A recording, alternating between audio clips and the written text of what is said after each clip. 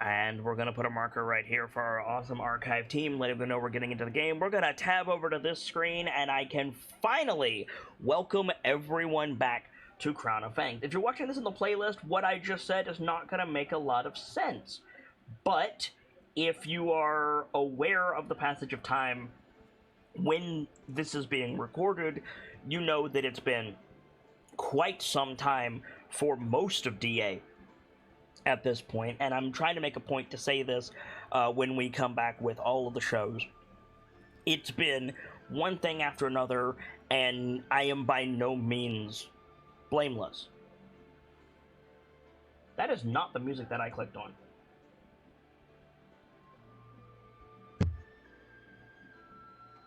Yes, it is. Never mind. It's been a day. It's been a while. It's been more than a day. But we're back, and we're hoping to get back into it and continue our adventure in the Feywild. There have been many meetings behind the scenes to hopefully clarify some stuff and move some stuff forward, and hopefully that will continue. But before we get to any of that, we do need to address an unfortunate elephant in the room. First of all, hi, Gamzee. Hello. It's nice to see you, especially given the fact that it's going to be very up in the air when we see you again. You've got some stuff going on, friend, and we hope that it's resolved easily and quickly. But understandably, you're not going to be around for DA as much. Maybe we don't really have confirmation yet. You'll be here when you can. Your table is open, and let me make it clear to the audience that there's no ill will here between me and Gamzee. It's just circumstances in real life getting in the way. That about the size of it? Just about, yeah. Cool.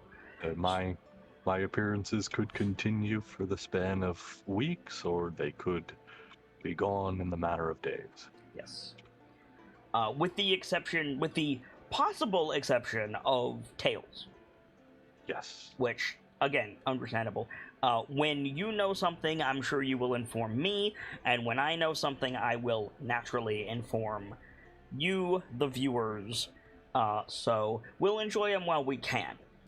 With all of that in mind, and with all the meetings that we've had behind the scenes, Jungle Beasts, it has understandably been a bit since we've done this. You guys are in the Feywild. You're in the domain of Prismeer, which has been taken over by the Hourglass Coven, a group of hags who have supplanted Zybilna, the ruler of Prismeer, and you are here at the behest of Henrietta, who is some type of fey creature, which we all suspected for a while now, to find her auntie in this area and help her. It's pretty obvious that anybody here needs help, given what the hags are doing. You have entreated with one of the hags, Bavlorna Blightstraw. You are in the realm of the second hag, Scabatha Nightshade. I almost said Moonshade. And there is a third hag that you know about, Endolin Moongrave, in potentially the third area. There may be more to the coven. There may be that may be all there is. But you're in Thither, a giant enchanted storybook forest, currently ruled over by Scabatha Nightshade, who is actively corrupting things. She's a hag with a domain of the present, and she has been a present danger for most of your time in in Thither.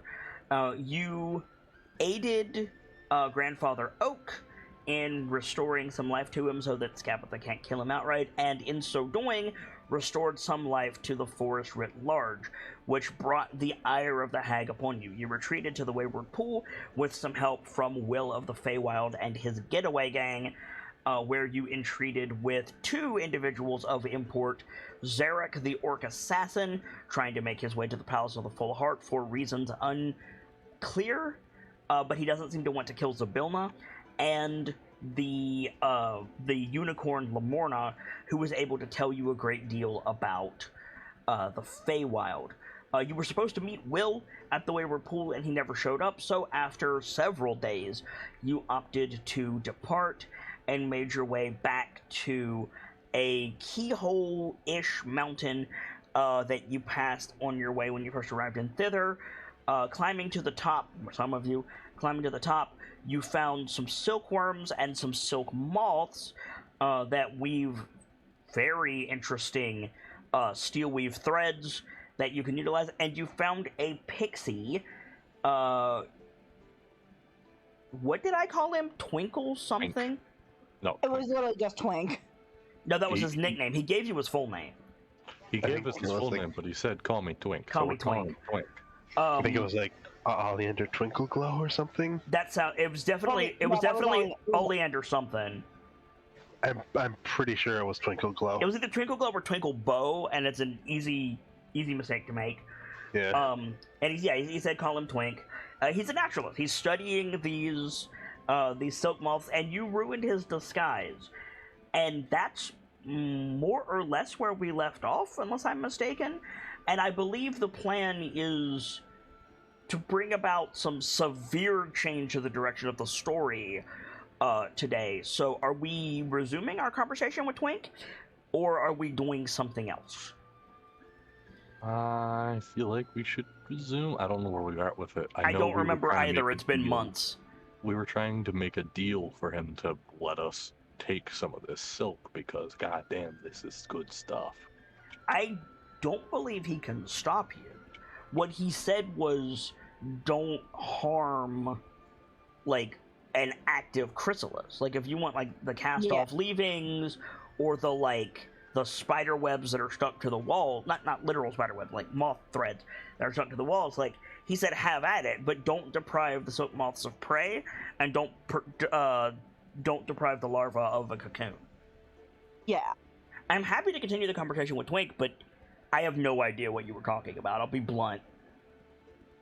I don't know. I thought we were having that discussion for the deal, but if we weren't, then I have no idea. I feel like there was at least a deal. I believe there was too, but I don't remember what it was. If I remember rightly, it was we weren't going to touch the silk, or we were just going to take some of the cast-off offens. And at some point, we dealt with Twink and went up further to look over towards Loomlurch. No. No. Because there was a scout out to Loomlurch at some point. There was a scout to Loomlurch, but it's all on the same plane. Okay.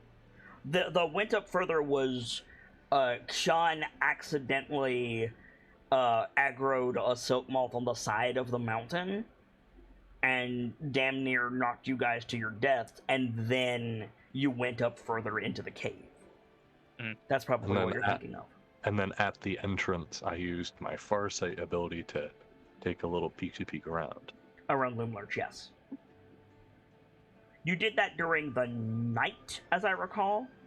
Yes. And then you woke up Twink, who was asleep shortly thereafter. Yes. So, as I said, Twink is a pixie. He's wearing like the typical like British explorer in North Africa outfit, that white vest with all the pockets. You know what I'm talking about? Mm-hmm. He's wearing that, but he's got his little like butterfly wings coming out the back, which is very adorable. He's got the thornberry drip. Yeah, a little bit. And as I also recall, it is damn near impossible to tell Twink's gender because the shirt is padded and their haircut is very androgynous. They have, and I remember I made this joke, they have a pixie cut. Oh, yeah.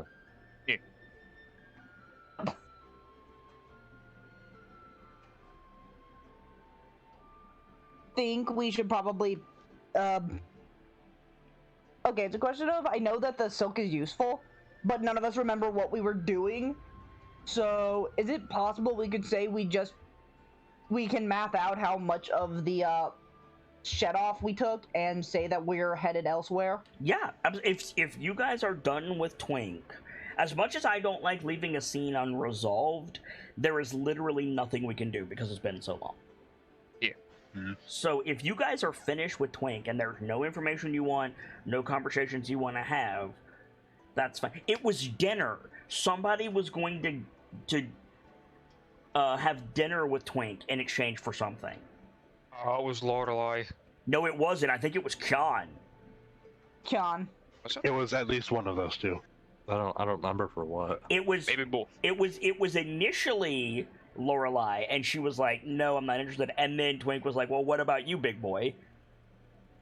Yeah, it was that. That's what it was.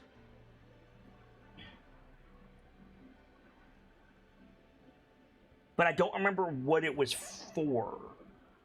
Probably for getting some of the silk. Again, he doesn't have any claim to it. I don't think so. I think it was information. I think you asked Twink something that they knew, and he was like, "Yeah, I'll tell you for dinner." Was it that The big question is, like, what in the world did we want to know? Yeah. I mean, 'Cause literally, right? Because I don't have any clue what we were asking. The only thing I have in my notes about that, unfortunately, is you asked him about Will, and Twink was like, "I don't have any idea." Which, Nick, I'll just tell you, that's true. Twink doesn't know anything about Will. He knows who it is, but he doesn't know anything about it. You might have asked about Nib, which he told you, I think.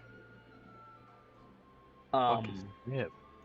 Yeah, their goals align with the hags, but not explicitly No. connected to. You have it backwards. He's connected to, but his goals may not align.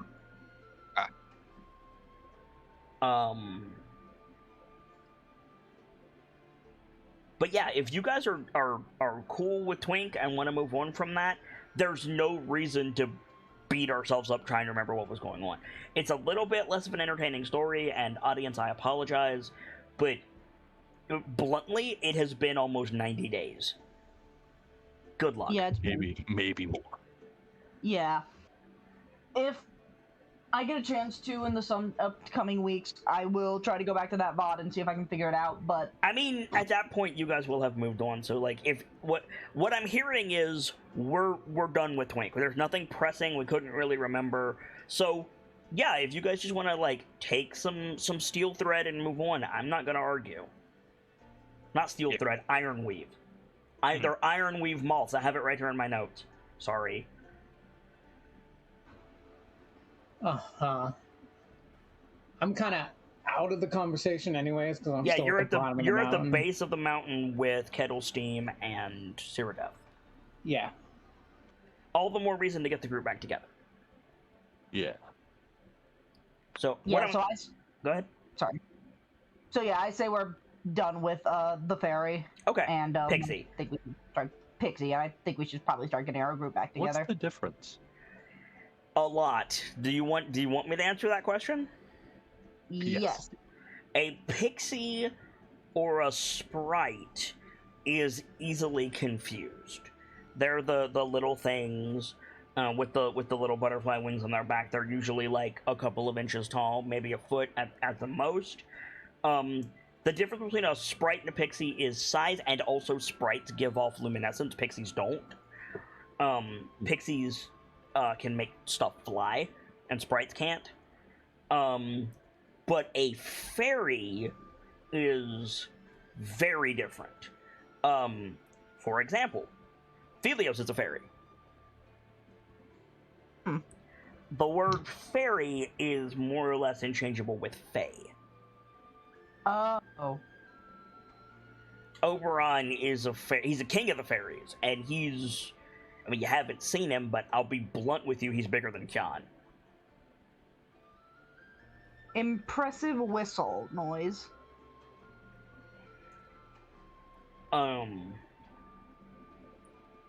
That reminds me, if I'm running Oberon and Titania, then I need to bring Puck in at some point, and I keep forgetting to do that. More for later. So we'll worry about that later. Yes. Yeah, basically, the hags are fairies, technically. So yeah, like when you're talking of diminutive, all pixies are fairies. Not all fairies are pixies. Uh-huh. Red caps are fairies. So. Oh. Yeah. Fairy and fae are interchangeable. Interesting. Okay. So. Regardless, I think we're done with the pixies, so we should probably start finding our way down the mountain. Well, first let's establish how much iron weave silk you're taking. Because you can take a lot of it. This cavern is the size of a football stadium, and it is absolutely full of iron weave thread. Can you remind us what it's for? No. Because you didn't ask the first time. Yes, we did. No, you didn't. Yes, we did. I know we asked what the stuff is for. It can be used for lightweight, heavy-duty armor. If I remember rightly, that's one of them at least. In my notes, I have the party doesn't know what to use this for. Did you fail a check? I think we were like debating on what exactly to use Yes, it I think for, you guys but- were talking amongst yourselves, but nobody asked me. Either that or my notes are out of date, which again, it's been so long, like, I just didn't correct it and I forgot to, but like, the only thing I can go by is my notes, and in my notes I have that you guys don't know the properties of ironweave thread. I'm almost sure we asked. I fully accept that you talked about it amongst yourselves, and that my notes may be inaccurate, but if my notes are inaccurate, I don't remember what I told you. So, would someone like to make a roll? Are we allowed that? That's the only way I can resolve this, because I don't remember what I told you. I'll roll as well. I mean, Filio can make the roll at advantage. Yeah. Filios, What excuse is me. the roll? What is it we're rolling? Animal handling? No, it is nature. Nature. Yeah, You I figured it was probably nature. have a I'm higher actually nature than me okay at anyway. nature. I have a +4. I'm actually going to scroll this up. Like, is there I any... have a +6. I see an Arcana check from Kyan. I see... I think that Arcana was about the red caps. the red caps. I see the fight with the silkworm. The ridiculous number of D6s was from the silkworm. There's falling. the initiative for the silkworm. Perception check from Dr. Lorelai. I see no nature check. Wait, there it is. Filios rolled nature last time and got a 9. That's why it's in my notes. Oh. Okay. So, Filios and Mathar, I see you both rolled. Are you both making individual checks? Mathar, you have disadvantage. I didn't. I thought we were still in the talking about it phase. I thought you didn't were realize too, we but when I scrolled back down, I saw 2 rolls. You said roll for nature to find out what the silkworm stuff does. I mean, yeah, like, okay. Sure, cool. Yeah, I kind of did that too. Okay. So, Kyan, you also have disadvantage. Are you giving yourself guidance, Kyan? It's a meta spell, so I've always got it going. I'm always using it. Yes, I am. It is not a meta spell. It is action economy. Well, okay, yeah, not exactly what I meant, but yes. Okay. Fair enough. Anybody else rolling? I'm not up there. You can still roll if you want. I haven't seen it. True. But you know about soap malts. Okay. It's nature, you said? Nature, yep. If you want it, you have disadvantage. Yeah, I figured as much. Cool. Okay. Oh, God. So, in order, I'll give you some free information. Filios and Dr. Lorelai will get 1 question. I mean, I can roll if you say I can. If you want to, yeah, absolutely. All right. I'm tempted to roll for Kettlestein. Okay. I will give you some free information. Filios and Dr. Lorelai will get 1 question. Sean will get 3 questions above that. And Mathar and Brick will get 4 questions above that if you guys want them. That is a lot of questions. I am very interested in how, fictionally, Mathar and Brick are familiar with this substance. We'll talk about that in a minute. So, moths produce silk. If you've ever seen silk bed sheets, silk clothing, silk upholstery, whatever, if it's natural silk, it comes from worms. Worms that crystallize, pupate into moths. Some moths use it for hunting, some moths use it for protection. It's basically the spider web of moths. I think some of them use it for food, but don't hold me to that. I don't know a lot about silkworms. I know they're edible. I know they're a delicacy in some places, and I know they make silk. Ironweave moths are mostly called as such because of their prodigious size. A full-grown ironweave moth, as I mentioned last time, I know I said this, is basically Mothra, the Godzilla kaiju Mothra. Like, they're huge. And so, in the same way that if you scaled up a spider, its thread would be steel cable, this silk is prized for its properties. In its raw state, it's not good for very much. In the same way that spiderweb is not good for very much. But if you... I believe you make silk into fabric by spinning it, I think that's right. Into thread, and then weaving that thread into whatever you're making, you get silk garments. If you do that here, you get the strength of the iron weave moths. Now, it's very light, it's very soft, and it's very strong when it comes to defense, like everyday defense. Like a robe made of iron weave silk will turn a knife. It might even blunt it, but it won't necessarily stop it from going through at all. It will provide protection, but it's a robe at the end of the day. But it is much stronger than normal silk. You can make rope out of it that's nigh unbreakable, for example. Among lots of other things. Anything that you can make out of silk, you can make out of this stuff, and it will be stronger. The caveat, however, is it is flammable.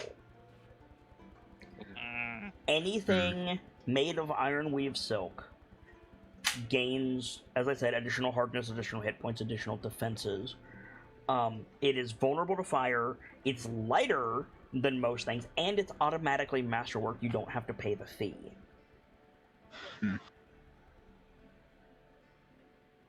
Philios, Dr. Lorelei, what are your questions?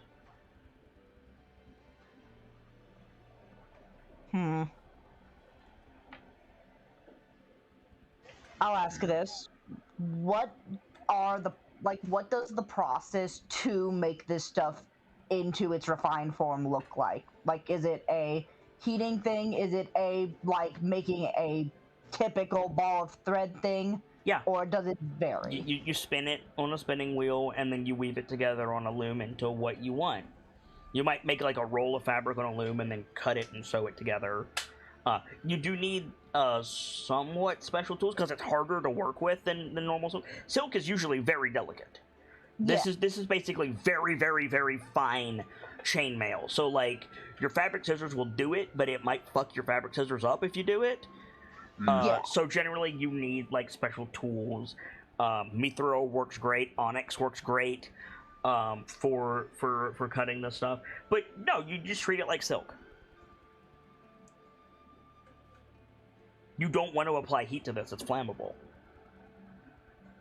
I mean, you could apply like hot water to treat it. You could, and that could certainly make it more pliable. But no, at the end of the day, you just treat it like silk. All right. Philios? I can't really think of much.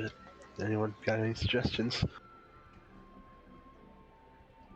Well, the others have a shit ton of questions, so if you just want to sit Yeah. back and wait, that's fine too. I mean, I suppose I'll just sit back for now. John? Um. Hmm. I'm just saying. Backpacks made out of these, rope Yeah. made out of these. Mm. Well, true. It might be prudent to enchant them with fire resistance. Yeah, I was but about to. they're automatically masterwork. You can. I was about to ask. I know they're automatically masterworked, but we've talked before about certain things taking better to magic than others. Correct. Where do these fall on that spectrum? Well, they're from the Like- Feywild, so they're like, Yeah. like bluntly, they take to enchantments very well because they're from the Feywild. This area is suffused with enchantment magic. That all being said, as far as Feywild shit goes, yeah, it's not the best. It's more of a luxury item. Right. I have 3 now, 2 to work with. Correct.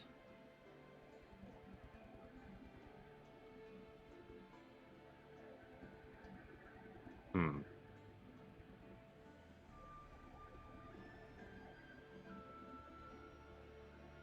I'm just saying Filio's bowstring. Yeah. Or at least crossbow string. Well, yeah. That would definitely protect you from those crit snaps. Yeah. Mm-hmm.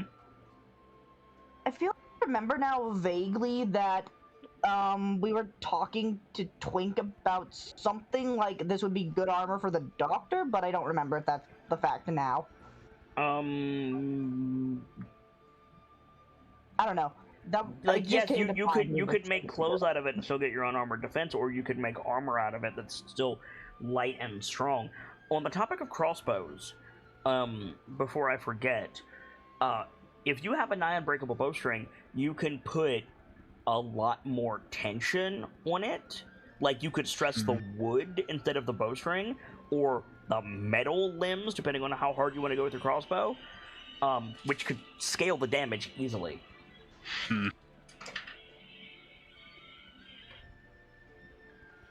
Yeah, that is a good point.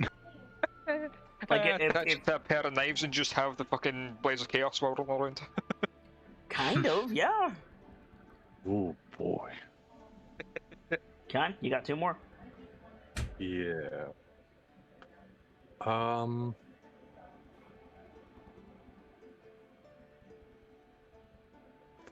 If I stop.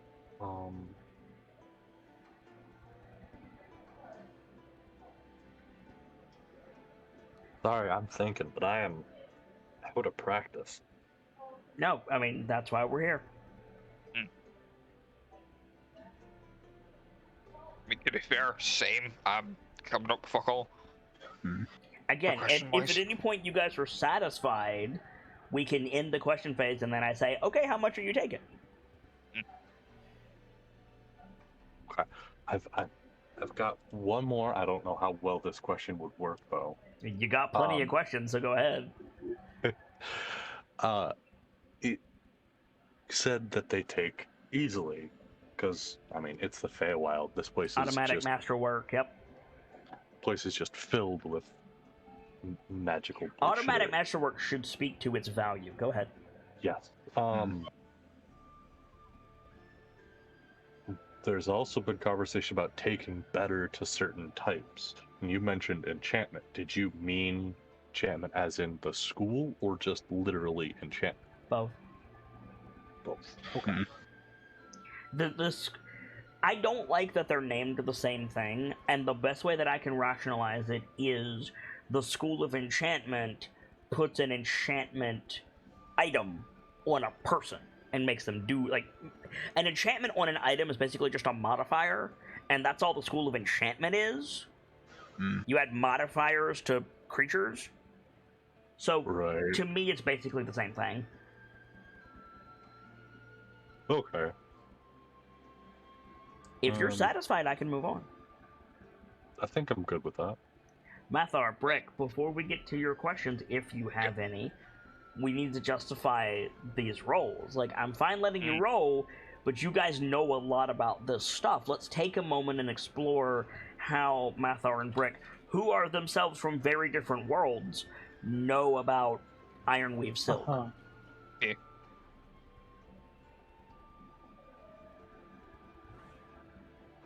Okay. Yeah, for Mathar, if you want to hear it, Delta. Sure. Mathar's a hunter, right? Yeah? Who's to say Mathar hasn't hunted around that kind of thing before? Because He they're... might not have been its owner, but he might have encountered people whose clothes seem to deflect his weapons too well to be plain clothes. Do you hunt people, Mathar? Define people. Valid. Do you hunt beings capable of commerce or artisanship?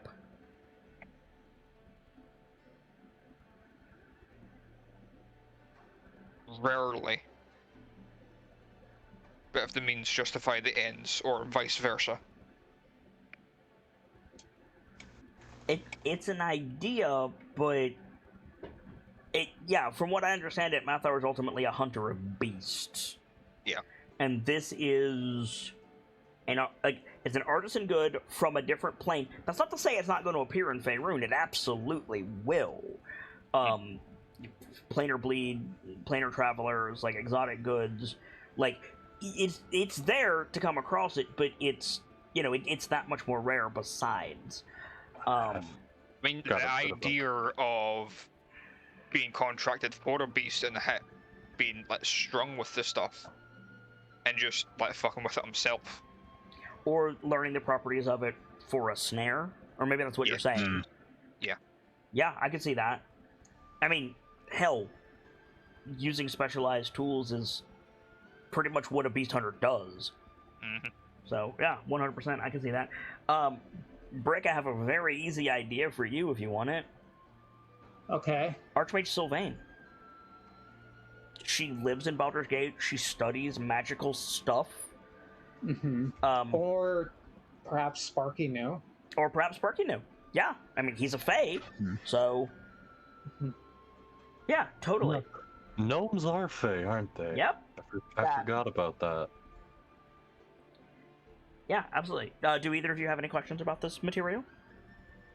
Yeah, you mentioned magical affinity. Are there any ones that it's specifically I already asked that. No, you asked if they're... Fuck, was it you asked? If it was... I had said... what I had asked was... does it take well? And then I asked, what does it take well to? Because you mentioned enchantment. Did you mean the school or the process? And Kit said both. And now Delta is asking element-wise, I think. Yes. So yes. Is there any specific element that it takes well to? Sorry. Oh, my bad. I thought you meant school again. No, Kit got me right. As I do tend to get magic and elements closely linked. Most people do. It's fine. You'd think the shaman would have thought of that question. Maybe. Yes, because soap moths are flying creatures. It's definitely wind aspected. So imagine a sail made out of this stuff. Oh, you could just... Yeah. Imagine a paraglider or something made out of this. Exactly. So it is wind aspected. It takes to that, like you put like gust of wind on a kite made of this stuff, or bind winds on a kite made of this stuff. Did someone say Rafali scale?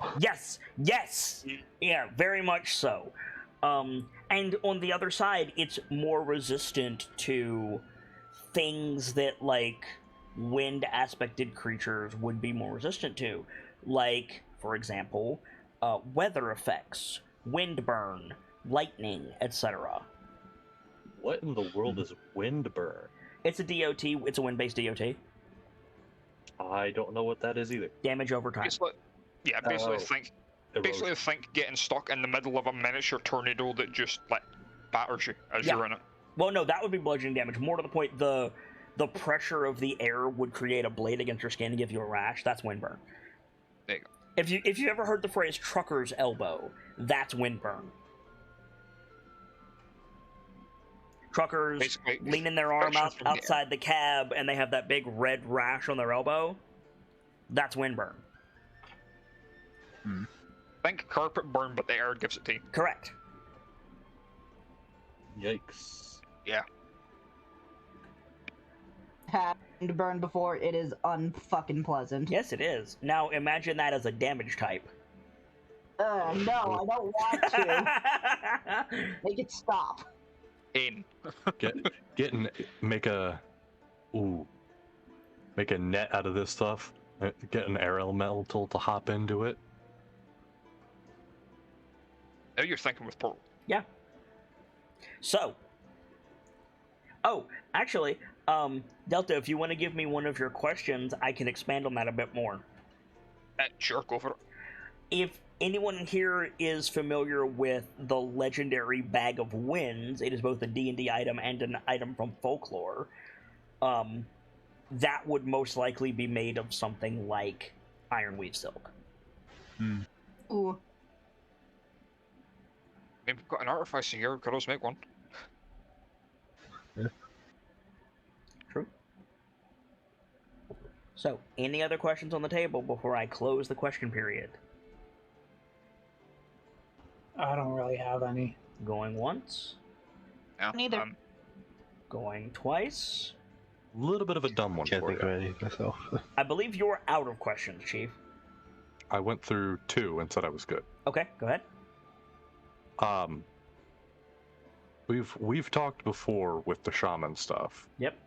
that I can ask a spirit to do something with an item, and that item will react To a with the spirit to a degree.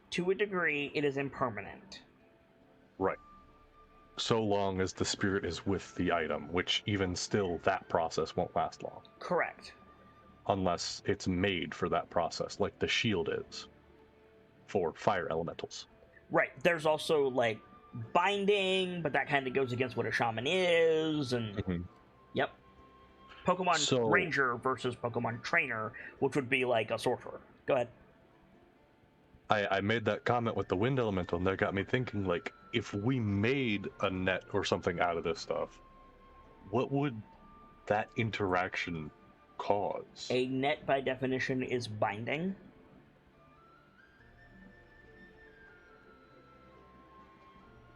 Before I even answer that, I suppose that's fair.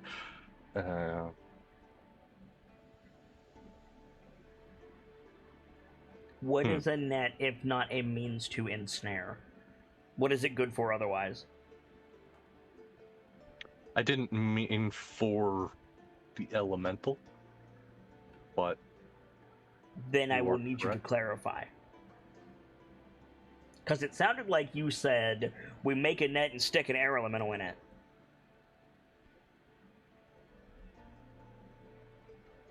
in Partly, the same yes, but in more... the same way that Vrek would inhabit the shield. I see. Which is not what you said the first time. That is what I meant. I apologize. Fair like I enough, said, fair I'm enough. a little out of practice. Fair enough.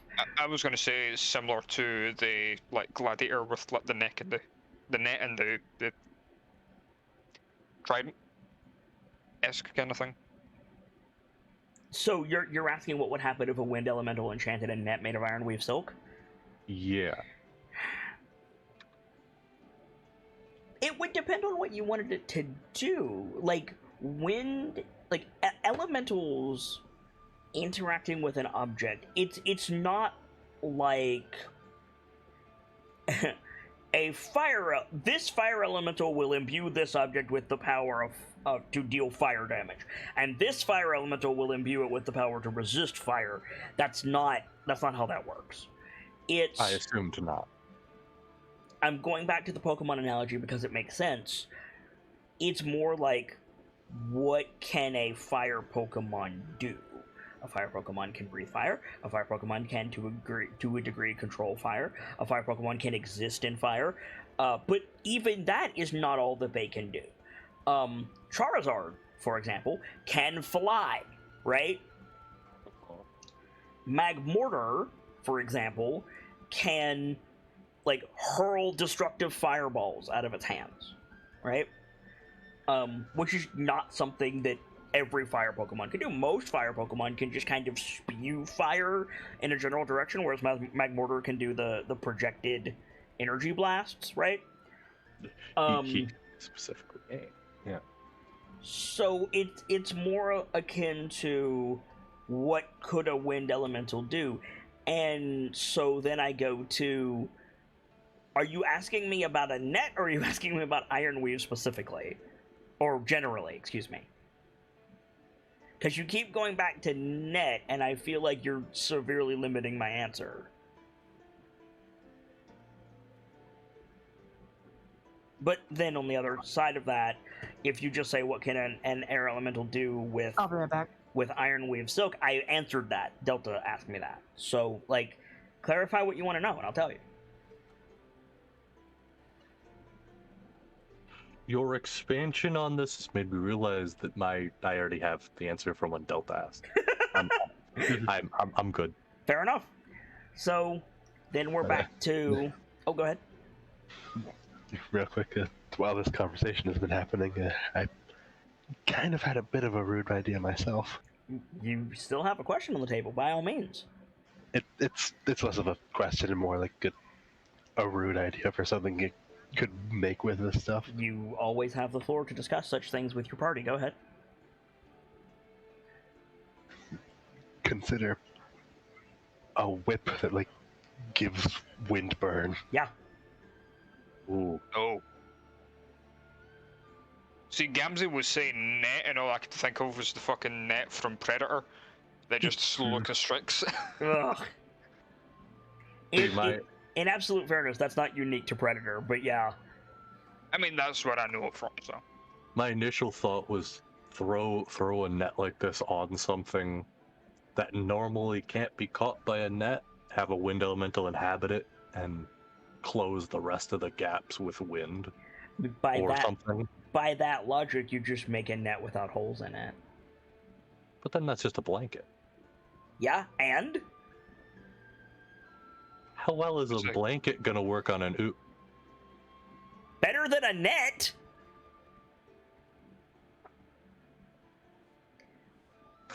Yeah, I might have just had a stupid ass idea.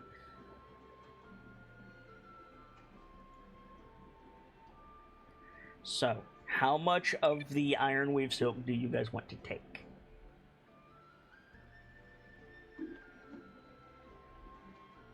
Keep in mind, it's light because it's silk, but it's heavier than silk.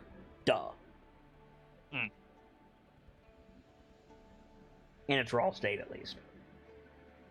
Because you need less of it once it's refined. Right.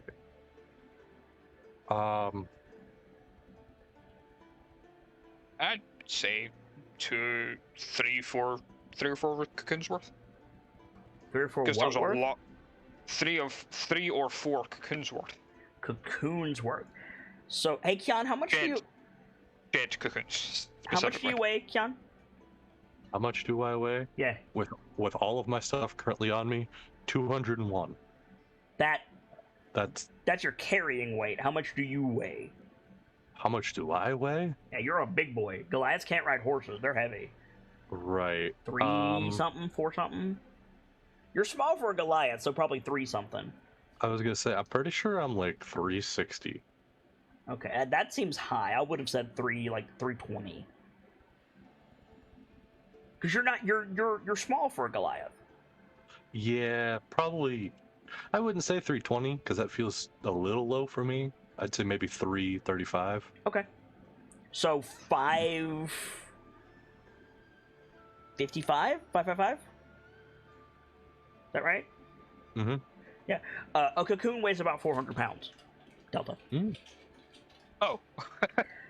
Did I neglect to mention that one of these grubs is about as big as Kyan. Those Did poo not. cocoons. Remember, the doctor had to kick the shit out of one recently. Yeah. Anyways. Like, if you want to pack 1,200 pounds of ironweave out of this mountain, there's enough here for you to do it. I just want to make sure we're on the same page. Roll it into a giant cannonball and throw it over the side. Brick, watch out!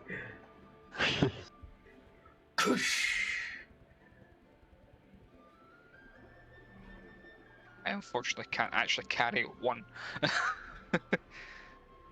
I don't think we need an entire cocoon's worth. See, what you missed is Delta said 4. Jesus Christ. Yeah, I severely underestimated just how fucking massive these things are. Yeah. Listen. Keep in mind also that quality matters. Mhm. A fresh cocoon is going to be much higher quality than a spent cocoon. Yeah. We're also not touching cocoons, we're taking the runoff. I'm just saying. No! I do not feel like having an angry moth follow us around because we kidnapped its baby. No, wait, hold on. Actually, that's an No! idea. That's an idea. No! No, it isn't! No, it isn't! Yeah. No, hold on. Hear me out on this. All right, hear me out on this. I'm going We take one of these, right, and we put it in Grandma's bedroom. Who? Nightshade. Granny Nightshade. Granny Nightshade, okay. We put it in there, so the moth goes to track down its baby and rams its way to dealing with her.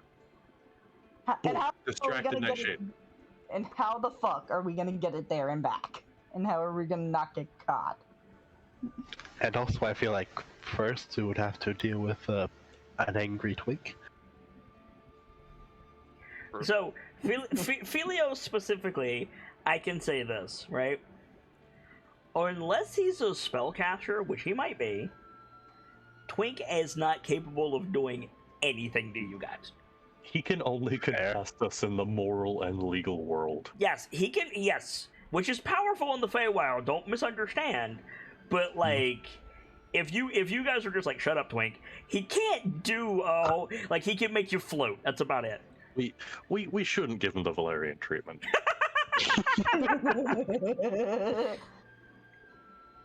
Oh, I'm sorry. You've asked me not to make jokes like that on stage before. My bad. I will give you a pass, simply because I was just gonna say, get in your assigned seat, Twink. Anyway,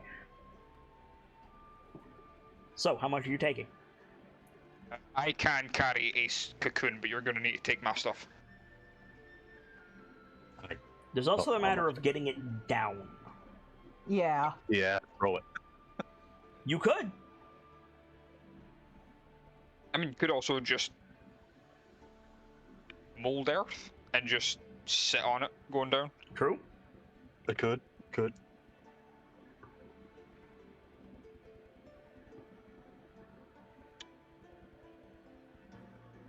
So? Let's go for that, because that's probably the safest option. So you're gonna make a mold earth elevator and carry a cocoon down? Yeah.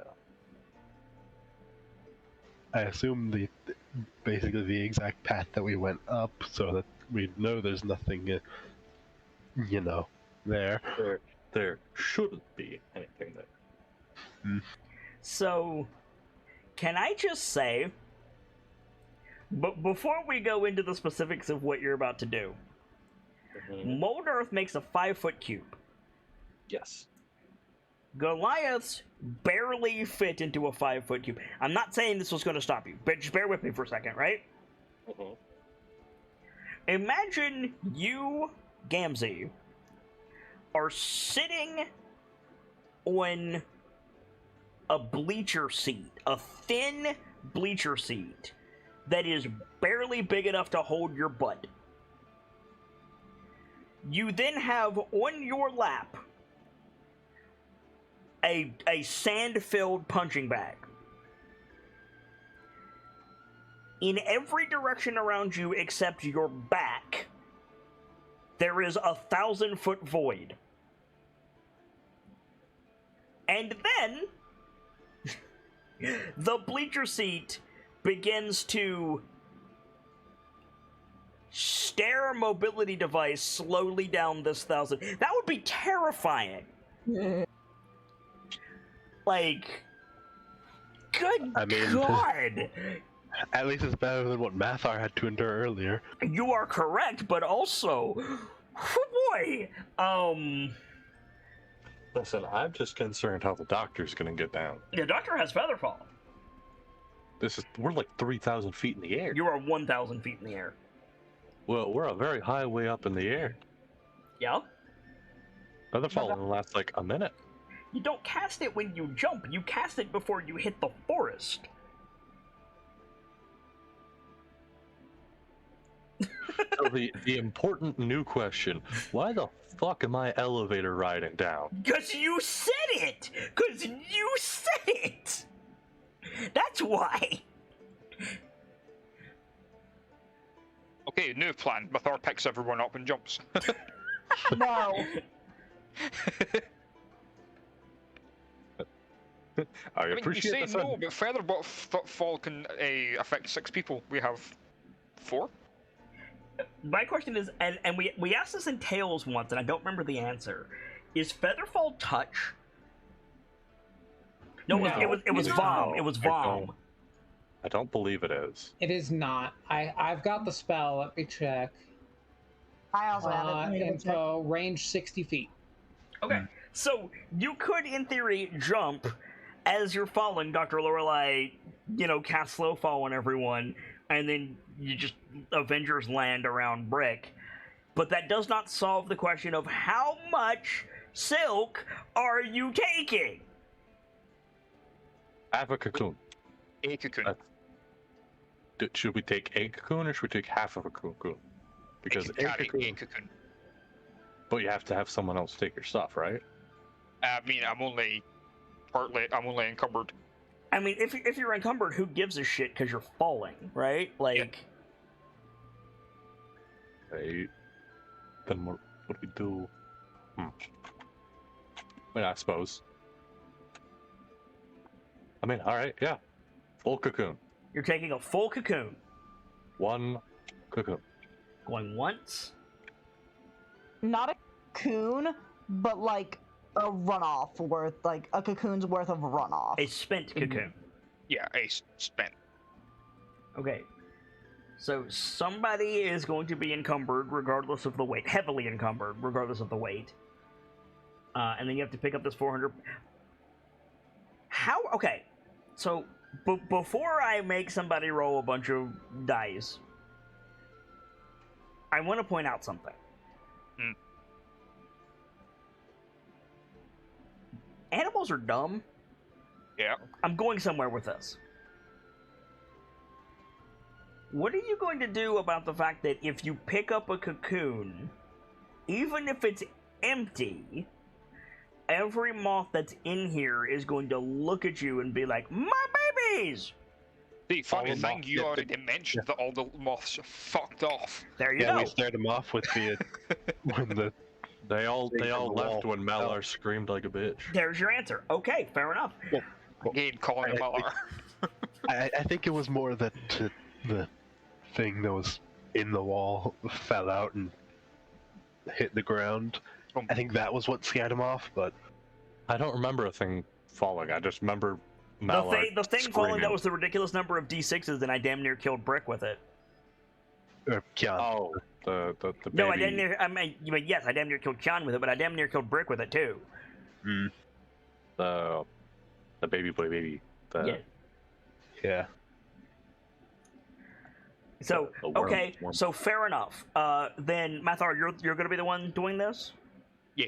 Okay, so I need you to contend with 3 things. First is lifting the bitch, so athletic check. Who has your gear, or are you keeping it? Probably keep Okay. around. So that's the other two issues immediately coming to pass. So Mathar goes over, tries to pick up one of these cocoons, and it just dissolves. It's too old.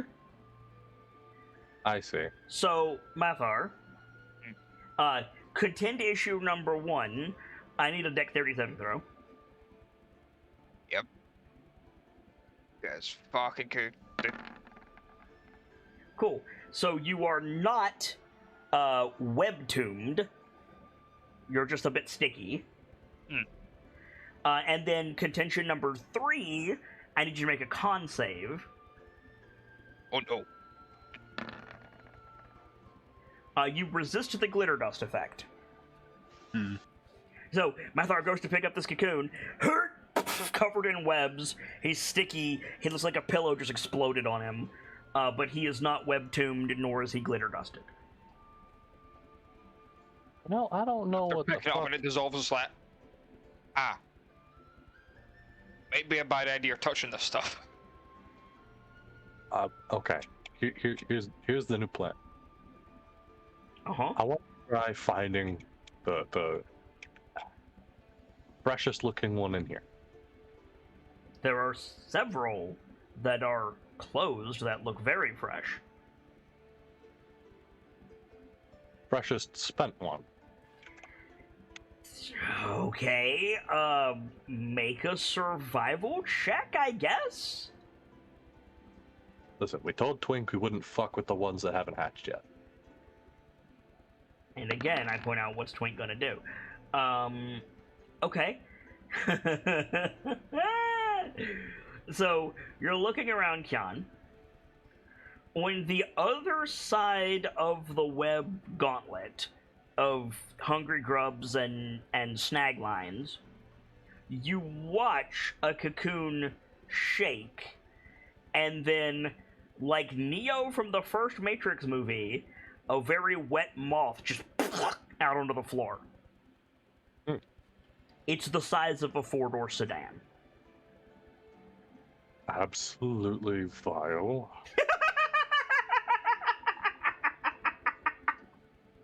But in the way all nature is, beautiful. Mala, over here. Mathar. Mathar, whatever. Shush. If you're going to pick your way over to that, I need either a stealth check or an acrobatics check, your choice. From both of you. Yeah, could I cast Pass Without Trace? It's probably not worth it for this, honestly. It's definitely not worth it for this, honestly, and Fair. you could, but this is one of those circumstances where I don't know if the spell would help. I know mechanically it will help, but like they're trying to like pick their way around like the classic cartoon of like pick around the sleeping panthers, right? Trying to get past all the babies. The hungry moth and all the snag lines stretched around everywhere. Mm-hmm. So yeah, stealth or acrobatic, whichever you think is higher, both of you. Mine is definitely higher for acrobatics. I have a 1 for both, so... Ooh, okay. Wait, no, shit, hold on. Acrobatics, not athletics. Yeah, acrobatics. Fuck, no, my acrobatics is shit. I've asked you, I almost said, are you wearing heavy armor? And I remember a voice in my head just went, I'm a barbarian, mate! Right. So. Health is better. Okay. I'm not sure what to roll here. Actually, wait, no, they're both the same. Fuck. Well, better to do it than not think or than to dwell on it, right? Are you going to cast guidance for this one? Likely. Say you should, yeah. Then you have disadvantage. Spells are not subtle, buddy. They usually forget that.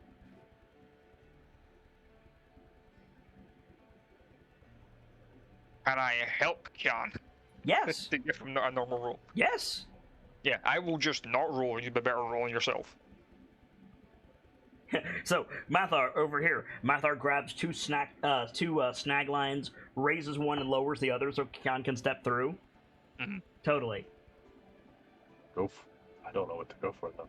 I'll go for, I guess, the athletics. It's Or not athletics. It's acrobatics. Acrobatics. So you are casting guidance on yourself. I said likely. Okay. Just normal roll. Yeah, it's a normal roll. Which was almost bad. Almost really bad. It's almost really bad, but it's still pretty bad because the DC was 12, Kian. What? But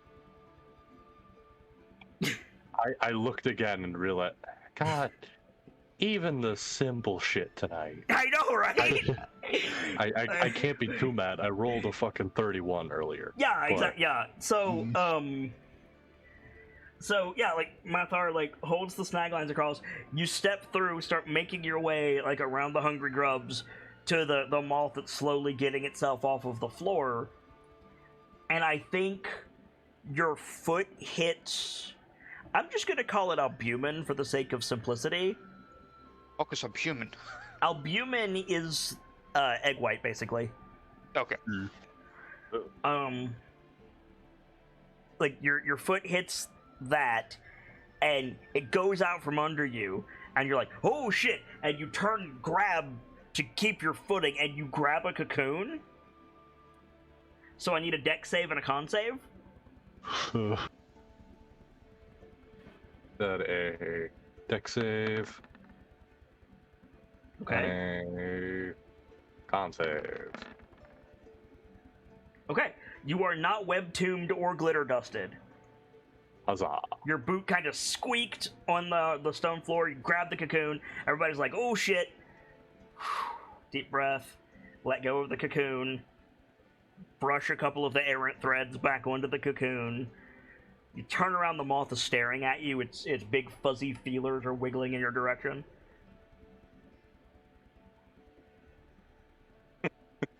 Just like that classic like air pat. Like, don't worry about me. Are you gonna touch it? No. It's right there. I don't see a reason to touch it. It's valid. I'm just letting you know. It's right there. It's Touch it. Become the Moth Rider. it's big enough for him to. It's covered in fur. Every inch of it except its eyes are covered in fur. And when I say fur, I don't mean like bug stuff. I mean fur. You can see individual hairs. It has 4 wing joints, 2 on each side, with big overlapping wings that you're not sure if it's one piece that like rotates or if it's 2 pieces on each side. I mean, it has 6 legs. Its body is white with like red stripes on it, though that might be a stain from the liquid in the cocoon. You're not sure. The wings themselves have eye spots on them, yellow with a black center. The antenna is white, but its legs, head, and thorax. Well, its legs and head are black. Its thorax has like a red tuft of fur on the back of it, and the whole thing is outlined in yellow. Its wings are currently folded back like a beetle's wing. It doesn't have a shell, but its wings are folded back, and it's standing on its legs, shakily, just like wiggling its feelers at you. I'm sorry, back up the fucking minute. Why does a moth that size need eye spots? What does it need to be scared of? Yep. Oh god.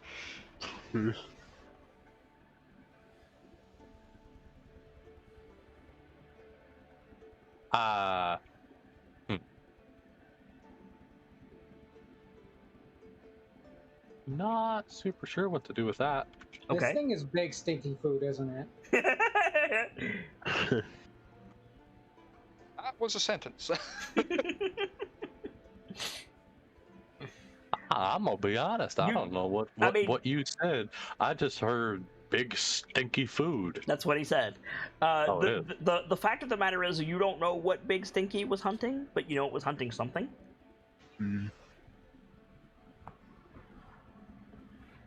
I suggest we go around the Yeah, big moth. Just gonna give him a little sidestep. Just Okay. A little sidestep runs right into it. Yeah. It doesn't turn to face you so much as it tilts its body to follow you. You get the distinct impression that it can't move yet. It's also like damp, and the ground under your boots is quite wet. The liquid is like an amber color. It's thin. It's thin like soup broth is thin. It smells weird. It smells like. Okay, this is gonna sound really weird. Bear with me. Are you guys familiar with the cylindrical brown seed pods that grow on the top of reeds near water? vaguely. A water sausage? Is that not what they're called? I've never heard that name. I've always heard them as cattails, or another Yes, name that I'm not going to say. Cattails, water sausage, yeah. Okay. Have you guys ever smelled those on a summer day when it's really hot? I've never seen one in person. Yes, Okay. they're absolutely vile. I wouldn't say absolutely vile. I would say it smells almost like wet sawdust, almost, but not as strong. I know I've seen them in person, but I can't say I've really smelt them. But Or like the cotton plant. The way a cotton plant smells, it smells a little bit like that as well. The point is, that's what this liquid smells like. I'm just saying, y'all talk about never seen one in person. You ever smelt one? I knew a guy who bit into one. Oh god, his mouth filled with spores. Yeah, Seen that TikTok? real genius, that guy. Anyway, so as you approach the cocoon, the bottom half of it has split. That's where the moth fell out, and this amber liquid is still trickling out onto the ground. I just use my shield to try and just swipe it off at the wall. I mean, I say swipe, basically use it as a giant sieve. Kion's about 20 feet away from you at this point, if not further. You didn't follow him through, you just opened the way for him. Ah, right. Yeah, he's on the other side of the cavern. I said 20 feet, it's way more than that because these things are fucking huge. Kion's probably 100 feet away from you guys at this point. I was gonna say you said this guy is the size of a mid-sized sedan, so he's if this thing fell out of it, and I had to sidestep it to get closer to the cocoon. Yeah, it's pretty big. This is quite a journey I've decided to go on. Yeah, a little bit. It's stuck to the side of the wall with these snag lines that I've mentioned of the same silk, probably 10, 15 of them. What would you like to do, Kion? Well,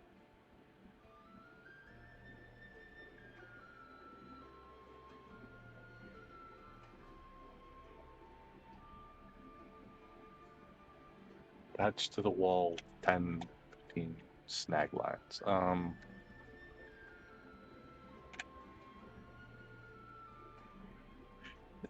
Pull that little maneuver where you got an egg you just cracked open, and you kind of close it like a hinge. Yep. To keep the ick inside. You want... Okay. That is, by definition, touching the cocoon. Yes. Dex save, con save. I should have left this to Malar. Mathar. Well, they're both wolves. Whatever. Okay, so... Is that lycanthropist of me? It is very lycanthropist of you. So the DC was lower because this is a fresh cocoon, but it's still higher than that. Yeah. So you go to like grab the bottom of the cocoon and fold it up on itself, and the heat of your hands and the force of the motion pulls the snag line off the wall, and suddenly you're holding this like multi-100-pound, 12-foot long cylinder in your palms, and you kind of wiggle it back and forth, and it starts to come apart, and you're like, oh crap, it's coming, and then you are webtooned. You are blind, deafened, your speed becomes 0, you are heavily encumbered, and you are suffocating. Excellent. So the rest of you see these threads just fall around Khan, and he's like stuck to the floor, covered in these webs completely. What do you do? Is there still a path that the two of that? Is there a path towards Kian that I can get through? Yeah, I mean, sort of. I wouldn't call it a path, but like you could pick your way along the same route that Kian did. Yeah. The doctor's gonna do that and try to get up close to Kian. She's gonna want to try and cut him out either with one of her knives or with a scalpel to make sure like she doesn't hurt him. But first, just real quick, about how close could I get to Kian without like risking any problems? That depends on your dice. Do you mean without touching your dice at all? Pretty much, yeah. Pretty much where you're standing, which is about 100 feet away. Alright. Why? Did you have something in mind? I was considering trying to teleport over there, but the only ones I have are 30 feet, so... I mean, you could teleport closer, certainly. Yeah, but... Okay. So, Dr. Lorelei, Yeah. first you have to get there. Alright. Athletics or stealth? Sorry, acrobatics or stealth? Both of them are 3, and the doctor is known for being more dexy, so... Well, they're both dex based. But more acrobatic in styling. Okay. So I'm just trying to remember if there's something with key that can try to help me here, because I haven't looked at my monk stuff in a while now. A point of key will allow you to move further. You can dash as a bonus action, and it will also increase your jump capabilities. All right, step of the wind. Yes. Yes, But I just don't think that'll help me here. I mean, it'll get you over to Kian faster, but no, it won't help your acrobatics. No. All right, trying time to acro the bat. Yes. Now, why didn't they have you do it, Dr. Lorelei? So yeah, you like without too much issue, you have to. You have to go slower than you would like to, I'm sure, picking your way around these sticky lines and these hungry grubs. But you can get to the moth without a great deal of incident, and then you circle around the moth. Takes you maybe 20 seconds. Which, John, what's your con mod? My con mod is a 2. Yeah, like John has 2 full minutes before he starts running into problems. So 20 seconds ain't a lot. By the way, thank you for reminding me that Arrow the Acrobat exists. Arrow the Acrobat. Okay. I would like to imagine that as the doctor gets to the moth, it just looks at her and the doctor just waves, continues to scoot. Pretty much. It was a platforming game like in the Genesis era starring a bat. Nice. Was it like one of those things that companies are trying to do to rip off Sonic? Basically, it was all like part of that big war to try and make the next big thing. Anyways, yeah, the Like, the doctor can get over there, no issue then? Yep. Alright. And what were you gonna do once you were there? I was gonna try and free Kyan using like or at least his head, so we can worry about the rest of it. You don't know where his head is. Fair. Then it's probably going to be just scalpel or blade delicately, like just enough to start peeling away at the stuff. Okay. Sounds like you're favoring careful over quick. I mean, yeah, she doesn't want to hurt Kyan. Tall, high, or low? Hi. Oof. Okay. Yes. Right back. So, dex save, con save. For me or for Kyan? For you. For me, dexterity. No, dex save and con save. Oh, okay. Okay. So, you are not webtooned, but you are glitter dusted. So as you're doing this, as you're cutting away at these fibers, the like liquid and some of this powdery substance is getting on you, and the rest of you see Dr. Lorelei start to like glow faintly. She's not glowing in that she's casting light. It's more like the contours of her face are more visible than they should be. And you cut through the top of this mound, and you get Sean's leg. Alright. Hey, Kyan. Gamzee had to get up. Well, shit. Okay. Hold on a second. Because this took you a little bit. You were taking your time. So I need to touch some dice. Do. Dice touch. Do. That was said in the same way you tell someone to touch grass. Yes, it was. Okay. That's not good. So, we haven't dealt with suffocation a lot on DA. We did it in like the very first episode of Crown, and then we looked up the rules and we were doing them wrong.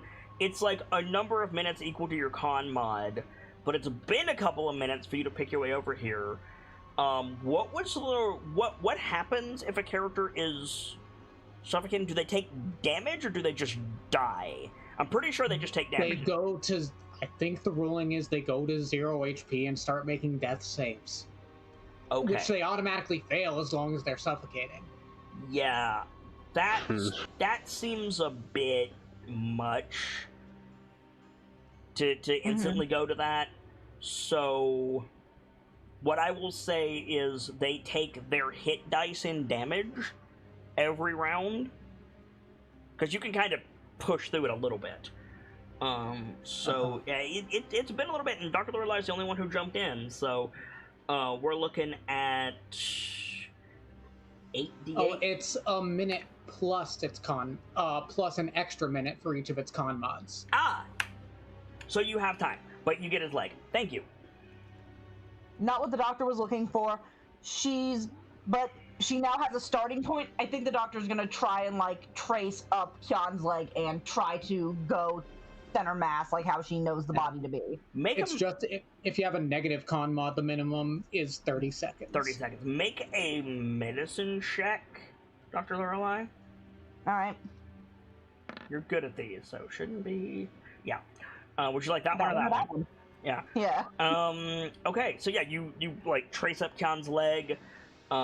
You cut away at his body, but he like twisted as he fell, so you're both like covered in these fibers and this liquid by the time you manage to get him gasping, get his head out of the cocoon.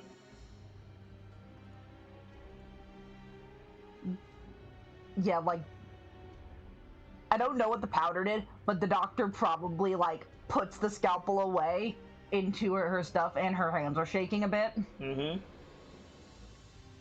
Yeah, that was not great.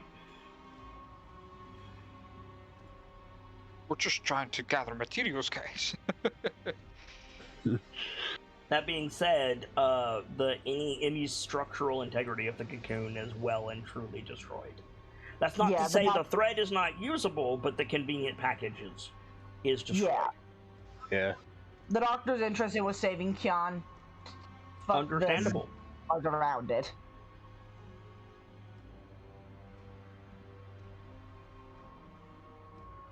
Do I need to know anything about the status that the doctor has on her from Glitter the dust? powder? Yeah, the glitter dust. It depends. Like, yeah, for the duration that you have it, attacks against you have advantage, and you can't turn invisible. All right. Well, you can, but it won't do anything. All right. Turns invisible, there's just an ominous glow of your visage. Correct. Philios, Mathar?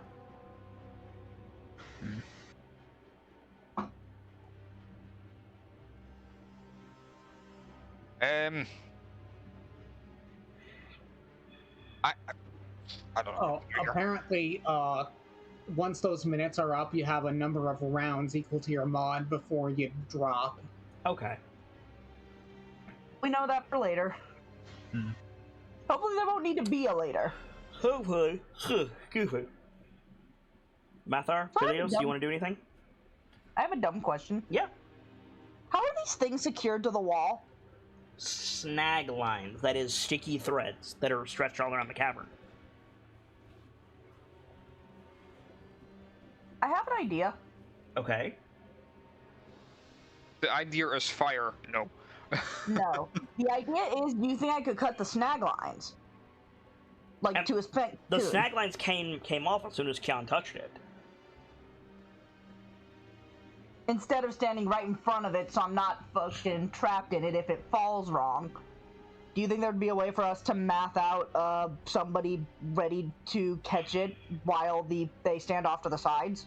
Someone cuts the wires and someone else catches it? No, because you're 2 for 2 of trying to pick these things up and them just disintegrating. That should tell you something. We're doing something wrong then. Or they just can't be taken yet. We're taking them as a whole, it's just not going to work.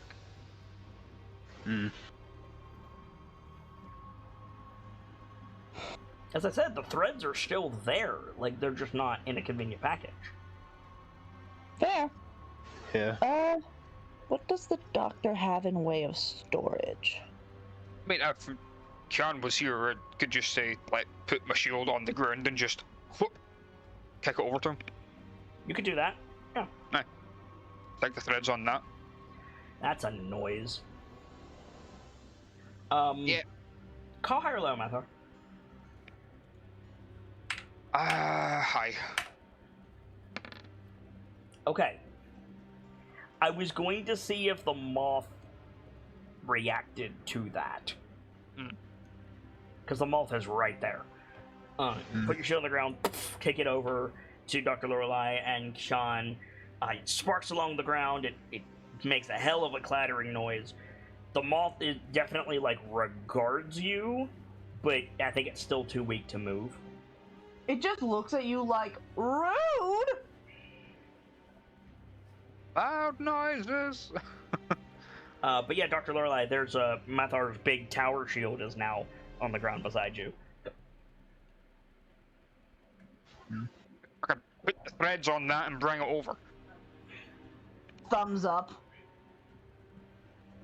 If she touches the individual threads, are they sticky too? Yes. You've got magic, have you got mage hand or something? I'm checking that now. I don't think I have something like that. I have prestidigitation, I have shape water as a biological thing, I have message and vicious mockery.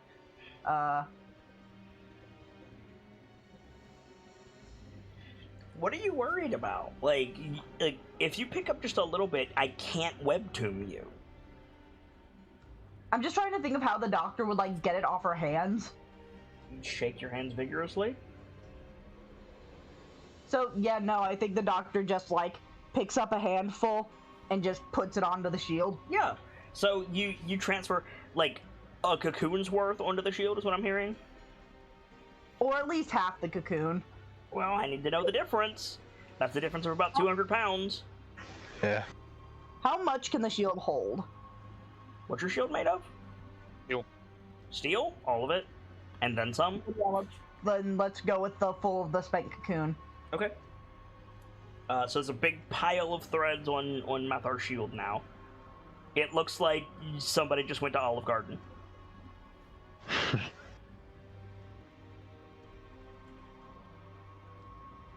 Cheese for your salad, iron weave thread.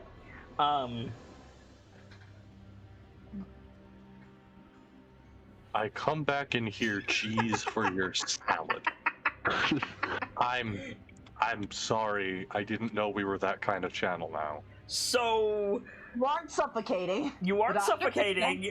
Dr. Lorelei got you out. Mathar kicked his shield across the cavern.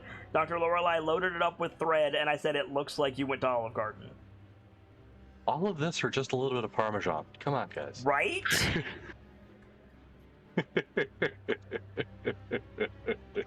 I just realized I think the doctor might be down a scalpel because I have no idea if she can get that off of it. Oh well. We'll worry about that if surgery comes up again. Just like dip it in some water, bro. Dip it in the campfire. It'll be fine. Yeah. The rope will melt, the scalpel won't. So, Kyan, Yeah. Mathar's big steel tower shield is now covered in Parmesan. Dr. Lorelei cannot physically move it. Not even ability, I cannot lift that. The doctor is squishy. The fact that my brain, I forgot my own analogy for a second. I almost went, "You gonna eat that?" No, but like, oh, also, you nearly died. Yeah, it's to be expected. It took Dr. Lorelei a couple of minutes to get you out. Yeah, it's to be expected. That's fine. Okay. You probably come back panting and gasping, and by the time you're back at it, the doctor is just like partially covered in thread, moving it onto the thing. Head free. Oh, hello, doctor. Handful of thread. Actually, she accidentally freed you from your feet first, so your whole Yep. body is free by the time you can breathe. Wonderful. Thank you, doctor. I could not tell where your head went and where your legs went. At least I didn't stab you. That is not in character. So what are you gonna do about the shield full of Parmesan? Man.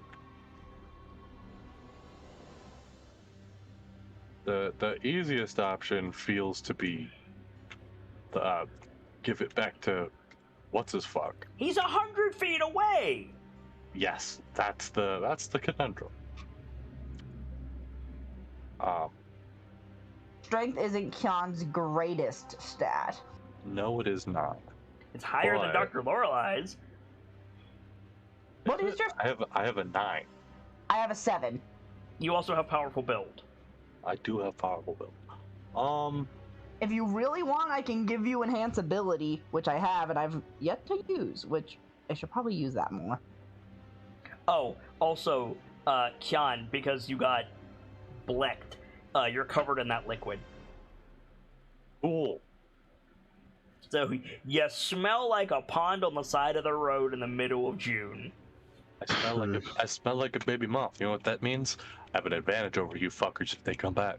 Yeah, I mean, you're not wrong about that. Though, technically, a baby moth is a larva, so you'd smell like an adult moth, but anyway. I smell like a young hatchling moth. Or young freed. What are you doing about the shield? I'm... Okay, if you need to attach a rope to it, which I probably should have thought of first time, Yeah. bring over to Kyan and I can just shoot. There's nothing stopping you from walking over there. Yeah, Just be friendly to Mr. Moth and don't get us eaten. I mean, the two of you already flirted with it, so I'd rather not. And hi. Listen, at this point, like, I'll try to hoist the shield. All right, athletics.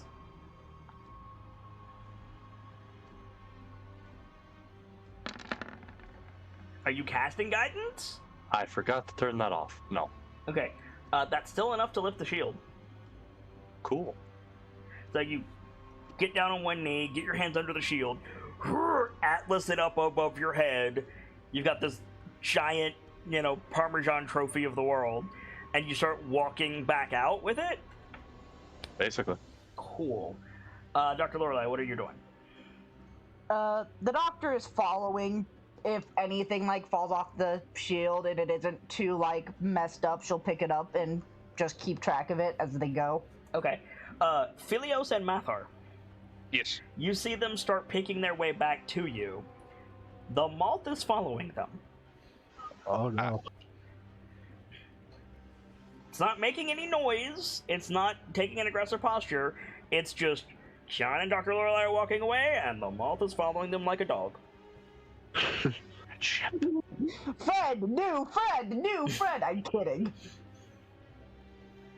I'm excited at the potential.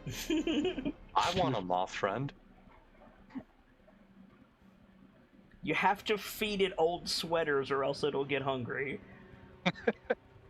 Cool. Acrobatics or stealth, you two. Can you have disadvantage? Fine. If I give him Bardic, will it help? Yeah, of course it will. John, D8 of Bardic. Oh boy, my favorite. Do I roll that or does he? Either one. I'll roll it. Okay. He'll take your 2 and like it. Hey, Kian, the DC was 12. Oh, thank God. Cool. So yeah, they get back through the moth gauntlet, and Twink has joined you, Philios and Mathar at this point. Twink has joined you as they're coming out of the last of the snag lines, and he's just staring at the moth that's still following them. Yep.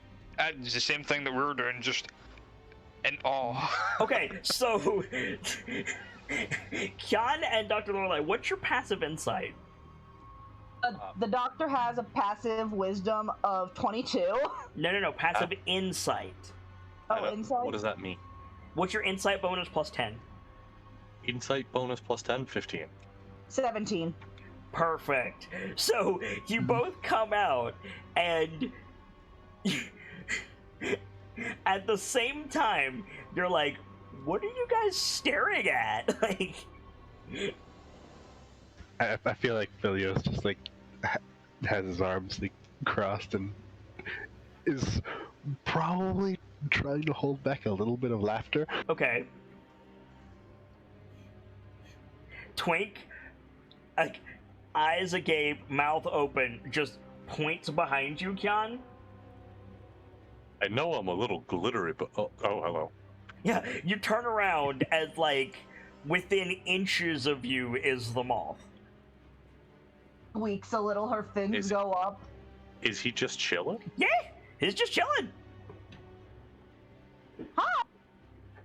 His eyes are a different color now. What do you color? mean?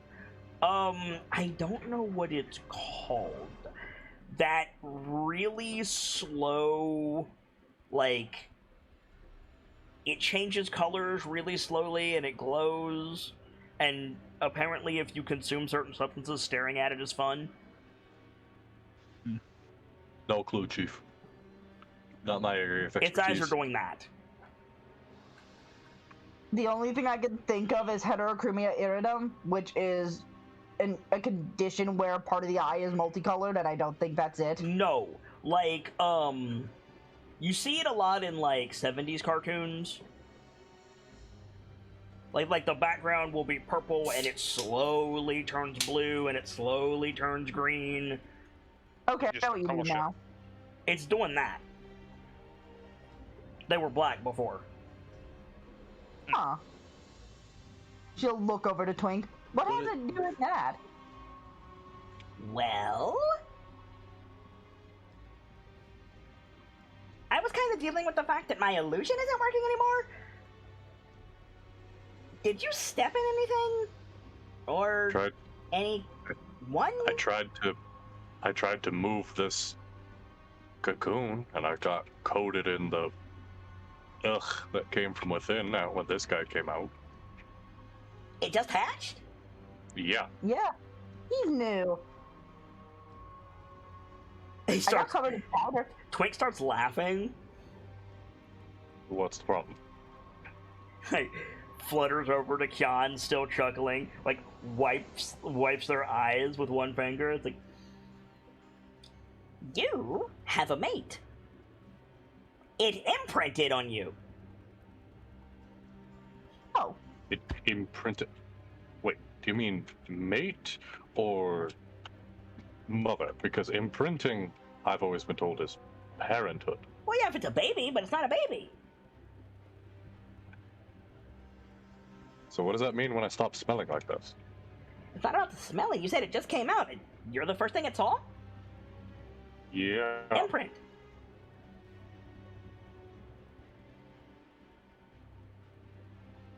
I don't know. I do that a lot, and I don't know if it ever comes through. I do like the hard sniff, like, well, shit. It's like, Kyan, you better learn how to use a spear because it looks like you've got a mount. Twink goes, couldn't have happened to a better looking whatever you are. Goliath. Gesundheit. The fact Said that that that is in a, character, by the way. the fact that that is a common joke is really starting to confuse me. Learn to speak German. what's German? Don't worry about it. I'm gonna worry about it. You make a lot of strange jokes, friend. I remember Twink did this last time, too. He referenced real world stuff. Which makes sense. Yep. At any rate, surprise! Like gestures of the moth. Yeah, excellent, excellent. Mala, please take your shield. I mean that, Yeah, please. I can only hold this thing for so long. Yeah, I'll take the shield and just basically hoist it onto shoulder. Yep. It takes the shield back. Do that thing where you stretch your arms by rotating them. Yeah. So you like the Japanese like hand on one shoulder, rotate arm, hand on other shoulder, rotate arm. Yeah. The moth spins its feelers in the same direction. Oh. Aren't you just a little sight to be behold? I can't stress how much this moth is violating your personal space, Kyan. Like, it's almost touching you. Give it head pats. No.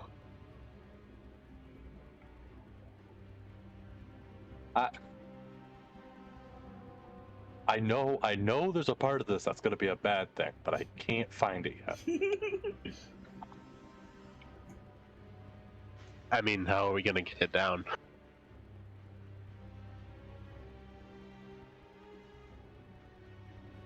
Twink is writing field notes at this point.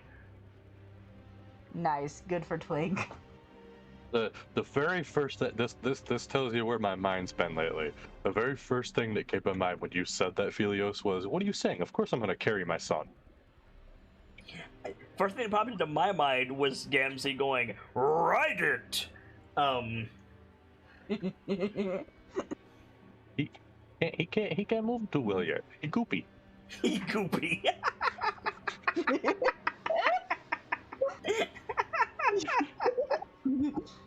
Fuck you laughing at my son for? He's just a little goopy.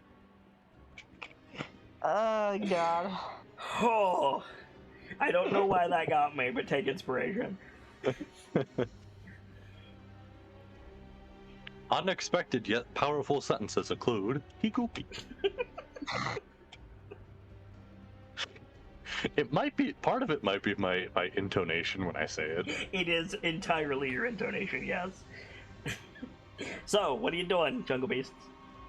We need to go down. We need to get back to Brick, Seardeath, and Kettle Steam. What are you doing about the moth? The moth can do whatever it wants. I'm bringing. You gonna bring the... John, do you know anything about raising exotic animals? I raised a phoenix. Come again? It was a joke about Vrak. He's not a. As soon as it left my mouth, I realized he's not a phoenix. He's an elemental. Yeah, I was very... Okay, anyway. Also, he raised you! Yeah, I was gonna say. Yeah. Still funny. Do you know anything about raising exotic animals? No, but you know who does? Philios? I'm guessing? I don't know who. That's where my mind was going. Also, Twink. I can just. If I think Kjod like goes from looking at it to looking at Twink. You're writing in his little journal. Is it safe for me to let him follow me? Anywhere in the cavern should be fine, yeah. We were planning to leave. Oh, definitely not. Oh, it makes them dangerous But outside the times. I assume we're on the same page of unsafe for it, right? Well... Did I neglect to mention they're carnivorous? No, that helps. It might be imprinted on you, but gestures at the others.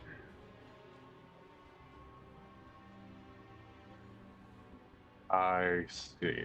To say nothing Oh, of its acid, the spores on its wings, the wind currents of its wings, its size, its fragility, its aversion to fire, defecation. Work it out of here without it trying to come with me. That depends. Is anyone a spellcaster? The doctor raises her I am. hand. Can you make a lot of water? I Like the doctor. a bathtub? Or a shower? The doctor can do that. We've discussed this. Create, destroy water, or shape water. One of the two we've discussed. Create, Can. destroy They- water, can rain, yes. Yep. I think the doctor can quite conveniently create exactly one tub of water. Do it The on the doctor- ledge. Don't do it in here, but yeah, just rinse off thoroughly, and you should be fine. Probably. Maybe. You might need to get it wet, because they don't like water, because they're insects. We'll Right. see. Yeah. The doctor will like jerk Kian out onto the ledge with her. I don't know, Kian, having this as a pet might be good. I'm sure we It's- can find enough food to feed it. What are you The going to do main about the pro- spores? It depends what the spores do. Well, gestures around the cavern. These are great for finding invisible things, but the living, like, gestures of the moth, the living specimens can generate spores that are, how do I put this delicately? Hypnotic in So nature? Oh. Almost worse. And I'm assuming these spores grow naturally on them, so there's no way to prevent them. I think it's produced by them, actually. I say spores just because it's easy to understand. It's basically just pollen. I see. Glittery substance on a butterfly's wings? Right. It's how they hunt. It's a paralytic and a sedative. Interesting. I see. Oh, speaking of which, Outlander, looking at Filio when he says this, Outlanders, if you begin to see a golden mist falling from above you, hide or run. I assume that's the spores raining down. Correct. See also hunting technique. Noted. See also carnivorous moths. Well, technically they're not carnivorous, like gestures at the larva. The larvae are carnivorous, the adults are not. So you get paralyzed and sedated, and you're off in wherever Smokeleaf sends you, and you're brought back here, and well, they don't move very fast, you know? Wait Eating a probably moment. isn't very fast. That's gotta be unpleasant. If they release that to hunt and bring things back for the children, but they themselves are not carnivorous, what do the larger moths eat? As far as I can tell, they don't. So what do they do if something is caught by their mist, but they don't have a place to take what's caught? I mean, they probably try. They've never been observed outside of their natural habitat. I'll be right back. We again, frankly sorry. don't know what they would do if they're separated from... Not this forest, necessarily, but the forest that they call their home.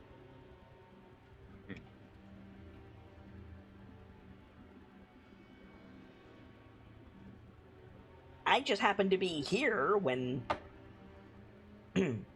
shit popped off. I have to admit, I'm almost vaguely tempted. Tempted to do what? Find a way to bring him along. So to say, as far as one can for a creature like this, raise it. You'd be I'm better sure off they- with one of those. And he like points at one of the larvae. Your They take friend that- there has about 10 days? Really?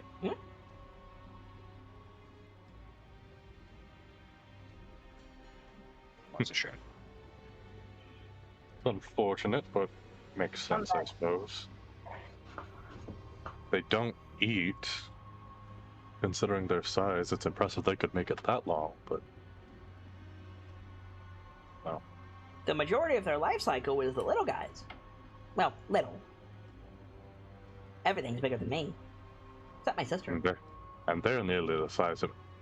What do you mean, except your sister? She's shorter than I am. I'm sorry. We've been here for a while, and that sentence vaguely concerned me for a moment. I was half expecting you to be like, well, yeah, she's an ogre or something. Sorry. What? No, that's ridiculous. My aunt, on the other hand.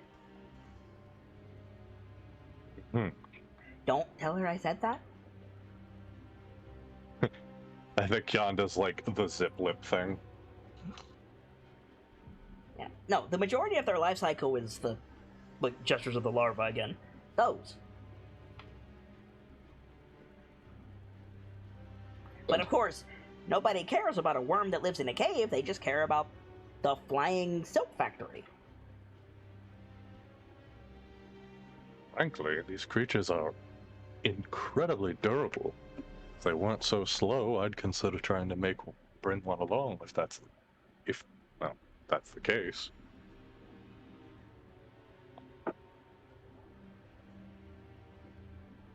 Durable is a good word. Durable is the best word I can find, considering to prevent one from eating us on our way up, we had to drop it from the cliff. Oh shit, was there anyone down there? A couple of our friends, but They're they're dead. alright. They're fine. Are you sure? They've survived far worse. Especially. It's like, Twink gestures at the larva again, which, to reiterate, is like 5.5 feet long and like as big around as like a ship's cannon. Ambricus stared down a charging Yeah, T-Rex and yeah. shot him. He like it points at one of those. He's like, you know, you know all your numbers, like all of them. Of course. So if I say 6, maybe 8 tons, Definitely tells me they're quite the heavy lads, but Could the as I've said, your friends These- are dead. Could I These lots. guesstimate? Sorry. no, go ahead. Could the doctor guesstimate how big a T-Rex is? Well, you've seen one. Yeah, of course, but like, she doesn't know how much the fuckers weigh. Oh, jeez, I don't know either. To be fair, modern science isn't fully sure. A ship's cannon weighs, I think, half a ton, something like that. It's very heavy. Like I'm talking about the big bastards. Uh-huh. Right. They're very heavy. But if this thing weighs like 16 times that, like there's more to it than just size. They're densely packed. Correct.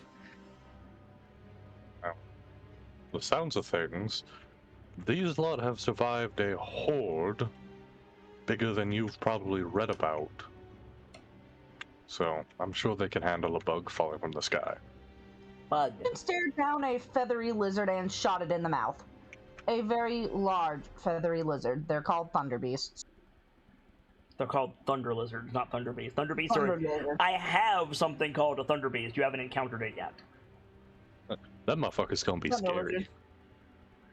lizard. So like, looks at you. Like, when you say thunder Hey. lizard. Go ahead. You guys ever seen the Nue from Neo? You're close. Unironically, one of my favorite bosses in that game. Unironically, the boss that made me realize that I was decent at Souls games. I finally got through that bastard. Anyway, It's just a cost. stop it. So Dr. Lorelei says Thunder Lizard, and Twink like makes a face. He goes, "You mean a Thunderjaw?" No, thunder lizard. What? Is that like a T-Rex that has a lightning affinity? You Because that wouldn't sounds say awful. T-Rex. You would say Rex. Sorry. Is that like a Rex that has a thunder affinity? Because that sounds awful. If by thunder affinity you mean they scream like a they scream really loud. Not quite what I meant, but message received. And this, my friends, is the difference between thunder damage and lightning damage. Correct. He's like, I'm so I'm really sorry. I thought you were saying in character, I miss my friends. it probably is, because what it is it's Cyrodiil complaining and then Kettlesteam mimicking the complaining until Cyrodiil says something else. So yeah, What's taking so long? What's taking so long? Stop that! Stop that! except Kettlesteam repeats it until Cyrodiil says something else. Boy, they sure are taking well. Boy, they sure are taking well. Agnosium for the next minute and a half. Correct. So Brick is not having a good time right now. Having a bad time. Having a bad time. Load shotgun. Shame. Yeah. So, so Twink says, "Do you know what an alligator is? Yes. Imagine an Are you- alligator hmm Mm-hmm. that walks on 2 legs. Right. It's the size of a church. Sounds like a wreck so far. Mm-hmm.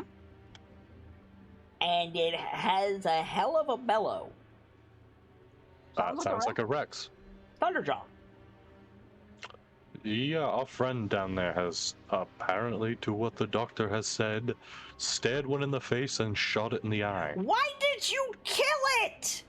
They only exist on 4 planes. There's Because it was going to a- kill us, and they're fucking everywhere in Chult. I used to Yes, be able to- because Chult is a protected forest. Well, luckily they only killed one. You only killed one, right? We've only actively killed one. Please And tell it was me you already didn't dead. kill It was the undead. So Twink goes, please tell me you didn't kill the immortal protector of the jungle? I That don't think is- so. A Thunderjaw? I do not think so. Can you give us more information than that? You said Schult, right? Yes. That's a protected forest. To keep it safe, one of the, like, rolls his eyes, gods made a Thunderjaw that can't easily, or almost at all, be killed to watch over it. You didn't kill that one, did you? So Pretty which sure one of you no. is going to ask if it was undead? Was it undead by any chance? Not when it was created. Then I don't think so. Very much don't think so. Good. Good. Good. Doesn't have to be a king, does it? That's don't mind me. I mean, it's probably called the King of the Jungle. That was me, Gabsy, out of character, making Oh. a King Rex joke. I mean, it's called Tyrant Lizard for a reason. Tyrants tend to be kings.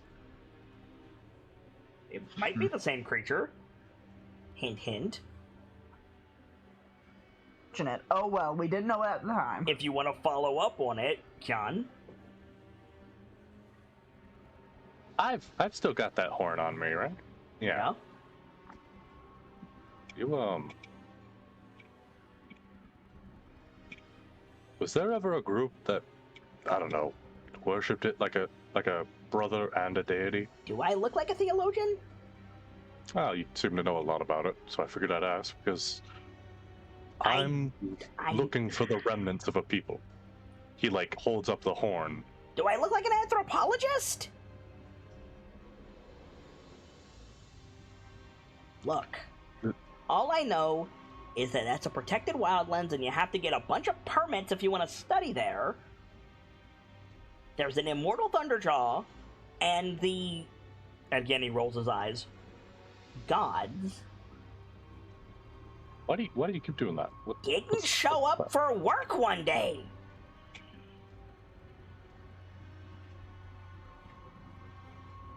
I've been told that part, that the gods have just up and left Schult. Twink Except- sighs frustratedly. Except Ubtao, he's almost sort of a little bit dead. No. What do you mean no? I mean, no. Do you know where he is? Not at work. All I know is I'm trying to find information about a being known as King Rex. Because a remnant of my people followed him. Right. Mortals. Primitive. Let me try that again. King Rex is not the name of an animal. Beyond that, I can't help you.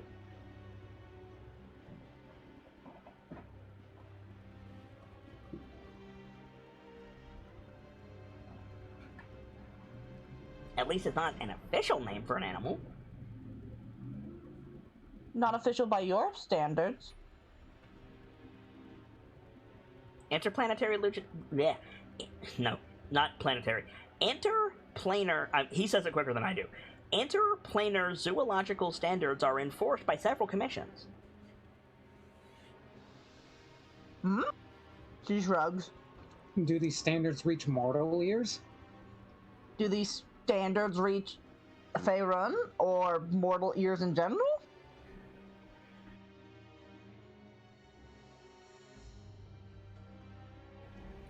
Why would they? Then I. Well, then, unfortunately, from the perspective of the people, that, do follow this stuff, you will always be wrong. Yeah, exactly. We'll listen because we've talked to you long enough to understand that you would know better, but Why do I Also- care if... You know what? Never mind. food for thought, really. Not a lot else.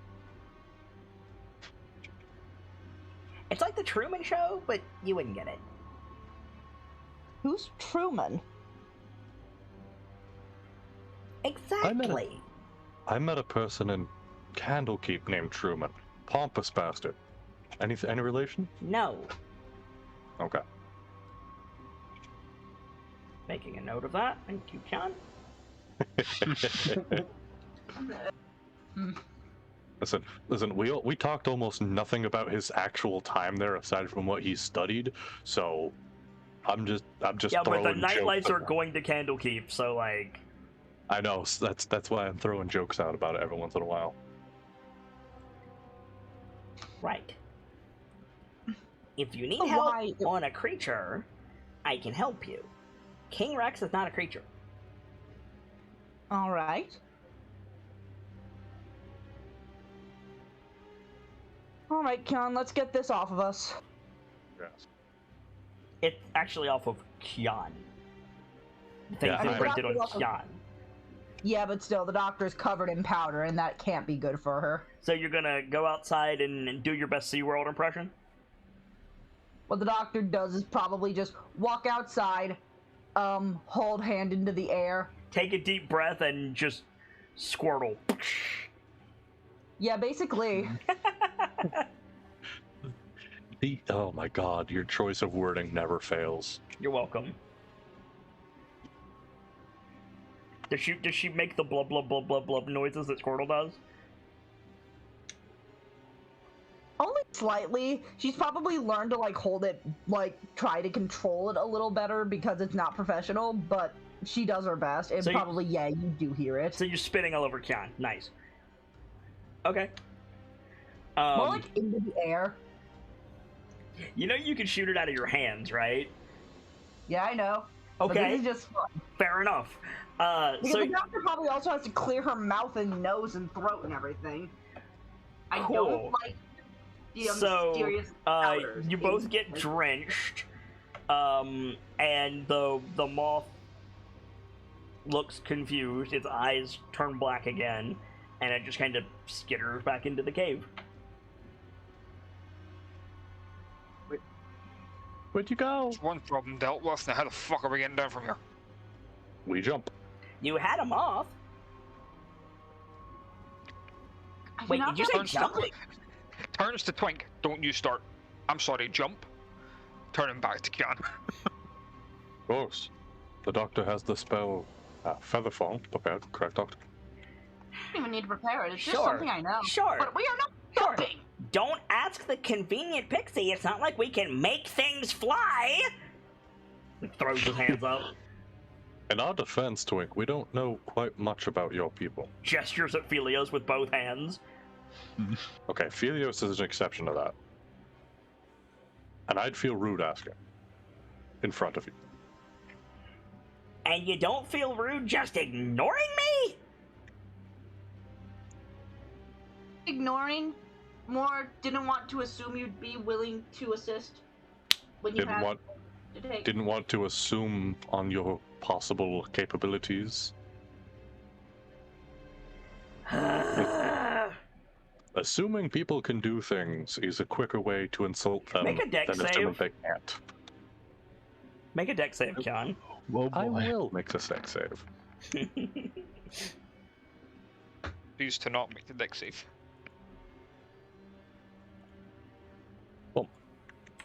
Hang on. Sorry. No, you aren't. So, you pass the save. Dr. Lorelei, are you standing behind Kion? Yeah. Cool. Make a dex save. With Okay. disadvantage because you don't know what's happening.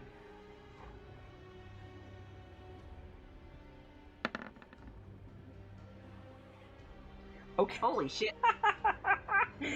So what happens is Khan's like, we didn't want to assume blah blah blah, and Twink just like puts his hands together and pulls them apart, making this like glowing like ball of energy, and he just Hadokens it at Khan, and Khan sidesteps, and Dr. Lorelei like fins go up, and she just bullet time dodges, just like leans back and pinwheels her arms, just bullet time dodges this bolt of whatever it was, like an absolute badass. The doctor gives him a look. Her fins are up. Her face is a little red, like, what? Appreciative whistle. Can I just say, that was so cool! Yeah, I know. Also, The doctor doing that? Yeah, she's pretty fucking awesome. Forgive my Calashinian. Do it again! Like, makes a ball in each hand. I do not think we should be playing this game so high off the ground.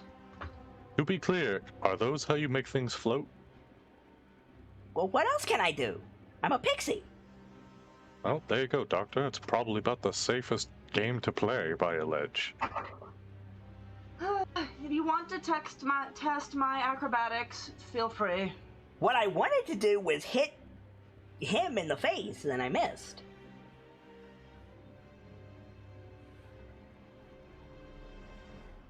You have to take little victories when you can, when you're, 6 inches tall and all you can do is make things fly. And study animals. I'm just saying, being able to make things fly is pretty cool. It is. It would be very useful in some places. Then why did you dodge it?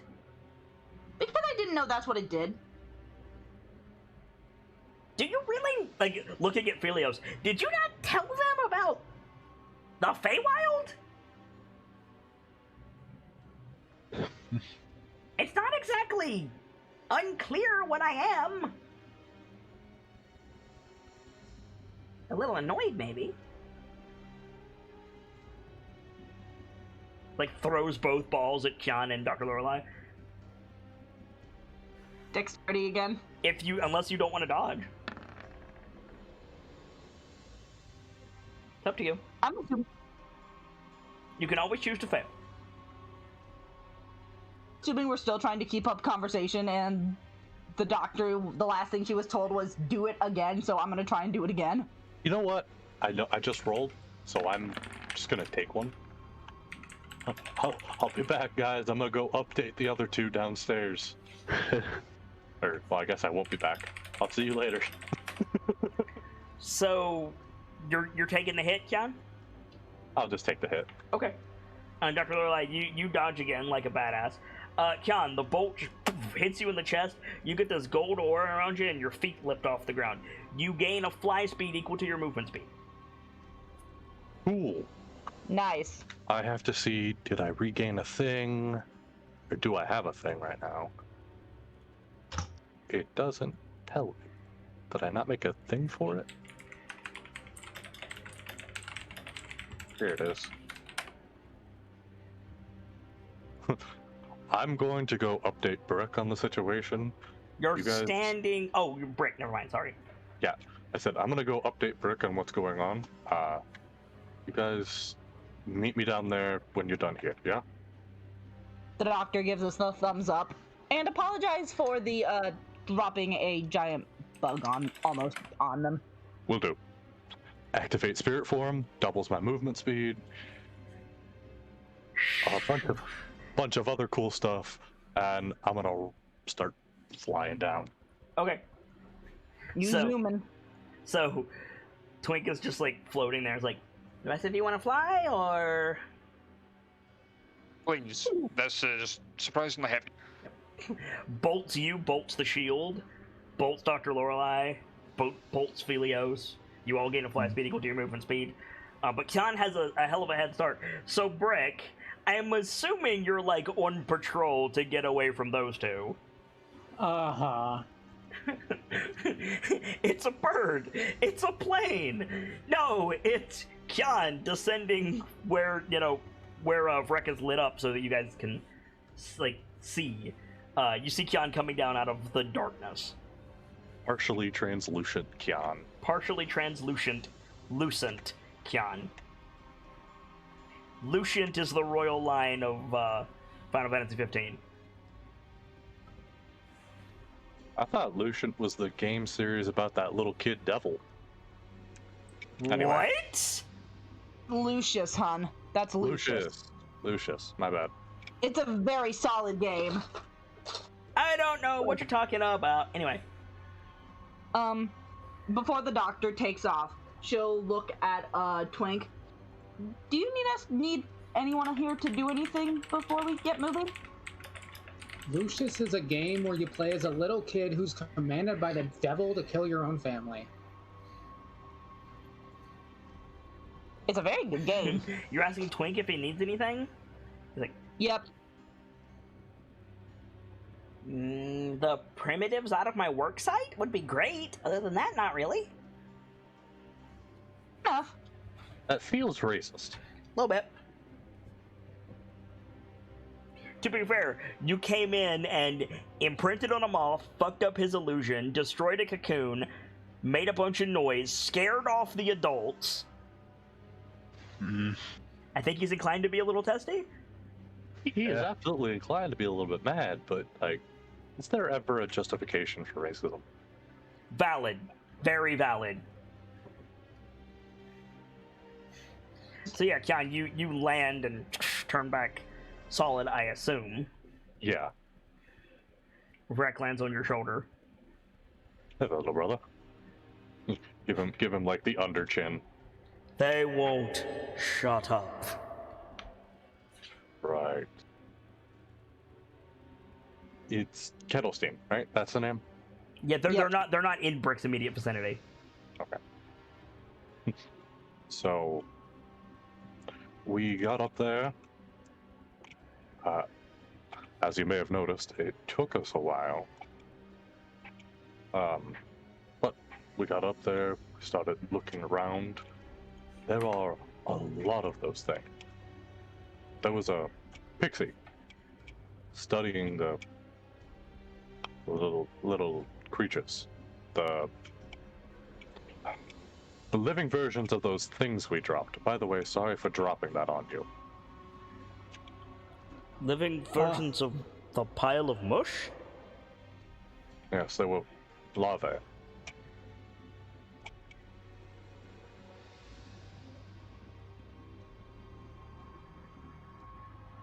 I say were because if that thing is mush anymore, I assume that would be hard to tell.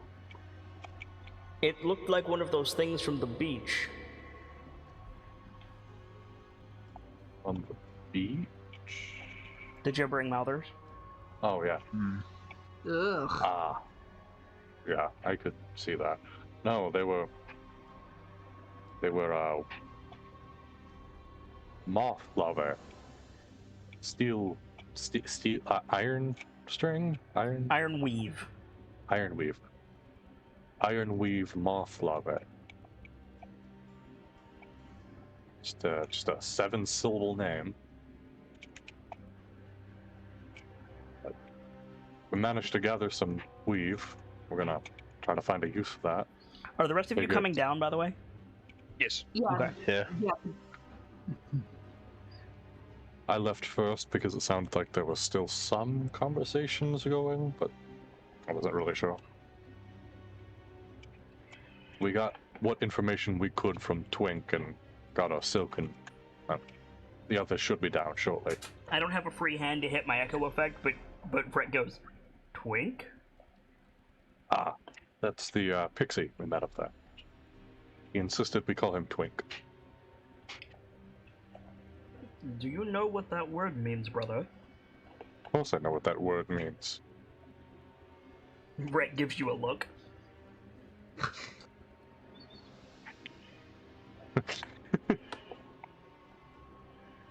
I've read Volo's non-informational publications. Why? Better ammunition to insult him with. You're going to have to let that hunt go at some point. Never. I'll let it go the day he releases an accurate map of my own. Why do you want tourists there? I don't think it's unfair to want my home acknowledged to exist. My home's existence to be acknowledged. There Good is luck with benefit that. to secrecy. Fair. The others are landing at this point, probably following the light of Rec. I'll think about it. I still hate Volo, though. It's not the point. So yeah, the group is back together, minus Kettle Steam and Ceradeath, which will be along whenever you need them to be along. What would you like to do? At the moment, it's Rick that's got the bag of holding, right? I believe so. Do I? I thought it was Dice-Icive. Could I be. don't think I have a bag of holding. It's Dice-Icive. It's Ceradeath? You usually play Ceradeath, so it's probably Ceradeath. I will look at that sheet to double check. I didn't have that up yet. It wasn't relevant. It's been a hot minute since we've been here, so Oh yeah, reminders that you absolutely. There is. Oh, it's a handy haversack. Yep. I don't think we can fit this stuff in the handy haversack. You can fit some of it in the handy haversack. Better than nothing. You will have a devil of a time getting it back out. Fair. You go to reach in for some of it and you get a singular strand. It's gonna be like sand in your car. Hmm. We should probably find a way to contain it and then put it in the haversack. Oh, I have such a dumb thought. What's your idea? So, at the carnival, I got that rope that was in a deployable ball, right? Yes, correct. I deployed the rope a while ago, but I still got the ball. No, I said the ball goes away when you use it. Oh, did you? Yep. Damn. That would have been close. such an elegant solution. I said that when you bought it. I forgot about that. I thought I still had it. Unfortunate. No worries. That would have been such a good solution. It though. would have been a very good solution, unfortunately. Yeah. Fortunately, no more ball. So what do we do? I'm on that topic. I'm very surprised you didn't ask the purveyors for the ball to absorb things with. I should have. I don't know why I didn't think I've of been that. holding on to that since the carnival. I was very surprised you didn't ask. Mhm.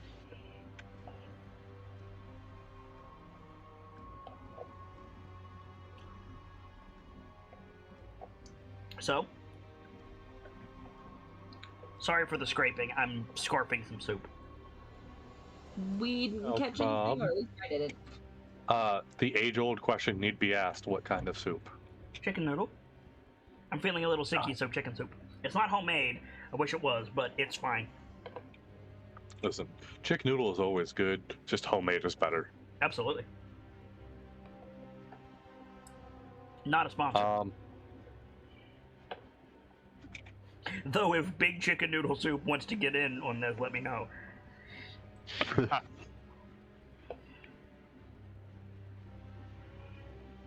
Listen. I will dig up the means for us to create Campbell's integration for D&D. Because I'm pretty sure people have made that type of thing already. Soup integration, and I already know how to do it.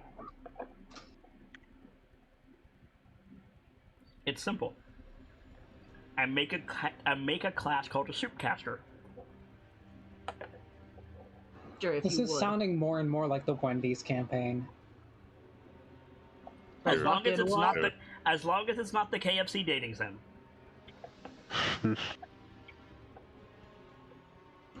Yeah, you know, the Wendy's campaign where you get buffs for eating Wendy's IRL. Okay, the difference is though Wendy's is good, not a sponsor. And you get further buffs if the food you're eating matches your class.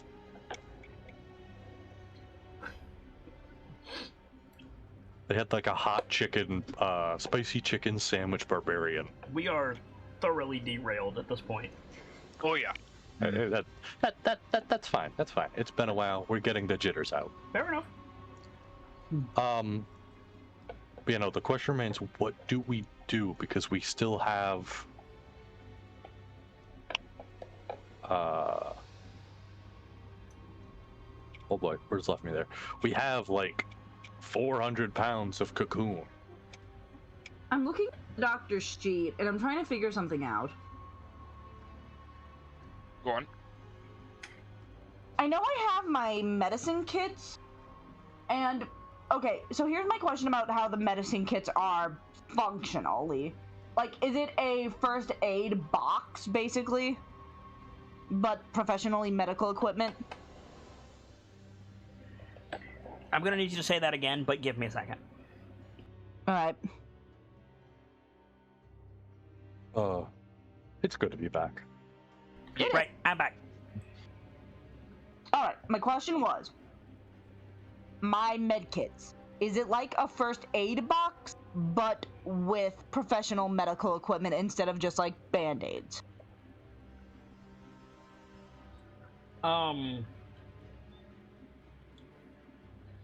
I'm not sure what you're calling a first aid box.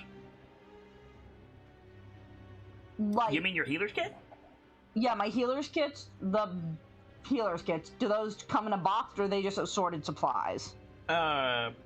It's... I don't think we've ever discussed it fictionally. You probably have a box where you keep them all. A bag where you keep them all. You have a doctor's bag, I assume. It's Yeah, probably of like course. medical supplies wrapped. Yeah, that's what I was thinking as well.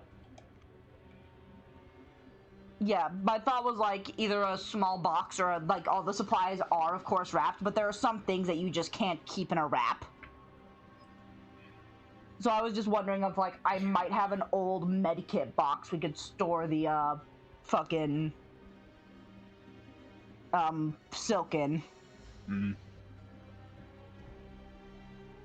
Because I run out of uses for the medkit, and that's usually like the ointments, the bandages, the etc. So, I admit to the derail that I'm about to do. I missed the majority. Like I heard everything that you're saying. I've kind of lost the plot of why this is coming up now. But also when you said there's things that you just can't keep in a wrap, I'm over here nodding, and I almost went like tomatoes. Good job. First of all, how fucking dare you? You ever tried to The eat a reason I wrap bring with tomatoes in it? It's hard.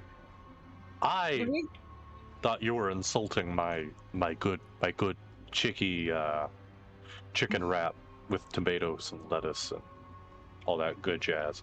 Don't mind me. No, I'm saying, have you ever tried to eat a wrap with like a slice of tomato in it? It's practically impossible. It's not that hard. But Thinking because what were you asking? would there be a way for the doctor to have like an old box that medkit stuff? I doubt it, because you have a doctor's bag with supplies in it. You probably take the stuff out of the box and put it in your bag when you buy it. Fair. That or as it gets used from my healer's kit, I take it from another medkit. Yeah, like, why would you carry around an old... Like, littering notwithstanding, like, I get that to a degree, but, like, you're also traveling a great distance on foot. You're not gonna carry just stuff... Like, yeah, like, if you have a refuse bag, it's probably in there, but then you have to dig through the refuse bag. I mean... So it's easier to say that, no, you don't have something like that? Alright, Plastic. copy that. Plastic isn't a super prominent resource yet. Super So- prominent my ass, it doesn't exist. But yeah, you know what I mean, though. So with most of the garbage is probably burned at night when you're setting up camp anyway, Or buried. or buried. But Most There- likely buried because of airborne pathogens. there is absolutely no reason for you to carry that, like old box packaging, outside of Port Nyanzaru, much less Scholt. Like, I frankly don't think it exists, because you have a doctor's bag. You would resupply it, and then carry that because it's substantially more convenient than having everything in individually marked packages. Alright, thought I'd ask. You're welcome to disagree with me, Zips. I can't think of a reason. Your reasoning is sound. Oh, and why were you asking to begin with? Because I was thinking if I still had one of the old boxes, we could, if hell I had a half-empty box, I could probably shift the rest of the stuff into my medic's bag, and we could put the silk in there. I have other healer's kits in the haversack. You are vastly underestimating how much silk you have. When you say a box of supplies, you mean, forgive me for the wordplay here, you mean like a glove box, like a box with like nitrile gloves in it. That size. Or roughly. No, when I said there's a mound of Parmesan on the shield, keep in mind the shield itself is 6 feet long and 3 feet wide. Fair enough. And then there was 400 pounds of this thread piled on top of it. It's all like, the pile is probably 2 feet tall. Oh, fair enough. There is no way that will fit in a glove box, even if you had one. Alright. You could fit some of it in there.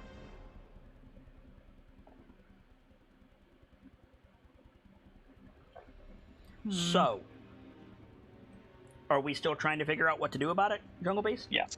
Yeah.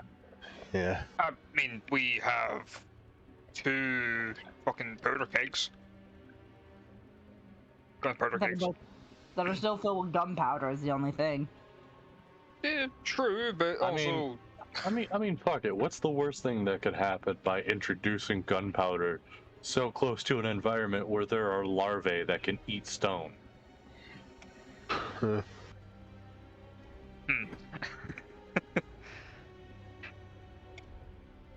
What kind of reaction do you get if you mix gunpowder and acid? Not a lot. Fair. In fact, I think you use acid to bore through sulfur, but I might be wrong about that. Fair enough. Yeah, gunpowder reacts to heat, so... Yeah. Acid can produce heat, but not necessarily. Regardless,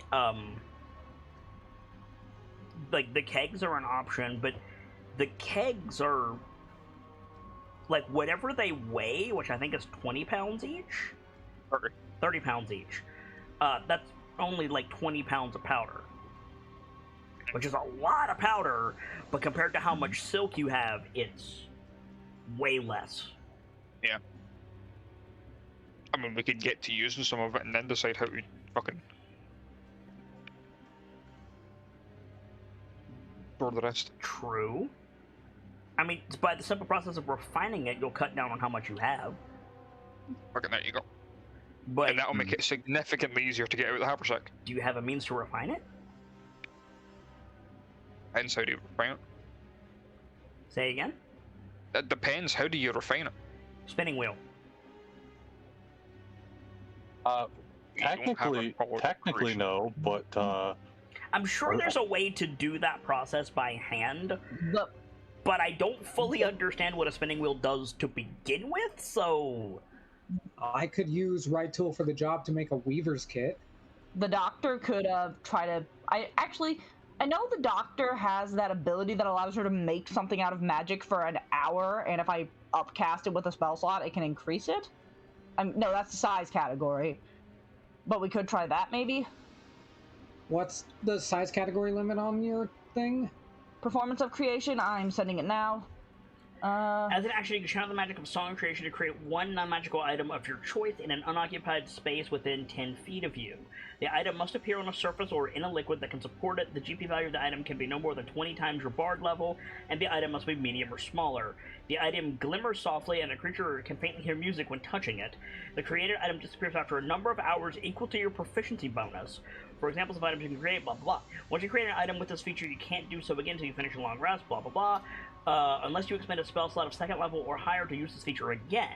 You can only have one item created by this feature at a time. If you use this action and already have an item for this feature, the first one immediately vanishes. The size of the item you can create with this feature increases by one size category when you reach 6th level large and 14th level huge. That is a solid spell. It really is. I have 2 questions, and neither of these are me being like, the GM says think about this. I am ignorant on both of these questions. Alright. Is a spinning wheel more than one item? And... Not technically. What? Technically, no. And how quickly does a spinning wheel do its do it? That I don't know. Give me 1 second to ask. To look it up. Okay, Google, what's the rate of production of a spinning wheel? I mean, yes, that's the question.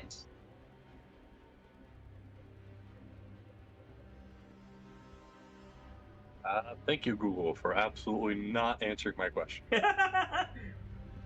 I type in, how long does it take to use a spinning wheel? And the first thing I get is how to use a spinning wheel, which tells me, fuck you, that's not how this works. I believe the term, the phrase you're looking for is rate of production. Yeah, I looked it up. How fast can you spin yarn? Although you may be spinning fine yarns, your production rate can be 3 yards per minute or better. Okay. That sounds promising, actually. That- I've Yeah, also no, looked up like- how to do silk, and you literally boil it, dye it, spin it, ready to use it. Yeah, that's what I thought. So we could skip the boil part. We'll worry about dyeing it later. But yeah, I knew you spun silk. 3 yards per minute is solid. Now it's distance, not weight, but you have 4 hours with this tool, and then you can just make it again. I think as a couple of camp actions, you could spin this. I think that's reasonable. Yeah? You're willing to help with that?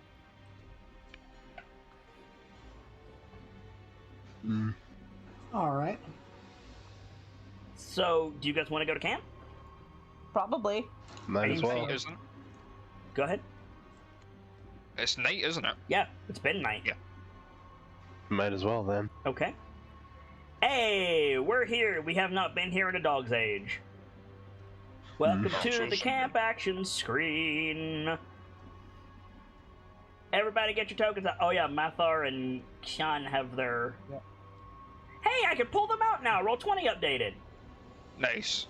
Hey! Was that Mathar and Kian have their what? That you guys had tokens out the edge of the map that were busted and I couldn't access them. And, Did you get them? What? Did you get them? Yeah, just now. I pulled them on. Nice. Bitchin'. Don't forget Kettle Steam and Cyrodiil. I think I have to get Yes. Kettle Steam for you guys. You do. Yeah. Brett gets his own camp actions. Don't forget. Yes. Yes. Rick gets 4? 4. He has to sleep now, so Oh, 3. 3. Which is a good amount of camp actions. Yeah. Doot. Doot. Ow! Fuck. Okay. So, you almost had animal care to worry about, and that's gone now. I can get rid of the tense music, that's dealt with. We would have only had it for a 10-day. Yeah. Not worth it. I don't want to get attached to a creature only for it to survive only 10 days. That would suck. That's fair. that when the first battle we walked into, and it just kind of. Yeah. The way Kettle Steam has nearly done 3 times. Several, yeah, 3 times. So, Mhm. animal care, you don't need to worry about unless you care about like Kettle Steam or Vrek, but they can handle themselves for the most part. Healing, everybody good? Yeah. I'm good. Hunting and foraging, how are you guys on rations? I If I remember correctly, the last time we had this conversation, you guys were hurting a little bit. No. No? I You got a yeah, fuck ton of the fiddleheads. yeah. I've got a ton of things for us. Those are fresh. Yes. Yeah. This is day 2? Yes. You've only got a few more days with those. Yeah. Because but- I've got, 4 mushrooms, 5 reed rations. I thought Like 9 I of remember rations. something about the fiddleheads keeping for a while. Yeah, they will keep for a while, but they're still not refrigerated and they're fresh plants. Fair enough. 5 days Oh. is a while, my dude. I thought we Yeah. cooked them so they would stay longer. Did you?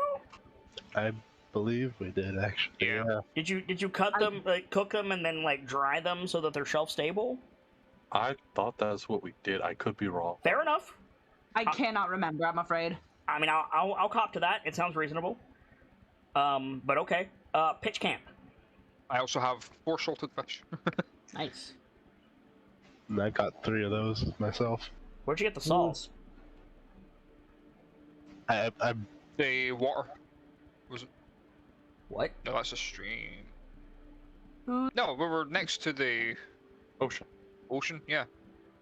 Could boil the water from that. True. Okay. So who's pitching camp?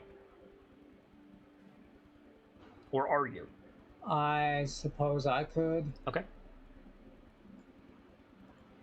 Dr. Lorelei, you want to heal anybody? Does anyone need healing? Not really, no. Do How record about Ceradeath Vrek and Kettle Steam and Ceradeath are fine. Kyon is missing 25% of his hit points.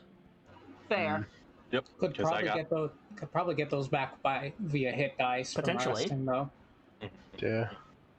That's my The plan. doctor it's still within the doctor's nature to help, to heal. If you're gonna get your spell slots back anyways, I guess a cure wounds wouldn't go amiss. Yeah. Okay. I also have Song of Rest, which Song of Rest will help. But that's a class action. fair. And I Uh, need to spend one of those spitting bullshit. Song of Rest will only work if Kyon's taking the healing action, so, like... I wouldn't worry about it, honestly. Fair, so I'll just cast Cure Wounds. I mean, if you're just gonna cast Cure Wounds, then you don't need to take that camp action. Camp action is Alright. to, like, tend to him. And... Yeah. So take watch.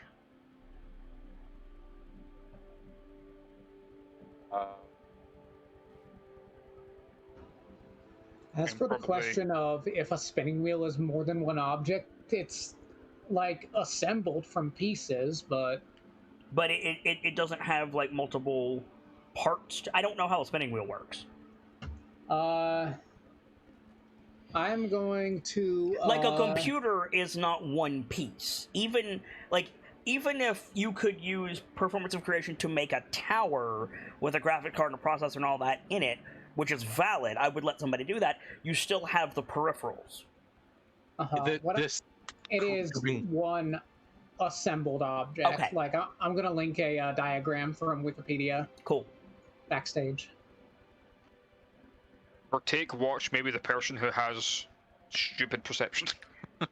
Is it this group that usually just wards the camp and calls it good? Yeah, usually it's I mean, Ceradeath yeah. usually does that, yeah. Okay. That's a good point. So then you don't need to have anybody on watch. Wayfinding for tomorrow. Do you guys have any idea what the fuck you're gonna do tomorrow? I was gonna bring that up. By all means. Yeah, that might be something Like to with the- have as a in-character thing. Yeah. Decide what we're doing next. Okay, then we'll keep that up in the air. And then green stuff. Who wants to go where?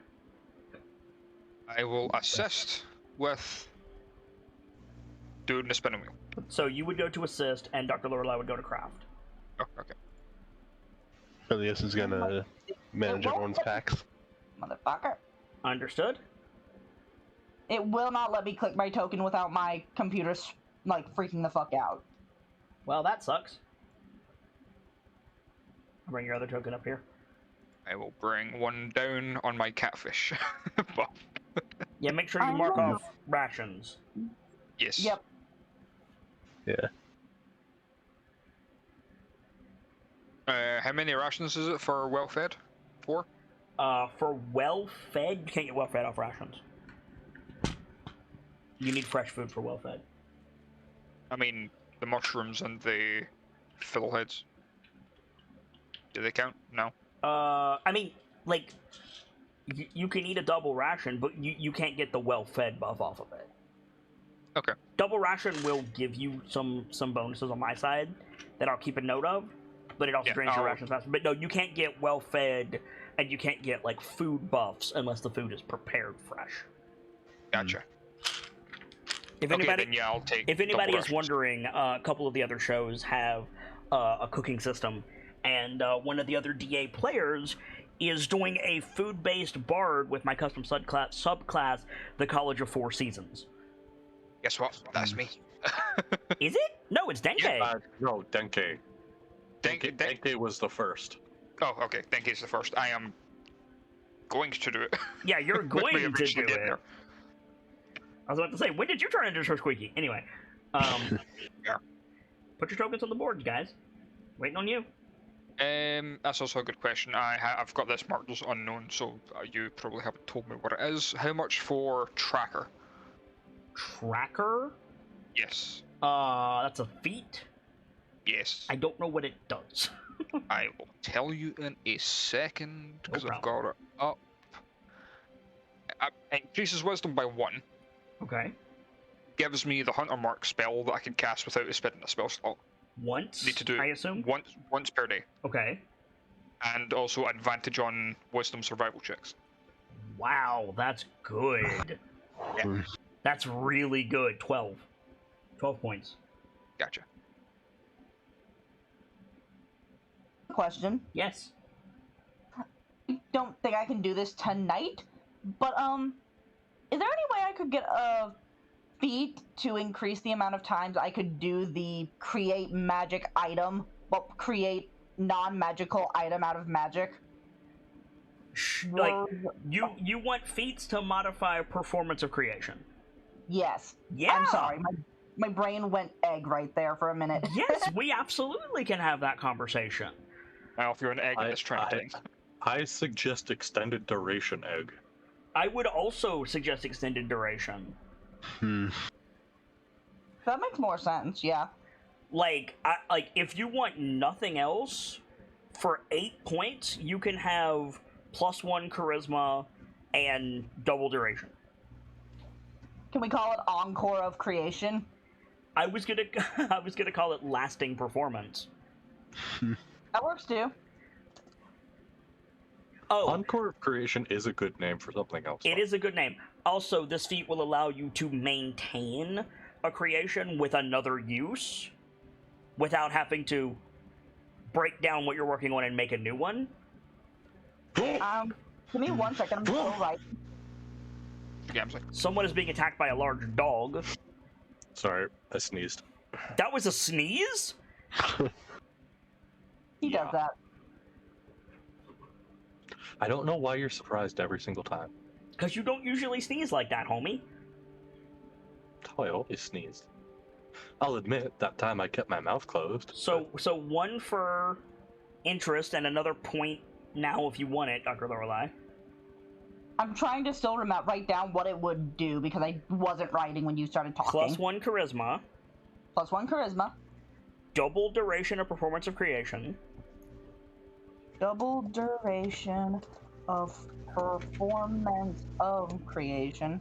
And Someone's been a buzz. And for the cost of a performance of creation charge, instead of creating a new item and the first item disappearing, which is what the spell says you have to do, you can maintain an existing item.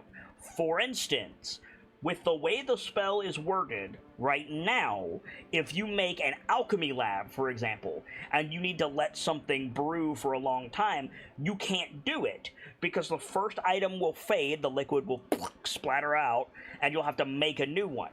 But with this feat, you could just use another charge and maintain your creation. All right. Very interesting. Matharkian, waiting on you. Oh, right. Yeah, sorry. I was deciding what thing Absolutely. to put it in.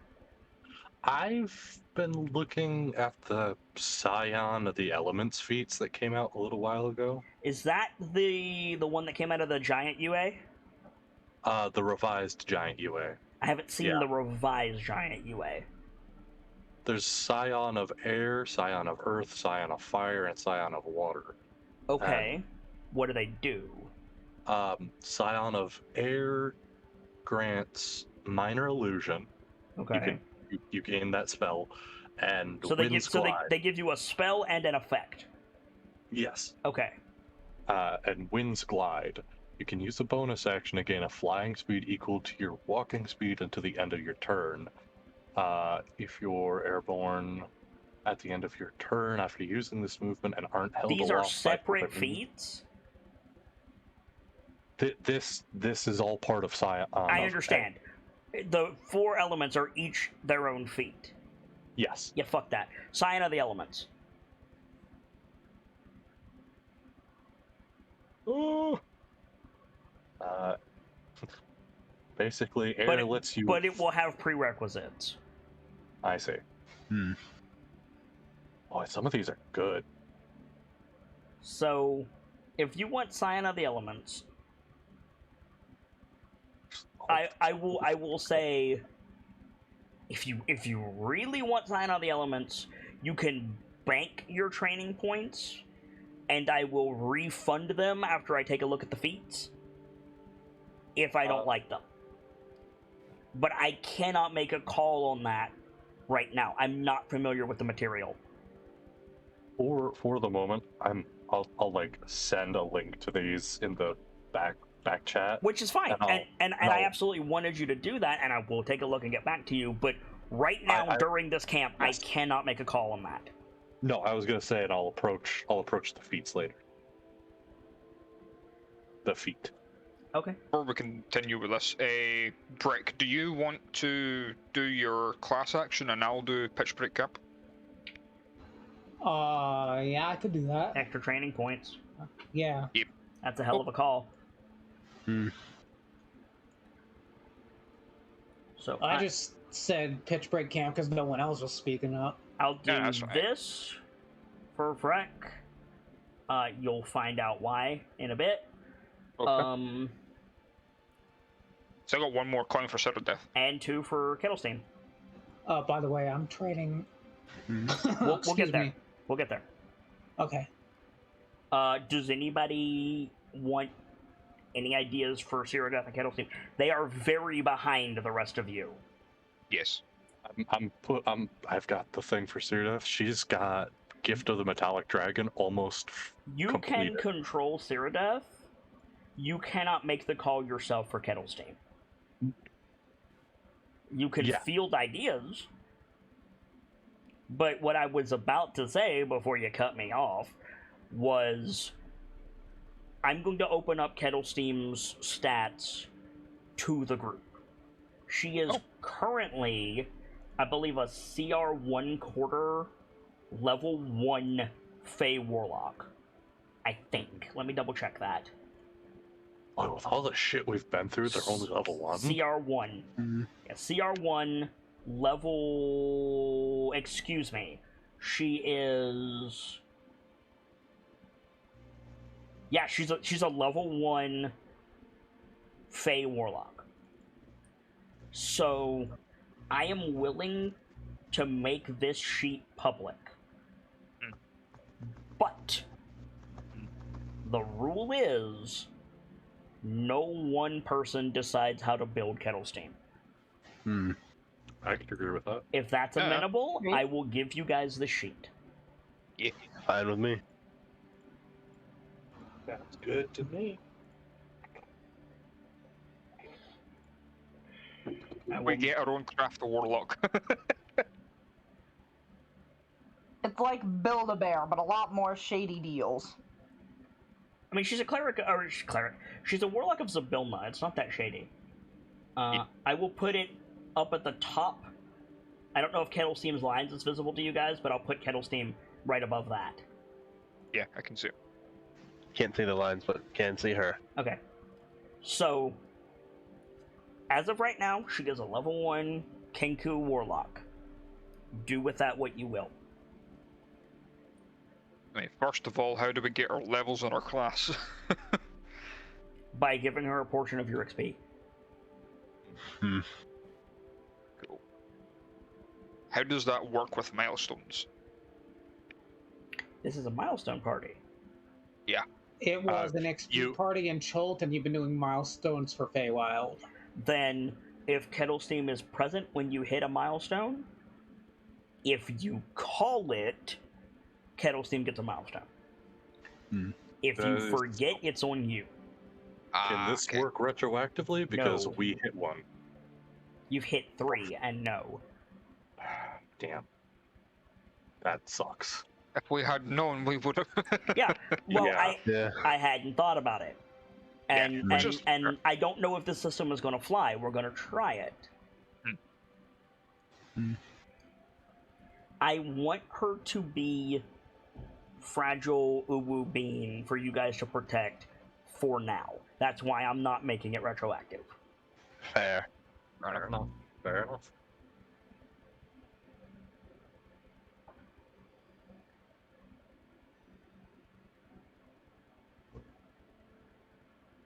Why the fuck does she not have? I Can know. you do- She doesn't have can any you- good spells. Go ahead. Can you do a train camp action to gain EXP, or is that a no?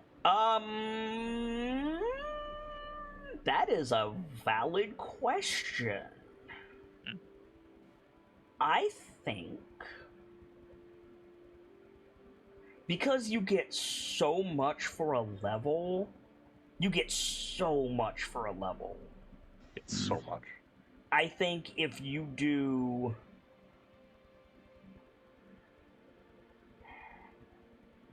I think you can train camp actions to get levels.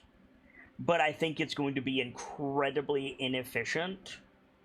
I think it's going to be like 25 points times the level that you're going to get. Uh-huh. The 25 times 2, 25 times 3. Yeah. Okay. I don't want to say you can't, but like, if I just put that there, it can be abused and power leveled, you know? Fair. I I was thinking that thinking- myself. You were that thinking can it for open the Kettle Steam. door. I completely understand. I wasn't thinking clock. I was thinking like small amounts of experience points for training, as opposed to a clock. So, the short answer is I've been doing that since we implemented this system. It's how I set my milestones. Yeah. It's story beats and accumulated XP, and I count training. So yes, but it's a hidden number on my side. Okay. I'm doing it already. Okay.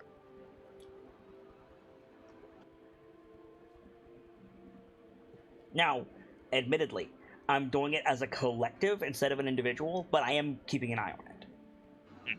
Fair enough. Okay.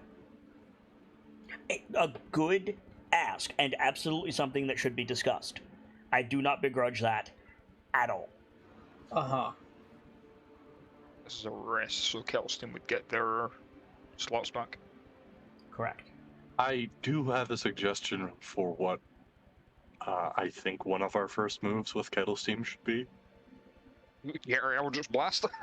Well, yeah, I was gonna say. I was gonna suggest we start a magic initiate and give her some actual good spells from her list. Yeah. Her spells are garbage. Yeah. Because Fairy Fire is okay. Yeah, Fairy Fire is great. She doesn't have a follow-up, though. Yeah. Bestow Curse. Oh wait, I don't have spell slots for that. my The Bestow Curse. You're talking about that 3rd level ability she has? Yeah. That is racial. I don't know why she has it, but she has it once a day as a racial. Yeah, fair enough. I will put a red mark next to that to show that it's active. It's a specific curse, though. Okay. It's in thought her was- attack. Sorry, Sam. I've interrupted you like 4 times. It's no biggie. I don't care. My thought is that we go for Eldritch Blast and either like Witch Bolt or Puppet. She's a Fey Warlock. Consider enchantment spells. That's why I suggested Puppet. Puppet is an enchantment spell that your gesture forces one humanoid you can see within range to make a Constitution saving throw. On a failed save, the target must move up to its speed in a direction you choose. In addition, you can cause the target to drop whatever it's holding.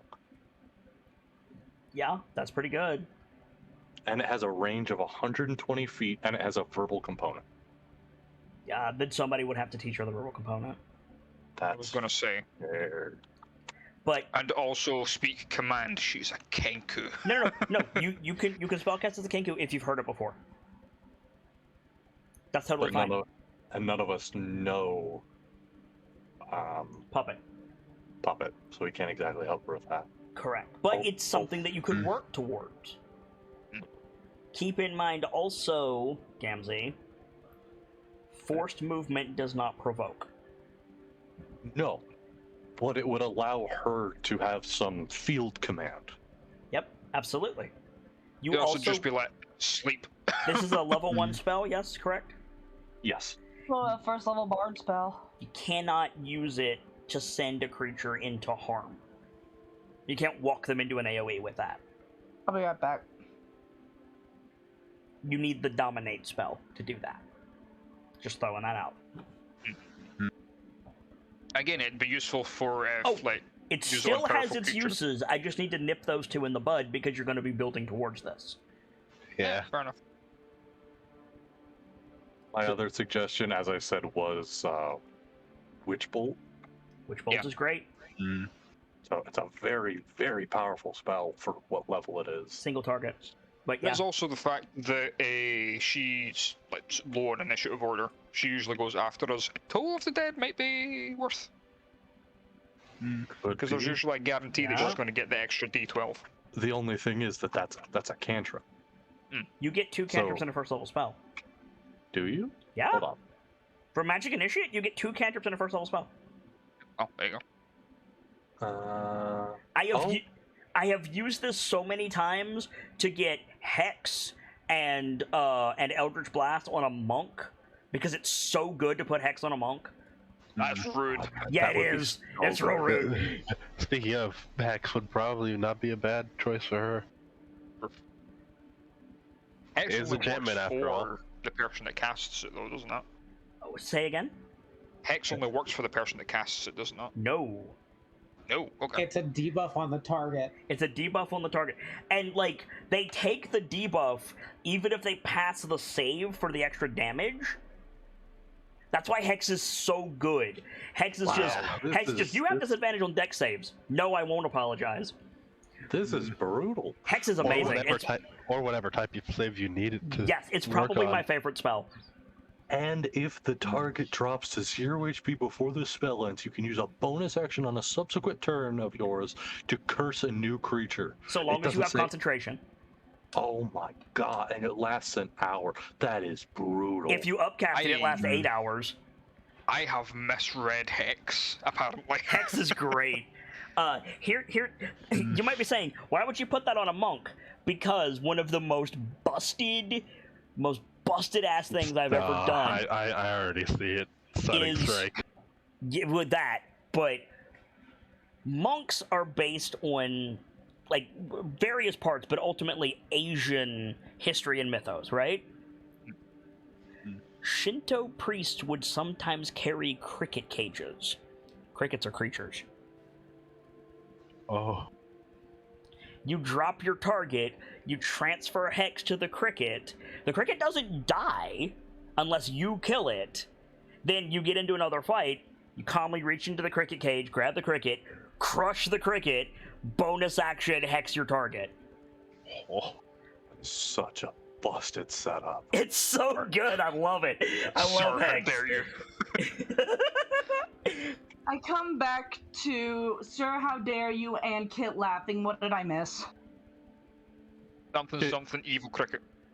Kit was just telling us about his evil cricket jar. It. No, we're not joking.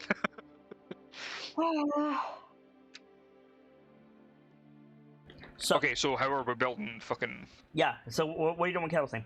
Yeah, so my suggestion stands, we go for Magic Initiate. Magic Initiate?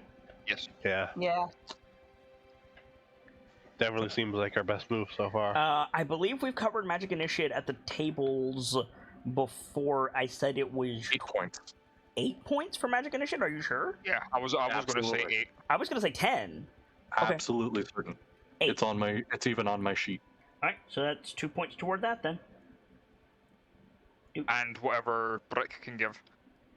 Yes. Okay. So class action. Cyrodiil is gonna ward the camp. Philios is gonna pack everybody's gear. Brick. It's a D4 per person training, I believe. Uh-huh. So that's 1, 2, 3, 4, 5, 6, 7 D4s, please. All right. May the rules be with us. May the rules be with us indeed. Great, but most people are getting an extra point. Yeah, most people are getting an extra point. Nobody's getting 2, and 2 people are not getting an extra point.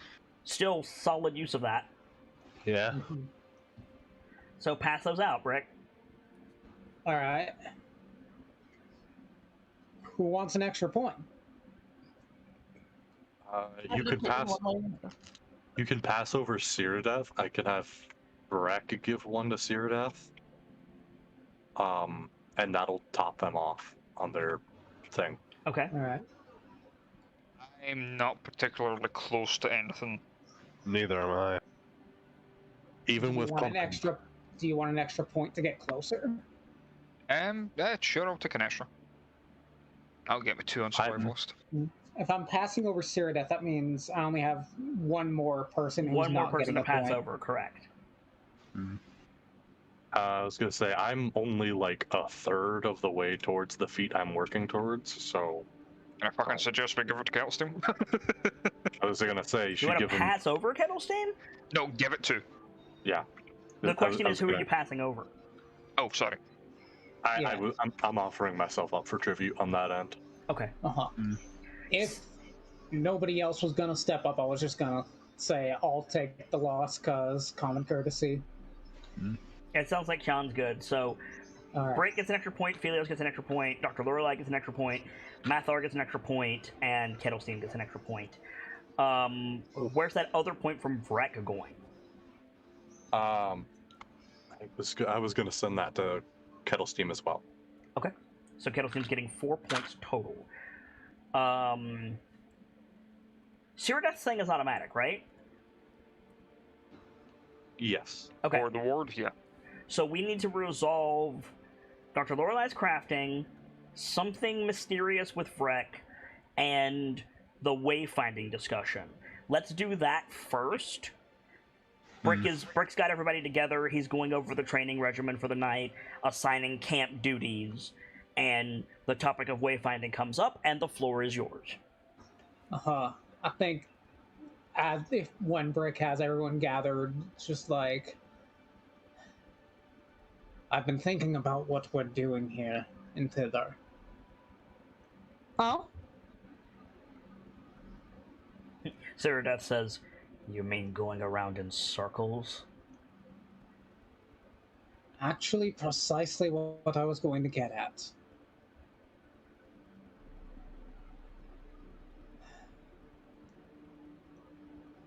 We've been wandering without much aim here and thither. We've more than likely attracted the ire of Miss Nightshade. Just we not say that as though it's a feat of great effort.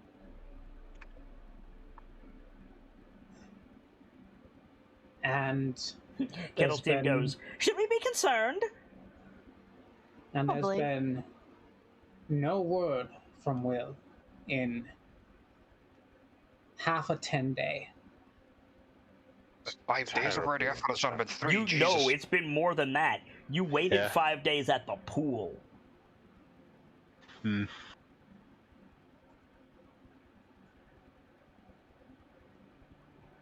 And it was like 1 or 2 to get over It was here. 1, I believe, and this is the second one, so it's been 7.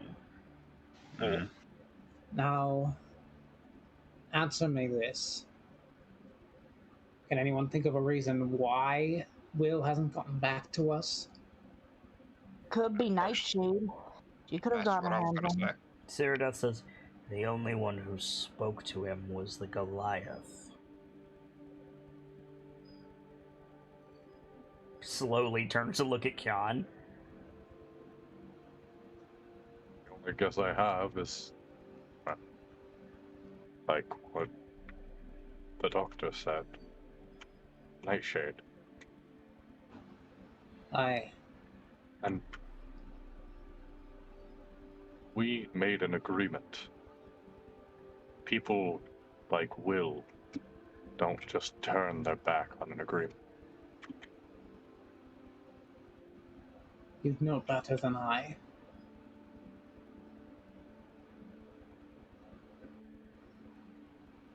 Thing is, if Will's been compromised, we're in danger here and thither even more. We don't have a reliable ally. Cyrodiil puts her hand up for you to wait for a second, Brick. And she says, like, she's speaking to Kyan. She's looking at Kyan. She says, you might not be the newest one in our little group, but you still haven't been here long enough for me to trust you. Turning to Brick, are we really going to change our whole plan based on one witness?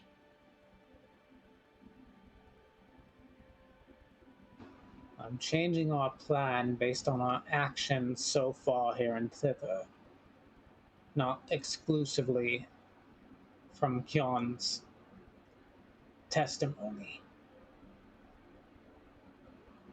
for lack of a better word. We should have left after the tree. That I'm honestly mostly in agreement with. I was willing to give this Will of the Feywild the time needed to get back to us, but it's been too long. Well, if the plan is to get out, we don't exactly have much of an option. We kind of sent the orc after the centaur. We do have an option, actually. What are you thinking? Brick pulls a white arrow out of his pack. A gift from said centaur. If we can't find him, I think I can use this to get us to Yawn, or perhaps even further. If the way between here and the place before this place was thither, right? No, you're in thither. Hither, then. Hither, thither, and yawn. And I want to point out something that I've seen backstage. A few of you have been spelling it like I'm getting sleepy, yawn. It is not that. It's yonder. Y-O-N. Oh, I got that. no, that was Considering the naming scheme of Hither and Thither, I only assumed as much. I thought it Yeah. was obvious, but a few people... It's not just Gamzee have been making that mistake. No, I've been doing it as well, but I'm chalking that up to fucking dyslexia. Hmm. You propose to go to a different place in this maze without a guide when we were explicitly told we need a guide? The arrow does contain the properties of find the path, but which acts as a guide. can find the path take you through a secret way? Be that as it may, it doesn't tell us what not to touch. It's risky. And risky as well. And given the fact there were giant skeletons in the tomb that we walked through, I'm not willing to put my faith in an arrow. If we have no other option, I can't believe I'm saying this, but I agree with the Northman.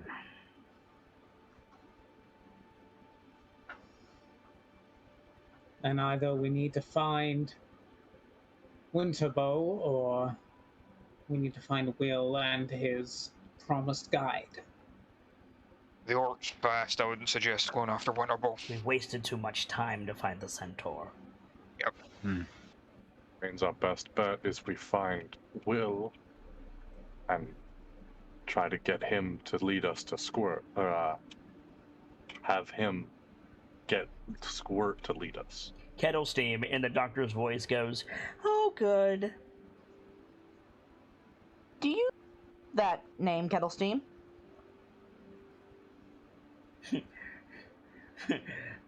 In Kion's voice, Kettle Steam says, "Will of the Feywild?" That's not a question. She just says, "Will of the Feywild," and like looks at you, like head tilts. No, Squirt. Do you know the name Squirt? No. All right.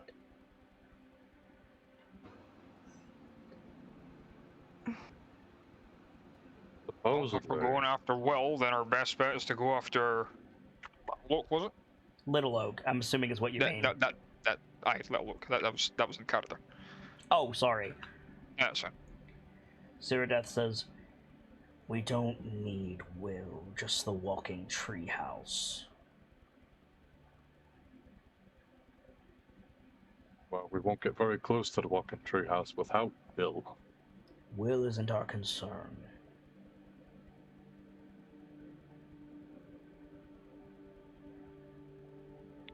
That might be the Frankly, case. I'm inclined to agree. That might be the case, but I only have one issue with that argument. Will is the one in charge of that group. If Will isn't there to let us, shall we say, let us in, This group has been doing fine without a leader. Cyrodiil rolls her eyes. oh yeah, certainly. But That that's not was how... that was not a truthful statement, Gamzee. That was ironic. Oh.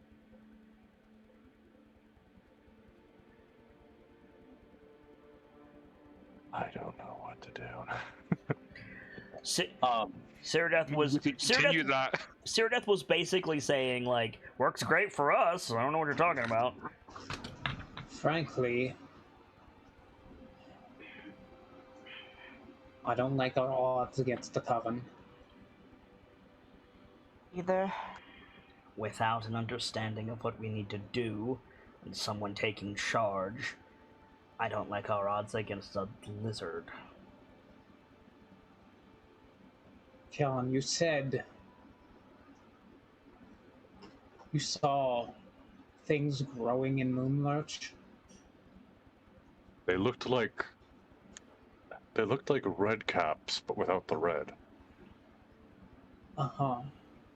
Kettlestein, What I get from that is Granny Nightshade is building an army.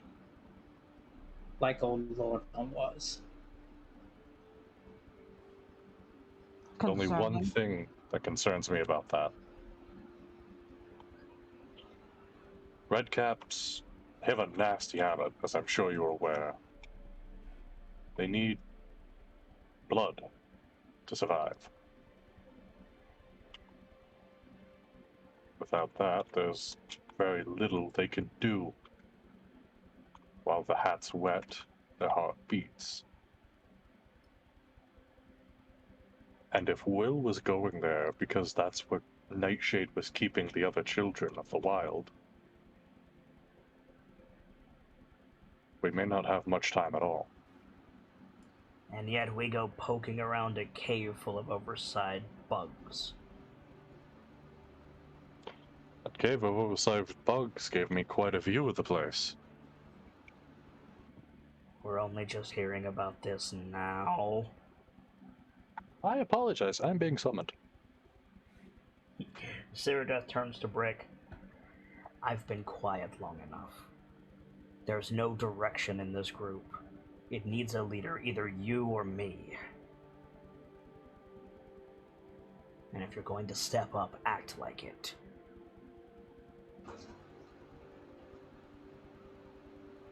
There's a sort of stern look from Brick towards Cyrodiil.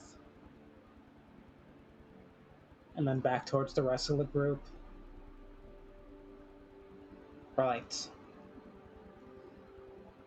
We're not a bunch of pups lost in the jungles of Cholt, relying on our guides here.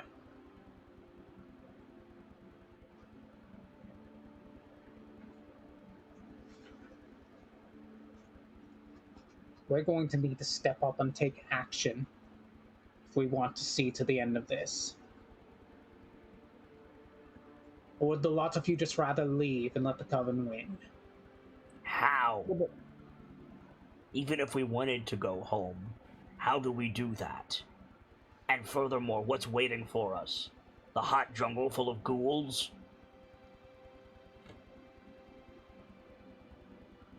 The chicken?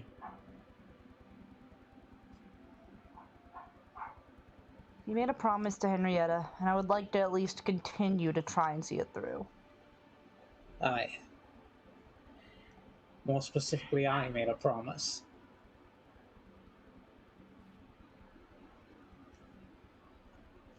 So, I'm sorry, this is the first time I'm hearing about a chicken and a promise. Last you told me you were here to take care of the Coven. Apparently, Cyrodiil gestures at Brick, this one was petitioned by a talking chicken. Brought us all here to save her family. I'm back, I apologize, what have I missed? Cyrodiil's had enough of Brick's bullshit, mostly. So nothing unexpected. Yeah, right, exactly. And Mathar and Thelios are finally getting the full picture of what the fuck's going on. Yeah. After If all we're that going we've to done, which isn't a lot, are we any closer to figuring out where her family even is? Well, we know the castles. Do we? Aye.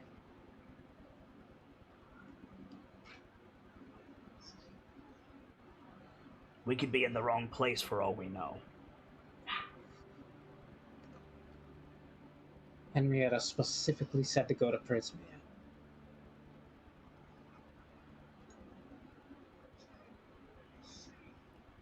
Let's say you're right. This doesn't look like a castle to me. Then maybe it's in here. Maybe it's in the next realm. Or who Or knows? the palace. If I had to take a gamble, based on everything we've seen so far, how was it exactly that she was described, Brick? The person we're looking for. Cyrodiil, Brick, Dr. Lorelei, and Kian were all privy to that conversation with Henrietta. Cyrodiil is just being obstinate. Oh. Feel free to fill it in.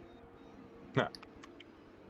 We were told her the specific familial connection, weren't we? Auntie. Yeah, Auntie. From everything we've seen so far, if I had to take a guess, and from all you've said she was capable of, I'd say this chicken may be the niece of Zabilna. So, the That's palace. an assumption we can make. And the fact that the enchantment placed on Henrietta faded likely because of the actions of the Coven. There's all of that, and, well, forgive me if this seems a bit blunt, but your average Fae doesn't deal in memories and knowledge, the identity of self. They said it, what was that balloon group? Trinket, Bauble, and Charms. Yes, the two goblins that were working there. They said that memories and time are too highbrow of a merchandise for them to deal in. From my understanding of that, and the fact that it seems that the hags are capable of it, I'd say it's a far sight more than an assumption that we're looking for this chicken's auntie and Sibilna. Either way, our destination should be the palace, and we know that to get there, we need to go through Yon. I'm going to show the handouts for Trinket, Bauble, and Charm, just so you guys get a refresher of what they look like.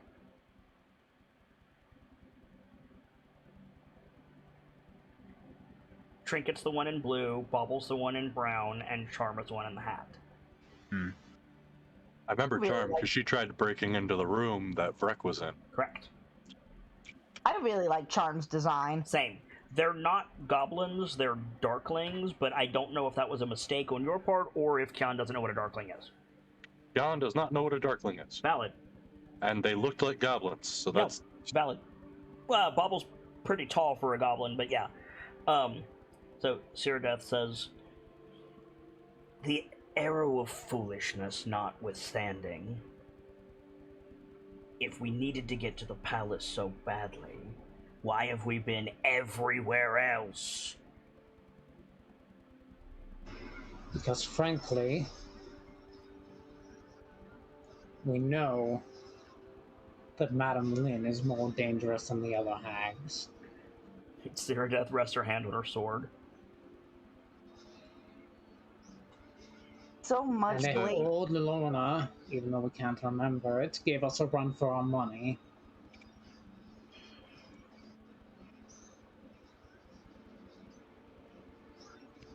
then there needs to be a discussion about how we're going to progress through Yon. If I remember correctly, we were told quite specifically that Lin and Zimbilna were not far from one another in terms of power.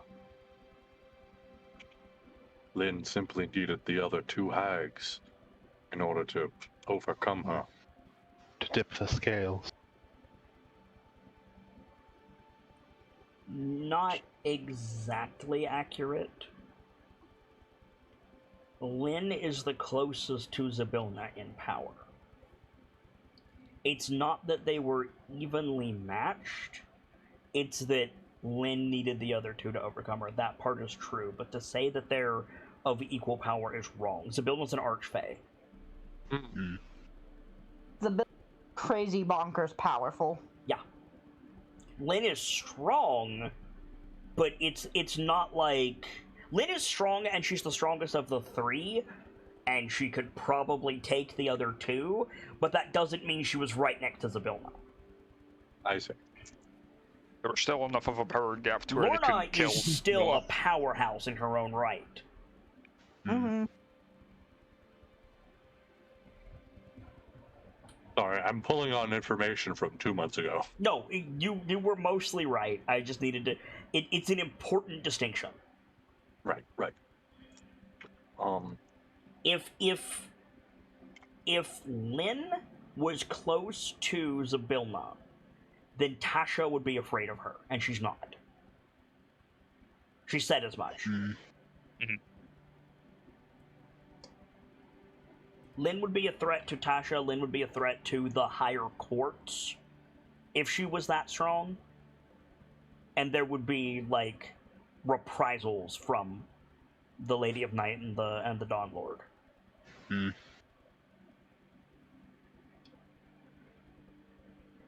The simple fact that they're aren't. You'd know, believe me.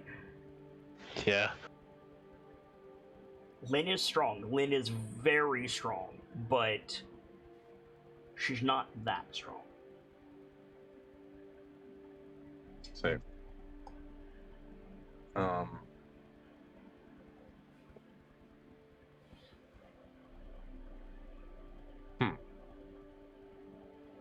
Oh gosh darn it. If it was such a priority, why didn't we petition the Centaur in the first place? Well, to be fair, we didn't know the Centaur could take us. And we didn't have nearly enough information.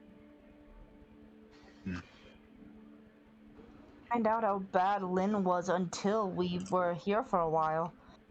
Imagine if we went into a territory not knowing that, well, as they said, Sibs cannot remember the entire quote, the doctor probably can. When your curtain calls, you don't have a choice but to answer in her realm. Frankly, You mean like we were wandering around Schult, Doctor?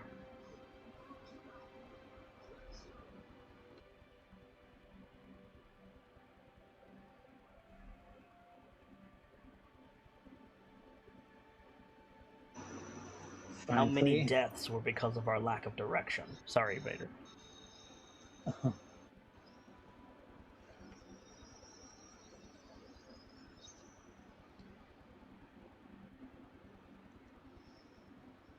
trying to think of how to word this.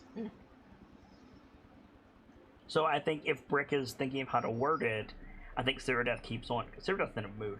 She says, we didn't have much of a direction for Scratch. Or Z. Looking directly at Lorelei. Did Shago die because of our inaction?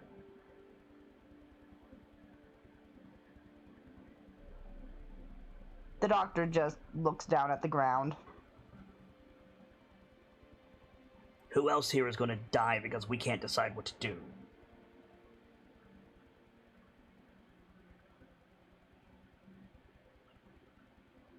You, me, the Northman?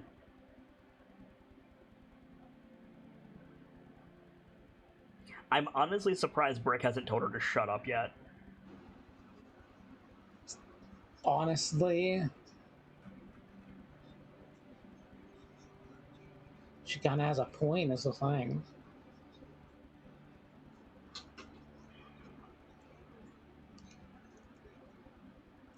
As you have said, I am new to this group.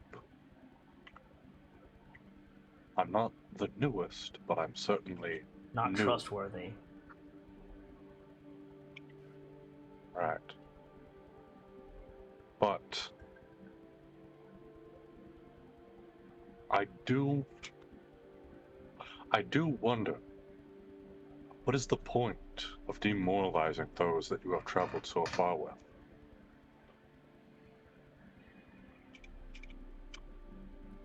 My queen gave me a mission. I thought this group the best means to fulfill that mission. And have you created no bonds? Have you created nothing with these people that would soften the edges of your sordid tongue? I understand. You've experienced no joy that I've seen. But have you really experienced no camaraderie? No sense of family here? I started to. Then they were killed on that one's watch.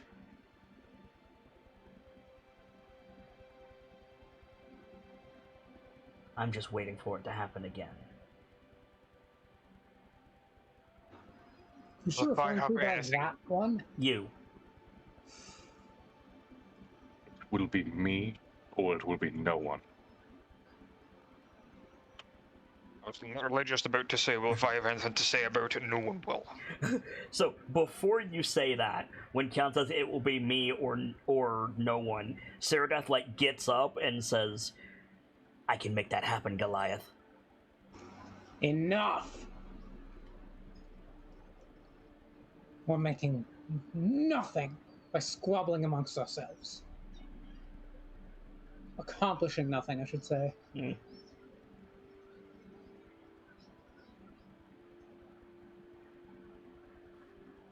No less than we're accomplishing sitting at the base of this hill, wandering around the swamp. The frog told us how to beat her, and you ignored it.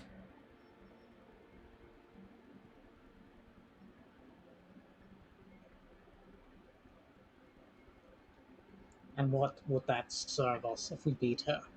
The ire of the other two? Let them come. If we can beat one, we can beat the others. Ill prepared? What are we now? Hungry, tired. We do not wield all the answers, but we now wield knowledge. Gets 2 of them.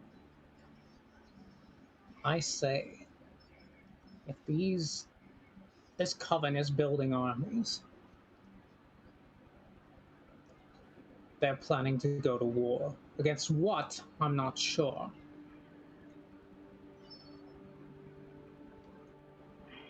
The god. Possibly The palace. the rest of the Feywild. We don't know. Wouldn't surprise me if it was all of the above. But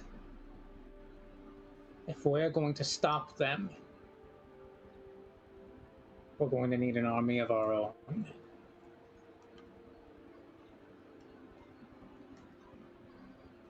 If only I were a skald, that would be easy. No, it wouldn't. We need to go to war.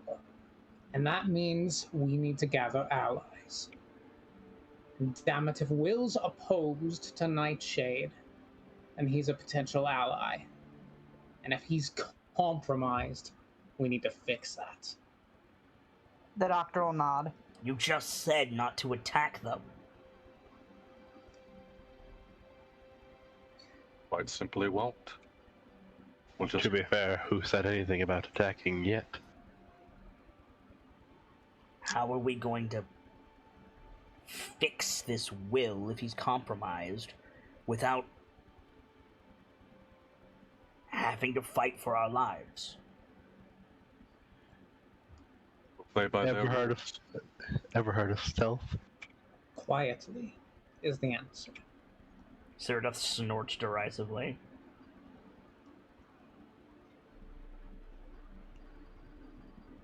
Frost comes out of her nose. Quite simply play by their rules. We'll go in quietly, attempt to draw as little attention as possible, and if we're found out, then we spin it as though we've done them a favor. I'd say we're already in the negative for Nightshade. That's not going to fly. You expect me to go anywhere quietly? Not really, no. So I'm babysitting again? Gestures at Kettlestein. Kettlestein goes, "Hey!" Every mission needs a distraction. I'll be right back I should again. say every mission like this needs a distraction.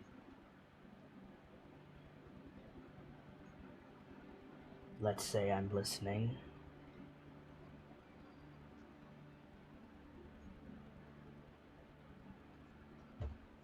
Kettlestein goes, "That would be a first." No, an actual snort comes out of my Thor. I'm sorry. This seems exactly like him. Vrek just makes the sound of a campfire going out, like the little hiss. Yeah, right. So who's going to stop Cyrdath from lunging at Kettlestein? Gone. Okay. I see her turn to go for Kettlestein. I will get up and stand in the way. Yeah, so like Kettlestein makes the crack, you guys snort. Cyrdath grumbles, lunges at Kettlestein. Kyan and Mathar get up and grab her by the shoulders.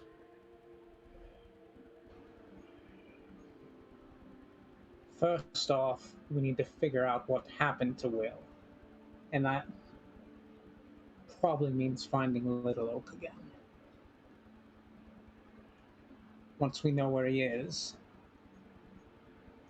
we can distract the guard, move in quietly, get out before they even notice we're here. We're there. Cyrodiil flops back down on a log. All right, you're making sense, Sergeant.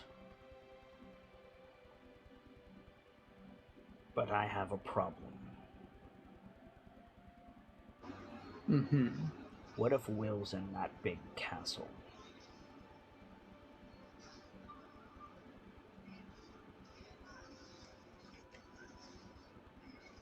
Solution is not elegant, but it is simple. It's much of the same, honestly. Just on a grander scale. You think we have the means to sneak inside that and get out again without, like, just gestures vaguely at the sky, noticing? We made it through the Maybe tomb. not, but I have an idea if you want to hear it.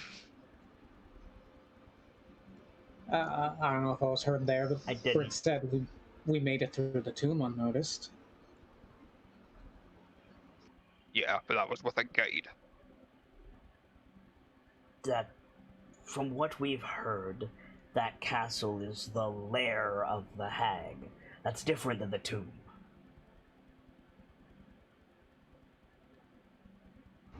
And what do we know of the hag? That the first person she sees is invisible. You're going to send one person into the tower? I wouldn't suggest one.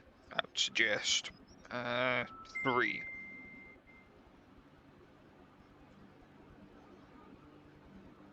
Philios will be a good pick. I'd like to nominate myself to be seen. Not much anything physical can do to me, so it's really just our magic I would need to worry about. And if I'm invisible to her, I can always just distract. I've got an additional thought. Okay. Cyrodiil holds a hand up to Yukion, and she points at Brick, and she says, "You're mad," points at Mathar, "and you're absolutely cracked." And then I she didn't gestures, get this scar for nothing. and she gestures at Kion to continue. Oh, well then you're going to love what I have to say. I say we do this as separate groups. Send one group into the tower first thing at night. Send the other just outside of Loomlurch. If there's no, shall we say, good signs come morning, the Loomlurch group begins wreaking a little havoc, trying to find the children, get them out. This will draw Nightshade's attention away from her tower. And if what Will and several others have said is true about not being in there during the day, should give you a fighting chance of getting out.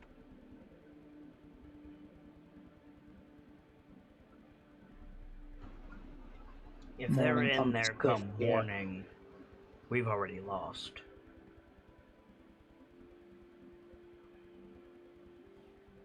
Likely. But isn't it more fun to lose with a little bit of flair? Makes more sense to attack Loomlurch the night they're in there. I have to agree there. And for the record, I volunteer.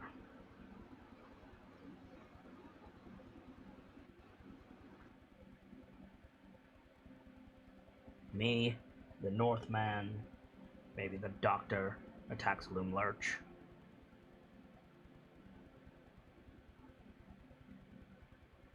The rest of you sneak into the keep.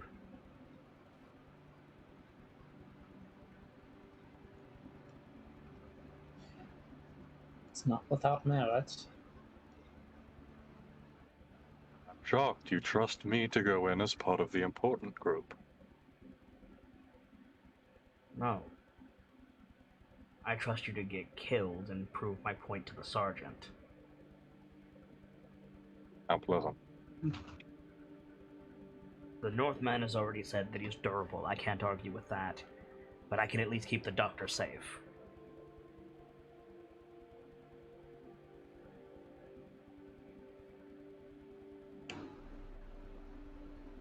If I come out of that tower, she's not. We'll be having another conversation. I look forward to it. It's a plan, then. Kettlesteam holds up a finger. I still think more information couldn't hurt. Well, hold on. What is it, Kettlesteam? Kettlesteam has written in the dirt at her feet with a stick, very large letters, "I'm not going in there, you can't make me." Thor gives like a hearty chuckle. Expect you to go into the heart of darkness, little one. Give a pat on the head. So you'd prefer going to Loomlurch, then? Kettlesteam hastily writes, "Little Oak." We don't really have a good way of getting to Little Oak is the issue. Might From be what I- running Unless to something find has Little Oak happened. first. If something has happened, there's always the potential that we'll be able to find Little Oak a little better if we move with intent. Kettlesteam is looking at the arrow. Were that the case, don't you think Nightshade would have found them by now? And she might have already found them. But what I'm From what saying you is... said, Sorry. from what you said, Kian, I don't think Will would have put them in danger. I think he would have given himself up before he let Nightshade get to them. Especially if he's so concerned about the kids in a Loomlurch. Will's the one with posters plastered everywhere. Doubtful the other ones can do much without him. If there's a chance Granny Nightshade doesn't care about the others, Would have capitalized on it. aye. Alright, I see your point. She's the hag of the present, after all. I doubt she thinks too far forward. Should I try our previous plan? We don't... Send a... Like, Cyril holds a hand up to Khan and nodding towards Philios. Like, we never actually really talked about what that means. I'm sorry, what did Felia say? The hag of the present.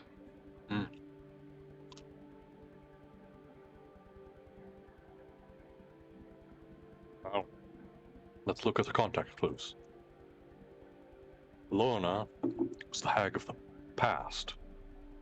She held on to it, gripped it firmly, but also had a way of controlling it in the eyes of others. Taking it from them.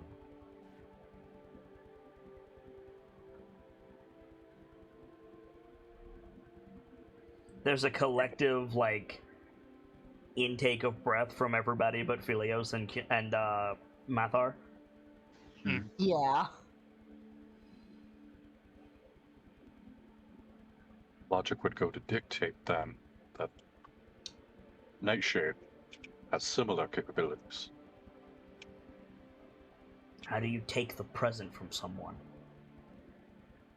Freeze them in place. Or keep them stuck in some sort of loop. I'm gonna make a wisdom save for Ceradeath. Her wisdom isn't super high, Hmm. but I want to see how her intuition is.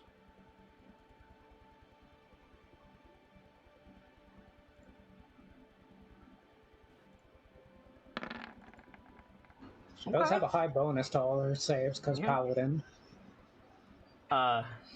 So she says, "No, that's taking the future."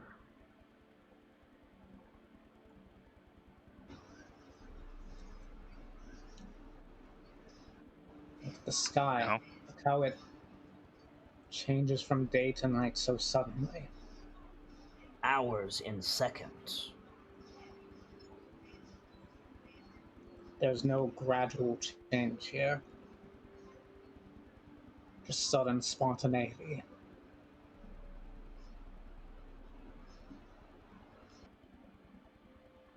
What if she traps you in a second?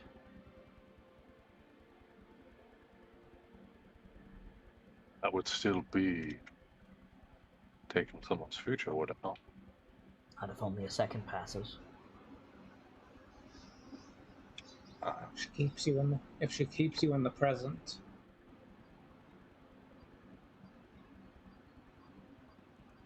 Or simply stuck in 1 second. Your present is always that 1 second. But the future is still to come. Horrid, really. Ugh.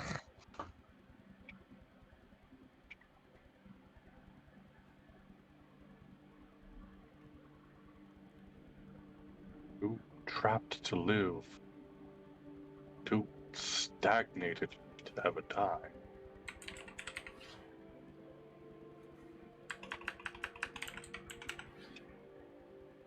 Mm. So how do we beat it?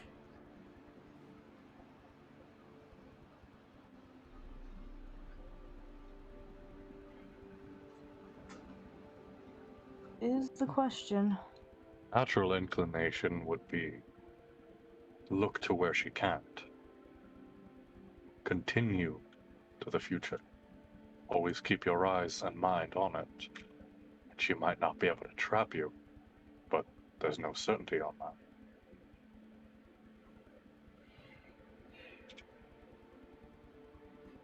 Ceradeath looks over at Brick. Whoever goes into that tower is gonna have a hard time. We haven't been to any of their domains before.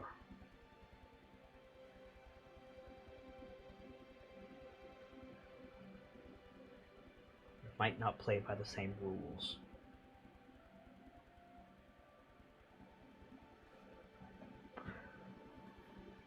This might be a bit of a fool's thought, but I've always found that introducing something new is a good way to destroy the present.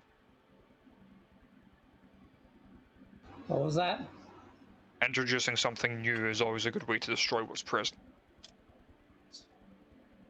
Actually, quite an idea. Hmm. We should still find out if Will's actually there before we make our move. How? Right. Let look.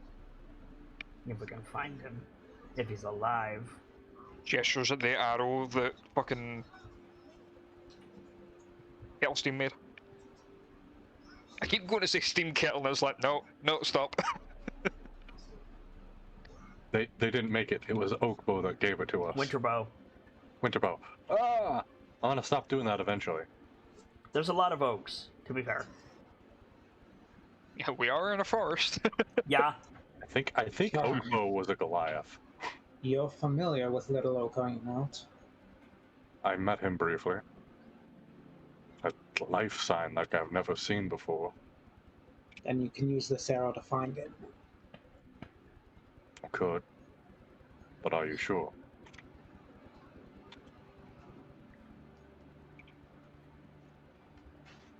Seems like our Gonna best have to shot take at the that very chance. least. Aye.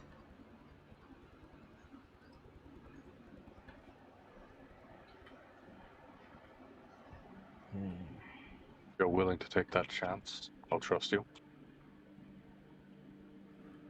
We'll need to move quickly. Elf, make sure the gear's packed. Vilios nods. Are we finished here, Sergeant? I want to put some protection around the camp. Aye. We'll discuss our next steps at a later time. Cyrodiil gets up. You guys go about your training for the evening. So you guys can put your points where they go, and I can remove the rest of this. But then we need to figure out Dr. Lorelai's crafting with Math Arts assistance, and this strange happening with Vrek. What would we like to do first?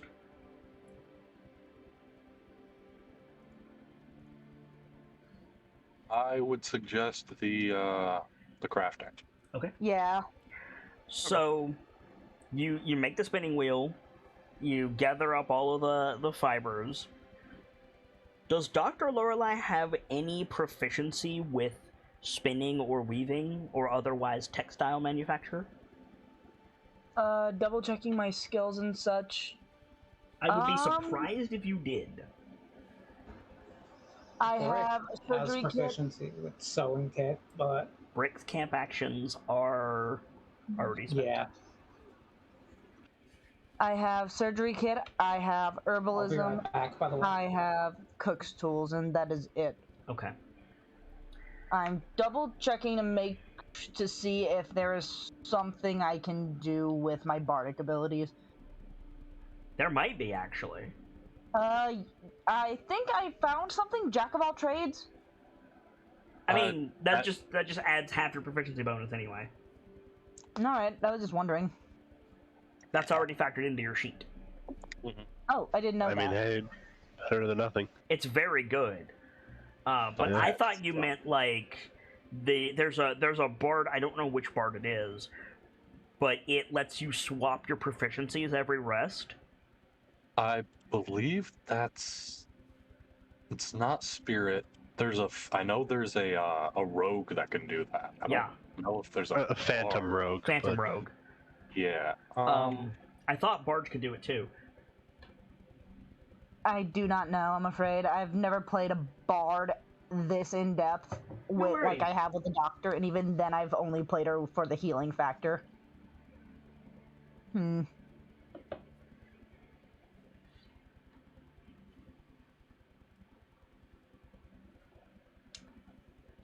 So it will Yeah. be a you're going for speed, I assume, is the play here.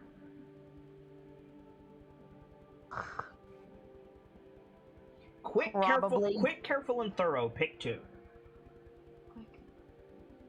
Quick, careful, and thorough. Yeah. What would thorough do? Make sure you get every piece. Make sure it's all done correctly. Detail thorough. oriented. Quick and thorough. I was going to say, if you want my input, I would go for careful and thorough, because we can always do it again at a later time. Fair. Then let's go careful and thorough. Okay. So, do you have a dexterity-based skill that you are not proficient in currently? Yes, I am not proficient in acrobatics or stealth. Okay. Roll either of those, and with advantage because Mathar is helping you. So that will supplant your Weaver's check. It will just be a dex-based Weaver's check with half your proficiency. All right, acrobatics with advantage. Would you like that one or that one? Yep. Yeah. Okay. So that beats the DC. Woo. Your hands hurt. And you get the bare minimum to sleep tonight.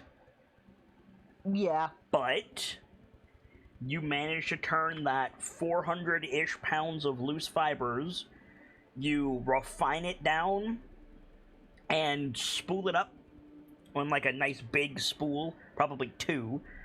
So you have two 130-pound spools of thread. Jesus.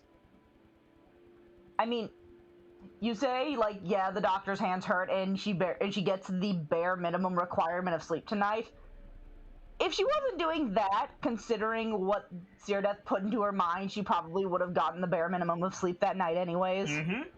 Having something to do with her hands just helps a little bit. Mm-hmm. Like, the doctor was staring into the yarn, focusing on that. Like, if Mathar tried to say anything to her, it probably took him a few tries to get her to hear it. It's not yarn, it's thread.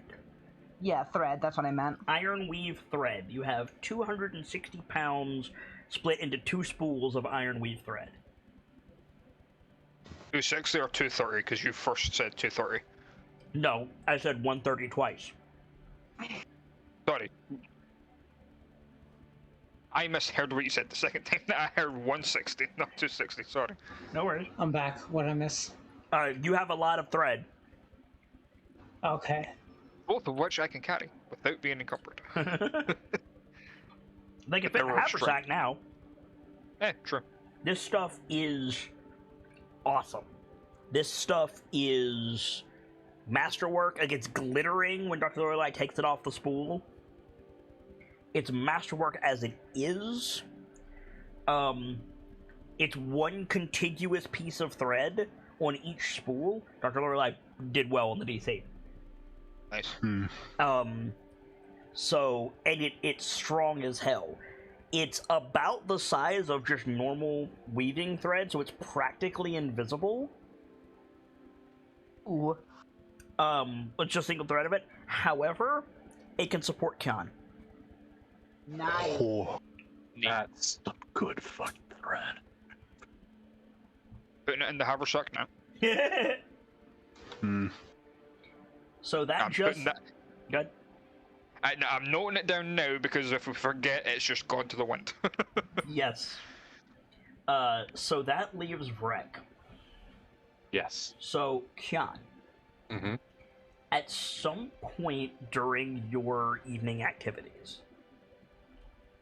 you notice Vrek finishing up assisting whoever it was he was assisting.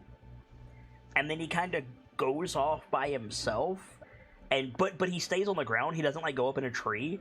He just like goes off by himself and is looking up at the sky.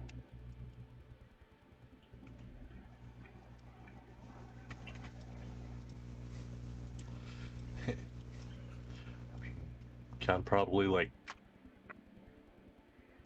it's that thing where he knows, doesn't matter how close he gets, he knows that Vrek is gonna notice him before he gets there.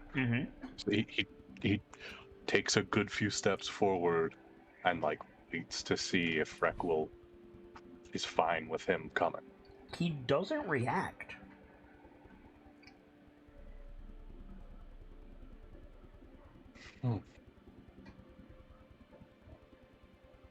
Another moment or two, and I think he just keeps walking. Yeah. Like up to Vrek, you mean? Mm-hmm. So you get up to Vrek and like sit down beside him, I assume. Mm-hmm. He starts. He looks over at you. And then he says, were you waiting for me? No, I saw you wander off. I was worried you were starting to feel cold. Cold? No, I didn't notice you there.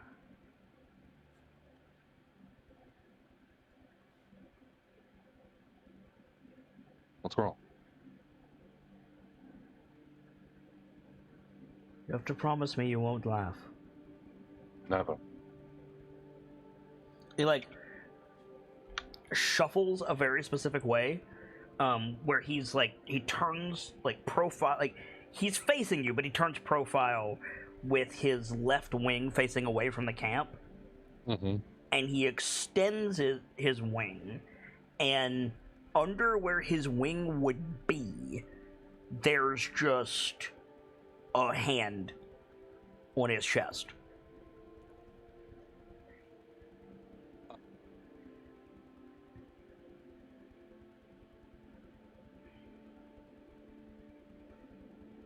And this is going to be a weird question.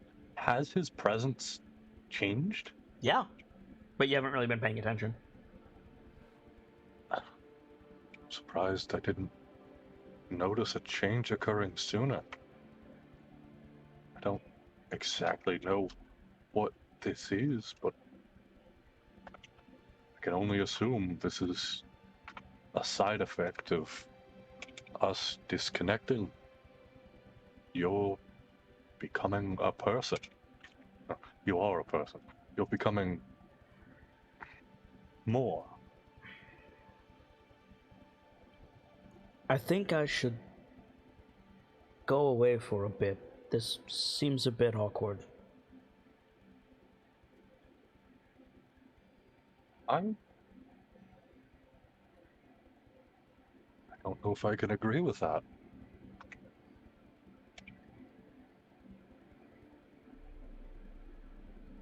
It may seem a little awkward, but many changes have occurred. I now see the world differently than I ever have. I now wield powers different than I ever have. And this group, there's a seedling. It's just barely breached the surface. But there's something special here. The wilds is bringing all forms of change. None of them bad yet. You keep that up and you'll make Primarch. Please, I can't ever have the time. But that's not what I mean. If this change continues, it'll reach a point of critical inability. I won't be able to run, fly, or fight. I should stay somewhere safe until it's finished. Hey,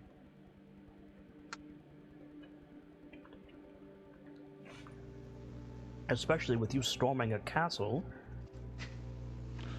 no, certainly. In that regard, may I say, what were you thinking? What I was thinking was... Huh? Promise you won't laugh.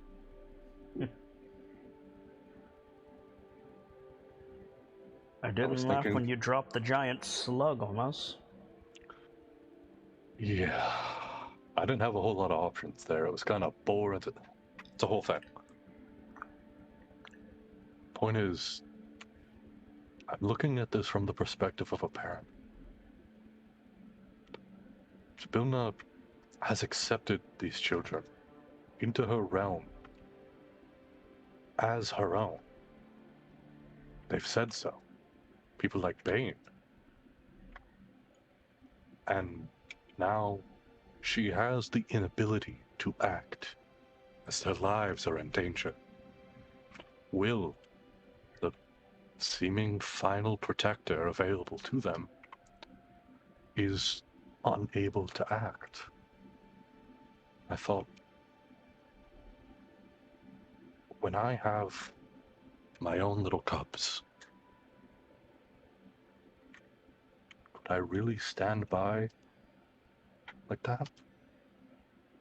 To protect my own? To protect myself? I don't think I could. If your mother could see you now, brother. If our father could see you now.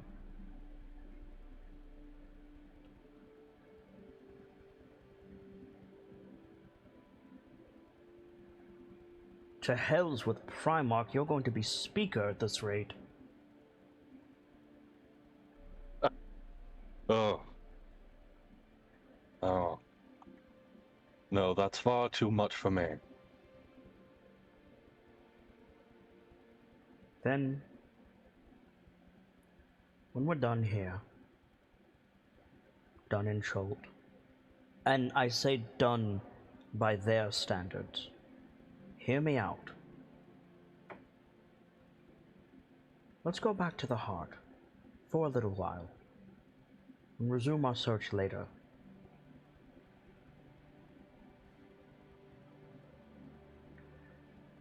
By then, I think, by the time we get back, I think it'll be about time I find myself a family, won't it? A bigger family. You didn't hear it from me, but Inga fancies you. Really? That's a thought, isn't it? The thought is you with a cub. Or me with your cubs. Ugh.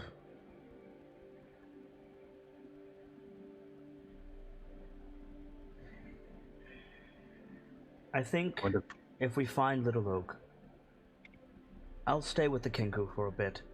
Let this change do whatever it's going to do.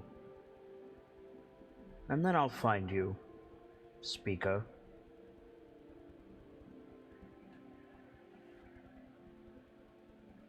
As you would, brother. Just think it's safer.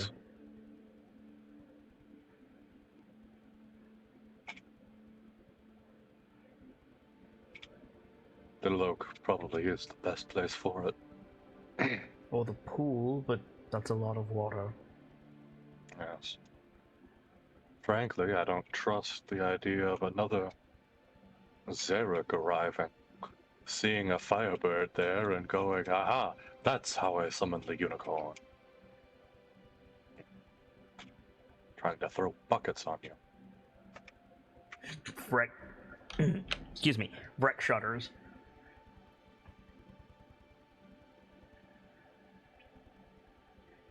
Tomorrow, I'll find out how to activate that arrow.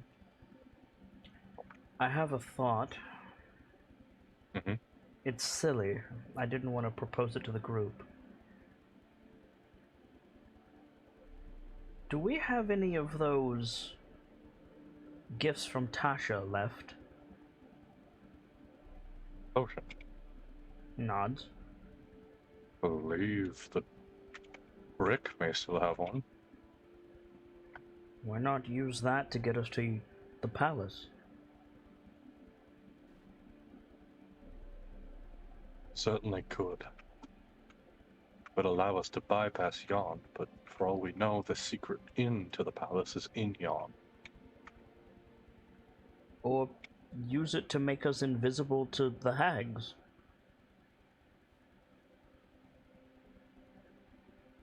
Or use it to fix Zabilna.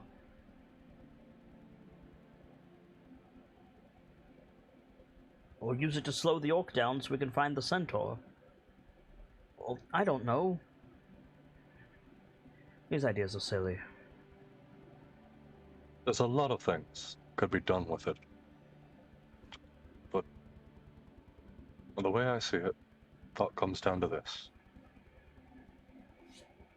This is perhaps one of the greatest hunts ever, really.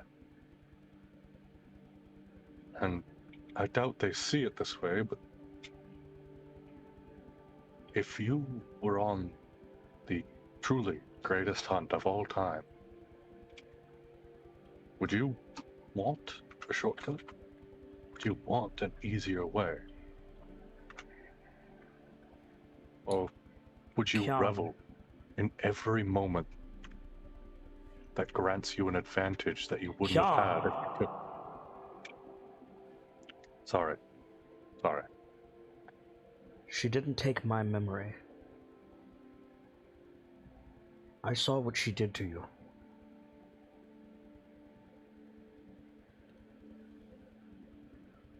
I don't know what it was, but I still feel it in my bones. You wouldn't be talking like that if you knew.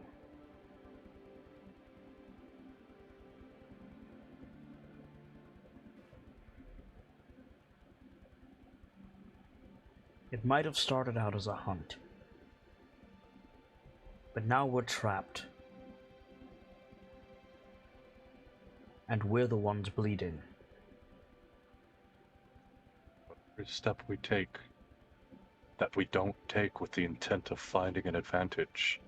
It's just another splotch of blood on the ground.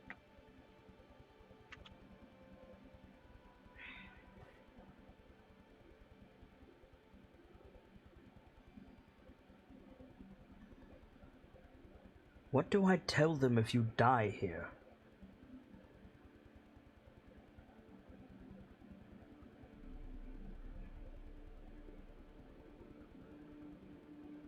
On this we agree, brother. Your story's not finished. I know.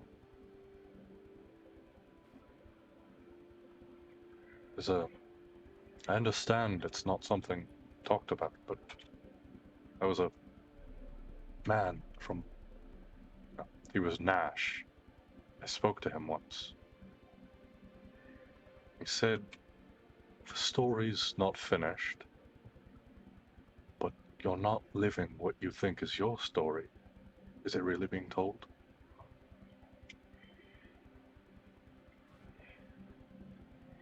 Nash or not, that's a strong thought. It's a dangerous thought is what it is. But I like it better than the other one. What happens if I die here? Now that we're not, you know...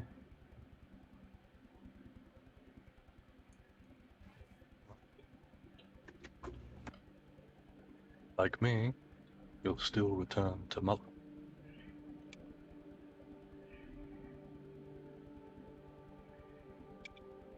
You'll be remembered. If, for some reason, something happens to both of us, if not by me, then by them. By those that came before, and those that will come after. In the jungle, I was confident that I would go home. Connected to you, that's how it's always been. Now, with everything that's happened, with everything going on with me, to say nothing of the magics of where we are, I don't have that certainty. I can only imagine that how the others feel, or you, but I don't like it. It feels dangerous. Distracting. It's terror.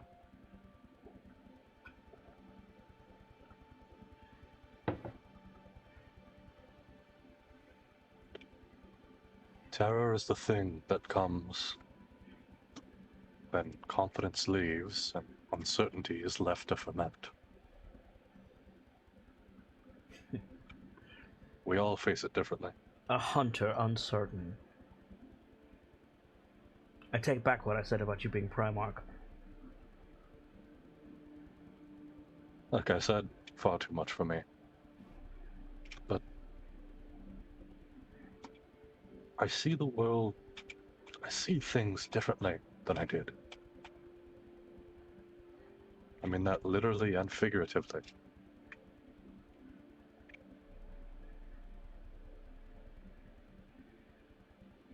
Uncertainty will always come.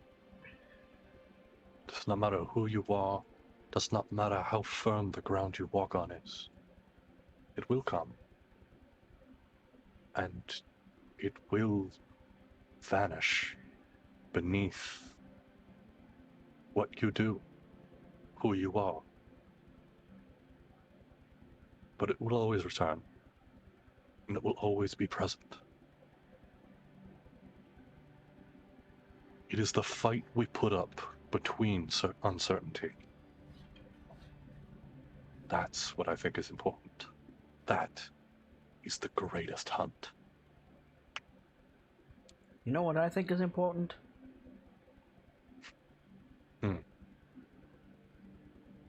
Thola Denwalker's soup, the cook's assistant from Clan Roche.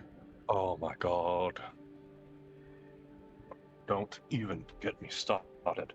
I want an entire side of Dolyak and at least 3 bowls of that soup. Oh, God. It's like fucking magic. I also want to be cold again. Not cold like cold, but like he gestures around. You want your warmth to stand out. Yes. I want to hunt beasts and take them back to the clan. I agreed to come with you on this errand. We're a bit far from the trail.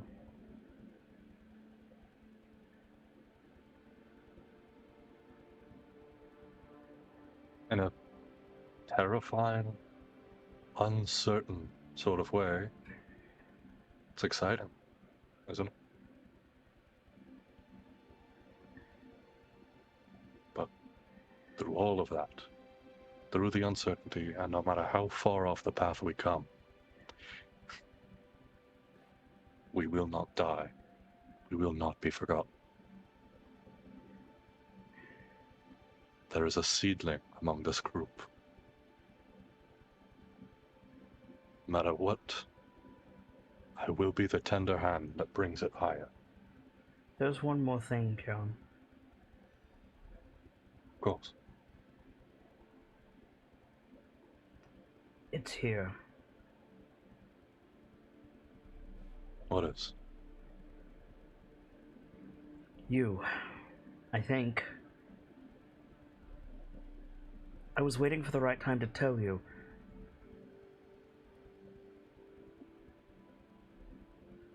It's you, but not you. It's... I think I am something of an expert on your presence. It's here. Not here in the forest, but here, through the portal. It's drawing me towards the mountains. It has been since we left the carnival.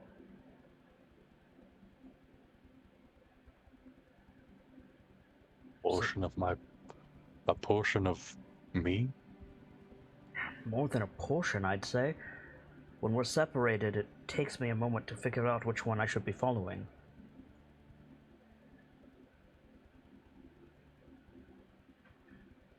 Interesting.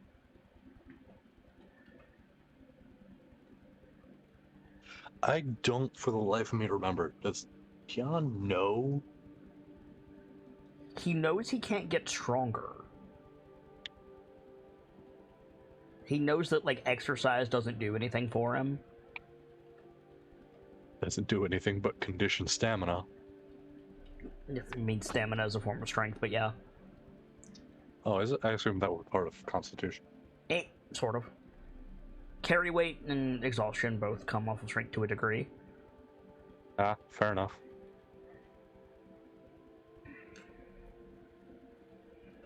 Then I wonder, maybe if we follow it, I'll get to return home stronger than I was. If we follow it, you might face this world's version of you. Can you handle that? That's good. I'm glad to hear that. Call it terribly pompous of me, but I'd love to see myself. Can't be serious. I am. If there's a possibility that I'm encountering this world's version of me, then so be it. Think of the wolves from the bridge. Or the... Beasts, almighty. the guardians Round of the up- sky above this forest. Powerful beings around every corner. For certain. But none we haven't been able to handle, besides the hags themselves.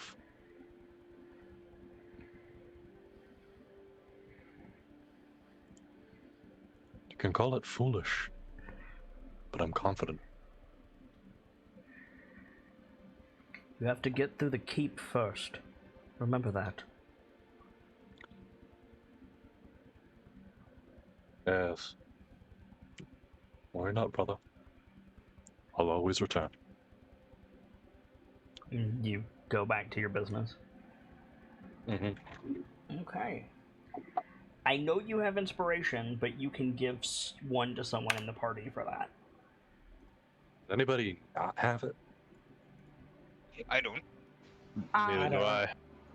I'm currently dealing with the drawback of negative inspiration, so no point in giving it to me. Or you could get it and get rid of that. Fuck is That's a a- negative inspiration? What? It means basically a deal was made that means that the next I- time she gets inspiration, it's sacrificed immediately. Yeah, she burned an inspiration slot. For Um, information. That might be good. Does anybody have objections towards that? I'd say go for that. Cool. Two sibs burn away the debuff. Okay. Debuff. Night passes uneventfully, except for the creak of the rocking horse passing overhead. You're roused by Cyrodiil's wards and get into cover. Day comes, you guys pack up, and what's the plan? I want to do a little bit more before we wrap up. I think the idea is we separate out. Can we go back to the map? Yes, absolutely we can. While we're doing that, I asked earlier, and I was like, we have a bunch, but like, what is the actual number of rations that you guys have? Okay. Including ones that I have put in the haversack. Yes. Give me So 1 second to do that math. on me, I have 9 regular. Did you mark off? Did you guys double ration last night? It sounded like you were. I Yeah. did. I did. So you I marked. didn't. You did not. Okay. I didn't either. Did you mark off the requisite rations for those of you that doubled? Yes. Yes, Good. Okay. Yep. I think so. Go ahead. But I've got 9 regular, and I've got 2 fiddlestick. Fiddlehead. Fiddlehead. Okay. So you have 11. 11 days worth of food. I was staring right at it. I still said fiddlestick. I've got 10 regular, 3 mushrooms, 4 reeds. Where did you get those mushrooms? It was one of the. One of the original times I foraged Yeah, that's Yeah. why I'm asking. Did you get those here in the forest or in the swamp? here in the forest. Okay. You're gonna need to eat those quick. They're not dried. Okay. Yeah, I could eat them the next. Yeah, those are on their last legs. I'll just put that. Yeah. Work that. Got the reeds, got the fiddleheads, and the 4 saltfish. The reeds and the fiddleheads are the same, I believe. No, there were 2 different. Are there? There were 2 different forages that happened. Okay. One was specific to reeds, one was fiddleheads. Okay. So I've got 14 miscellaneous, 10 normal. What you don't have a lot of is protein, though, Mathar. Bish. You've only got 3 of those. 4. 4 of those. Need to get meat at some point. Yeah, you want to keep your strength up, especially as the tank. I have a full nutrient system. I'm not implementing it. Don't worry, unless you guys really want me to. But No. I didn't think so. But just keep in mind, eating to survive and eating to keep your strength up are different. Yeah, It is an important distinction. of course. So I That's why I have- went for double rations. valid. Go ahead, Dr. Lorelei. I have somehow I still have 5 regular rations. I have 7 of Sue's rations, 3 reeds, and 4 Wow. mushrooms. Okay. I've only been clicking off one of these, and whenever I would get new rations, I would just start clicking off those because they were the closest thing on my character sheet. With the exception of the mushrooms, because in my regular rations as of late, because those are in the haversack. Okay. So you guys are doing pretty well. I'm not disputing this, but I thought you guys were having food trouble. No. You guys have a not lot not of food. since I joined. You might be thinking the nightlights. Maybe. Not since we've had Felios in the party, since Yeah. Felios is native to the area. Okay. Fair And dues. I've been getting plenty of food from foraging. Yeah, you have. Which I'm tempted to say, I think the doctor might take interest in that in the future. Like, she might ask Filios about, like, medical stuff and, edible things in the Feywild. So hilariously, Philios, you're gonna have the opposite problem in Schult that they're having here. But in that scenario, there's me and the others that have gotten used to that. I honestly, forgive me, Gamzee. I thought you were gonna say, in that scenario, there's a Zaka. I would love to have the same faith in Crown of Fangs Azaka that I do Hell to Pay Azaka. Yeah, honestly, mood. But the amount of the disparaging amount of faith between the two it's a lot. Azaka can't roll above a 4 in Crown of Fangs. She's damn near invulnerable, but she can't roll above a 4. Fucking in Hell to Pay, she can't roll below a 12. It seems. You're right. She got her shit together when she found out who she was. Yeah, right. Anyway, so where you guys headed? What are you doing? She was tired of these outlanders getting her friends killed. Go ahead, Andrew. Real quick, with the food problems, I believe you mentioned that, so one of my favorite terrains is forest. I believe you mentioned that would count the jungle. To a point, it would, but like, like if somebody is wilderness trained for forest survival in, I'm just gonna pull out a random forest, Northern California, and you drop them in the Congo, will they be able to survive? Probably.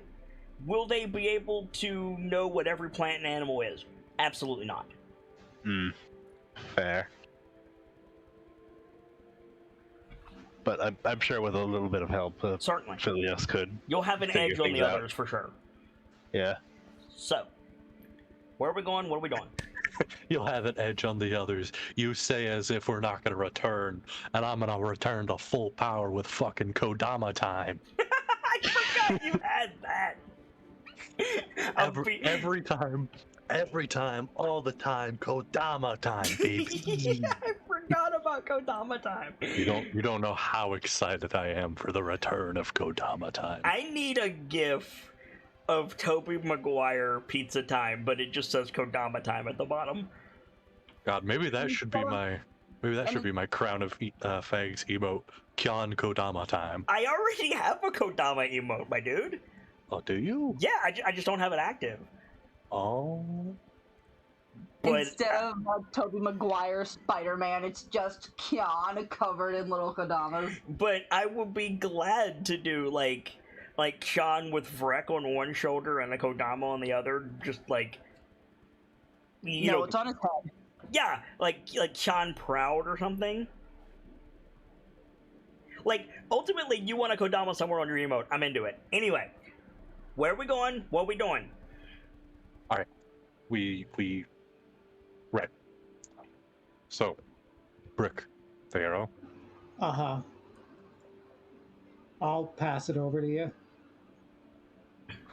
So, forgive me, this is going to be a foolish question. How do I make it work? I'm not entirely sure, actually.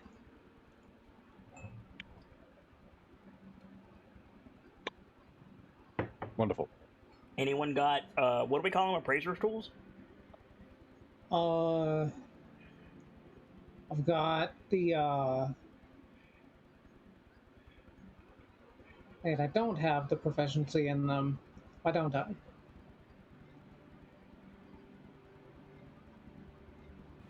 The proficiency in, like, figuring out magic shit tools. I don't remember what we called them. Yeah, appraiser's tools was what we called them, but for some reason Brick doesn't have it. I don't know if I just forgot to add it when I became an artificer and gained Sparky's... I know for a fact that Sparky had it, so you should. Yeah. I think I became an artificer before we came up with those, so probably I'll go ahead and wasn't added yet. So then roll that with your relevant spellcasting stat, which I believe is int. Yes. It almost doesn't matter what stat Brick needs to roll because they're all ridiculous. Yeah. My dexterity's almost higher than the rest, though. I was about to say, it helps being a level ahead of the party. Is he still a level ahead of the... Yeah, I am still a level ahead I of the just party. saw your bonus, by the way, you bastard. Anyway. It can't be Irithyr bad. Yes, it can. Irithyr's would be so much worse. Irithyr's bonus to this is an 11. Okay. I was gonna say, isn't Irithyr's int like 24 or some shit? Yes, it's a +7. Yeah, like, dude, anything intelligence-based that man rolls is on par with Sockham's persuasion. And yet I failed my counterspell check last night.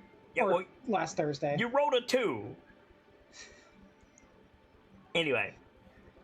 So, yeah. This is an arrow of wayfinding.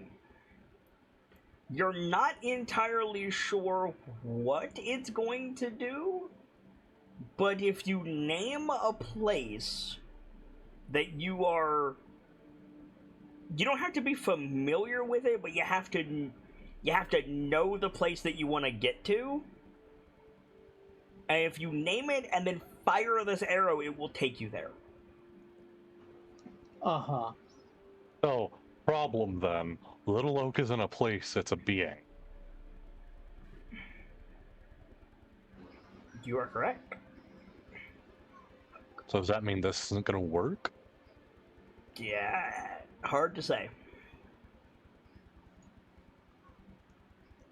The shack on top of Little Oak.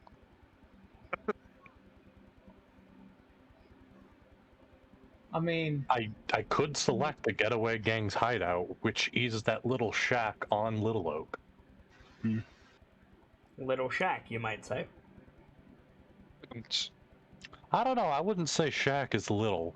He's a pretty big guy. Oh my god. I did it for you, Birchmeal. You caused me pain. She would have had the same joke, don't even start.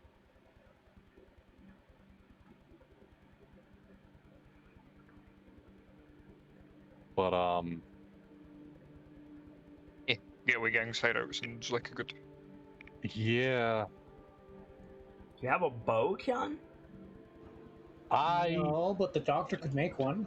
True. Hills out heavy crossbow. Heavy crossbow will not do. It's an arrow, not a bow. Shaped wrong. The doctor can do the bow, yeah. Yeah, okay. You want to make a bow? Yep. Whop into existence. Do you want to shoot the arrow? I do not think that's a good idea. I don't think the doctor has any good proficiencies in that. I've got proficiency with all martial weapons, and I get a +2 to ranged attacks. So, to be clear, since it doesn't have to be a place you're familiar with, I don't have to be the one to do it? Correct. It has to be a place that you like okay. You know of. You know of, yes. Like, if you say, I want to go to Mordor with no context, it won't do anything.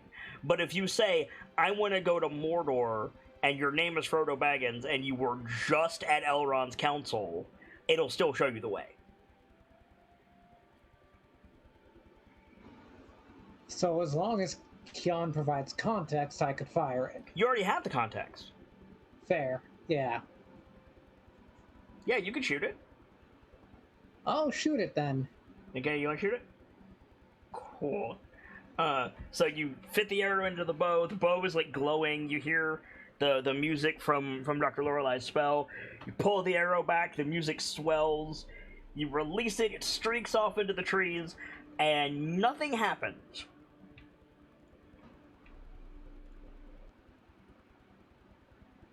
I had to attune to that, didn't I? The doctor kind of He had so many in his quiver. That wouldn't make any sense?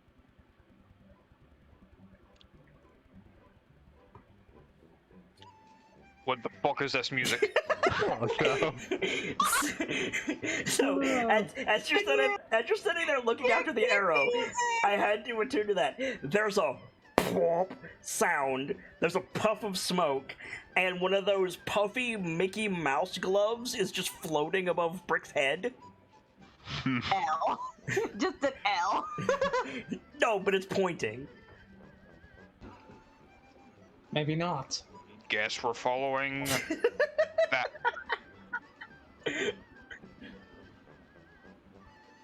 I guess we are.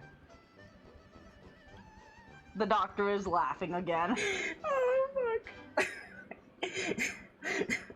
Delta 008. What the fuck is this music? Dying. Oh. I miss Henrietta. How long have you been waiting to use this? Far too long is the answer. I'm shocked that I have not used this in the Feywild yet. Of course you have it. This is the Henrietta music. Yeah, this is isn't the it? Henrietta music. And you mean to tell me that you have not had a single slapstick moment in the entire Feywild? Not yet. Whoa, Up to this degree. that upsets me. The closest we got was the fucking goblin. Oh god. Yeah, so you just have Mickey Mouse's glove hovering above your head, Brick. Uh-huh, I guess we're following it. I take it you're leading the party? Yeah. Are you gonna make a survival check, or are you just gonna follow the glove? I will follow the glove. Oh god, okay. How...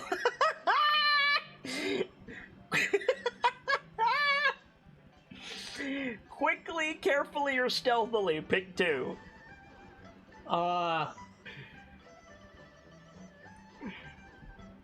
I'm tempted to say,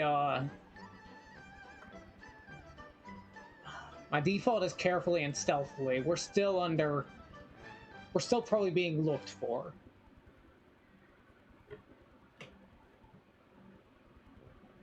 Anyone have objections? Nope. Nope. None here. So carefully and stealthily? Yeah. Alright. So, party stealth. Phileas, want to use Find the Path? Or pass that trace. Or, yeah, Pass Without Trace, that's what I meant. Don't forget to roll for Kettle Steam. Cuphead-ass music. Oh, yeah. It is. That was nearly a 2. Does anyone want Advantage because Infiltrator armor. Yes. Should I roll stealth for Kettle Steam, or someone else already You done should it? do it, yes. Alright, do you want me to change... Do I have access? Yeah, I have access to Kettle Steam's name under mine. So I'll roll it as her. Okay. Phileas, you're casting Pass Without Trace on everyone? Yeah. Alright. I'm not gonna tell you what the DC is, but it looks like you beat it. Hold on. Let's see. 49, 69... Nice. 97... Yeah, you beat it. Okay. Alright. So, you guys are making your way through the forest. It takes a bit. You're passing through a bit of the forest that you haven't seen before. You feel more than you see the presence of Loomlurch at one point, but it isn't too terribly long. It's less than a day. And you guys get to where you mean to go. And you know this because you come to a clearing in the forest, and before you can take hard note of your surroundings, an absolutely giant displacer beast jumps out and roars at you. And that's going to be the last shot of our episode. Hey. Oh boy. Fun stuff. Welcome back, Jungle Beasts. We did it! Yeah. We did it! We Good to be back. We managed to herd the cats. Yeah, like, well done, everyone. Let's do some shout outs, shall we? Now I have to read my my program buttons here so I can make sure I call out the right names. Ender, why don't you start us out? My name is Enderbrenda12, the chief lurker and dedicated member of the Masquerade, as well as one of the Bard's Keepers. You can find me occasionally slipping into the voice channels of Kit's Discord, often not talking all too much, but still enjoying the antics. I play games such as Destiny, Warframe, and a rather wide variety of others. I'm also a lover of games such as what you saw tonight, a rather accomplished game master myself. If you need anything from me, give me a poke.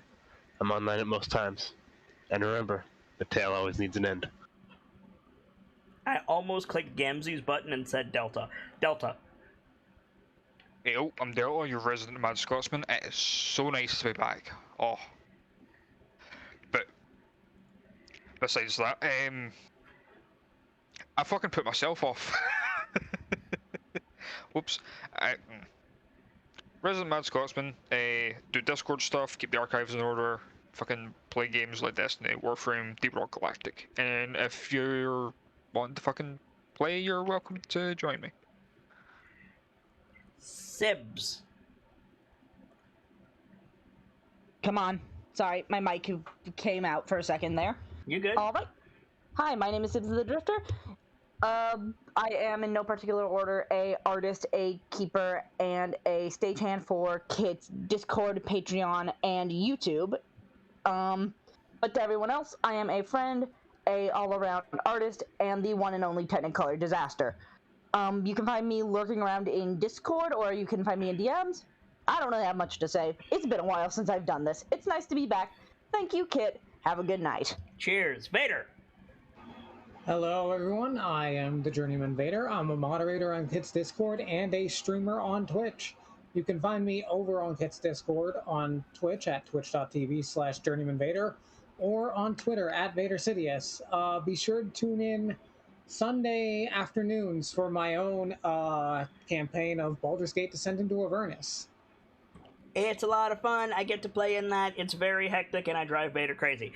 Gamzee, finish us out. Ladies and gentlemen, my name is Guy Gamzelis, the bard of heroes, the teller of tales that need to be told, and there are a lot. If ever I'm needed, you can always find me on the Discord or in DMs. And speaking of being found, what's that up in the corner? What's that? Oh, you're on YouTube. Hi, thank you. We appreciate and love you. If you want to support us further, a like, comment, or a subscription can go a very long way to helping us find more friends. And if you are so willing, another completely optional option is the Patreon. Gets you a lot of fantastic benefits, a lot of gets you early access to the Monday show, And a bunch of other stuff coming up. and a bunch of other stuff coming up. And until next time, have a fantastic rest of your night. For my part, as ever, I am the sharp-eyed Kitsune, the teller of tales and the weaver of mysteries, the masked bard. This is a community that is ever devoted to lore and storytelling, world-building, role-playing, and discussions of those things, so if that's your fancy, you're in excellent company here, and I do hope that you enjoy your time with us. This has been Dice-Icive Action Crown of Phase, our weekly D&D 5-Point Fox module mutation combining Tomb of Annihilation. I couldn't remember the first freaking module with the Wild Beyond the Witchlight with my own spin on both. I hope you all are enjoying it as much as I'm enjoying bringing it to you. And it's getting late, and I'm tired, so, as always, I need to just close the book on today and leave you with these parting words. From myself, my keepers, and those joining me on the stage this evening, to each and every one of you, the regulars, the followers, the newcomers, and the lurkers, whether you're just having a seat by the fire or you've got a running tab at the bar, remember, there's always more stories to tell. And hopefully I'll see you all next time, as we find out what's going on beneath the crown of Fangs with a new chapter, and thank you guys very much for being here. Take care, guys, and I will see you next time.